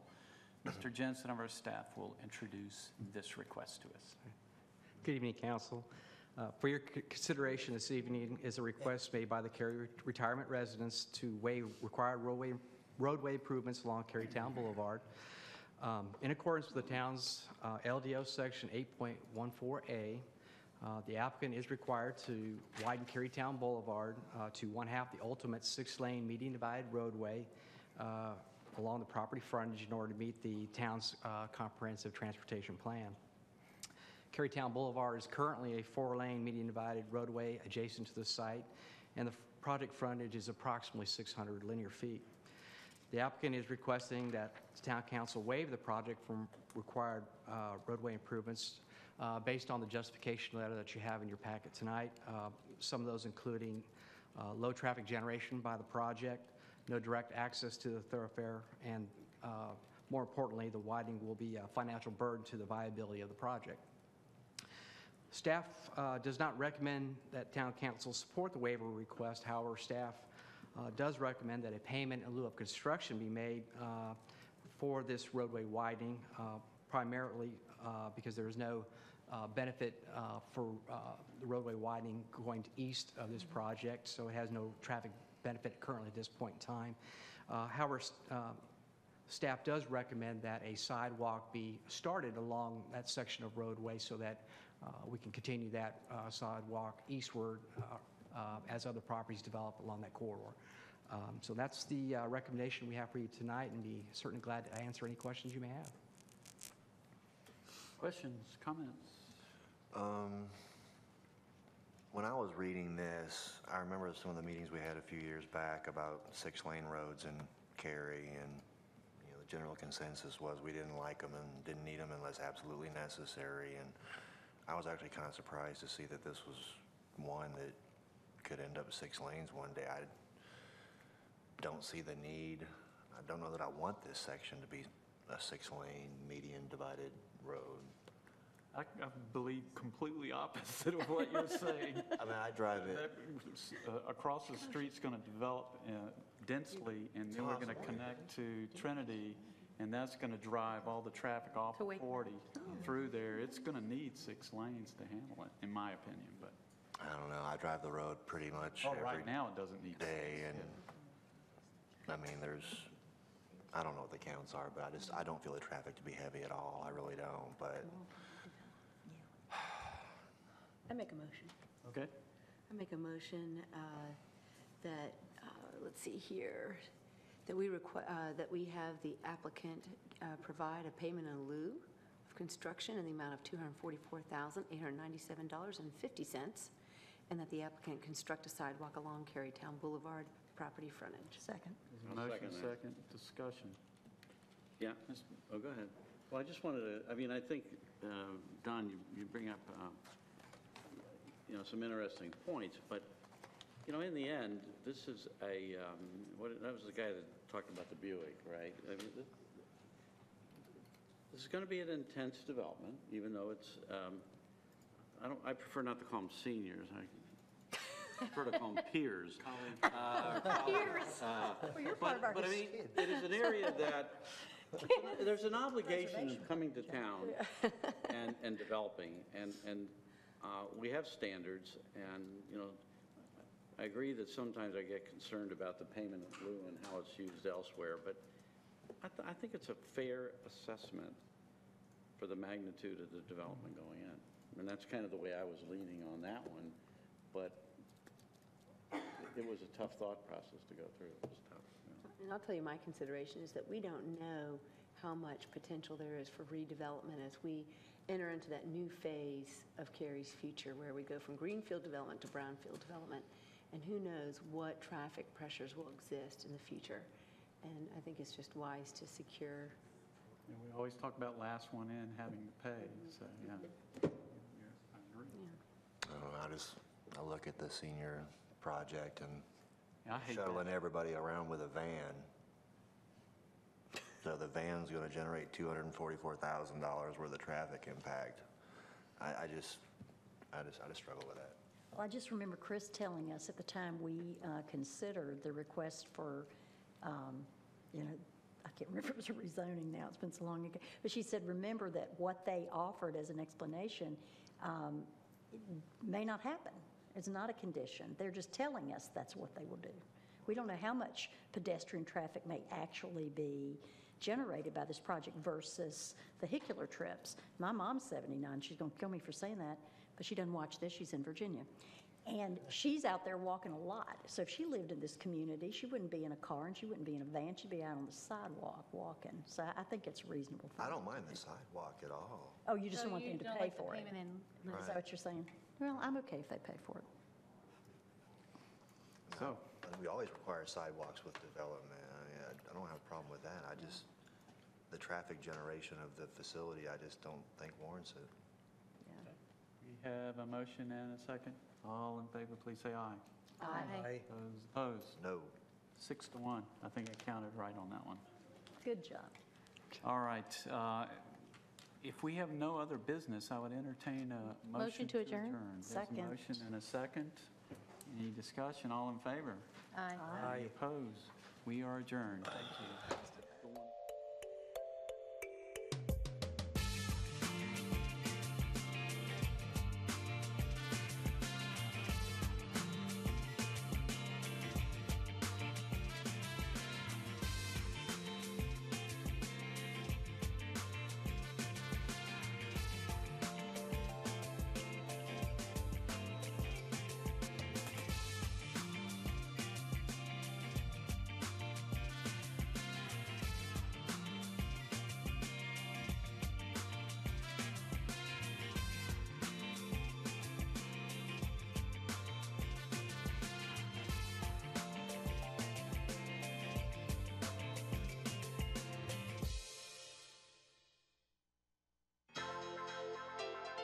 This has been a production of Cary TV. Visit the Town of Cary's website at townofcary.org.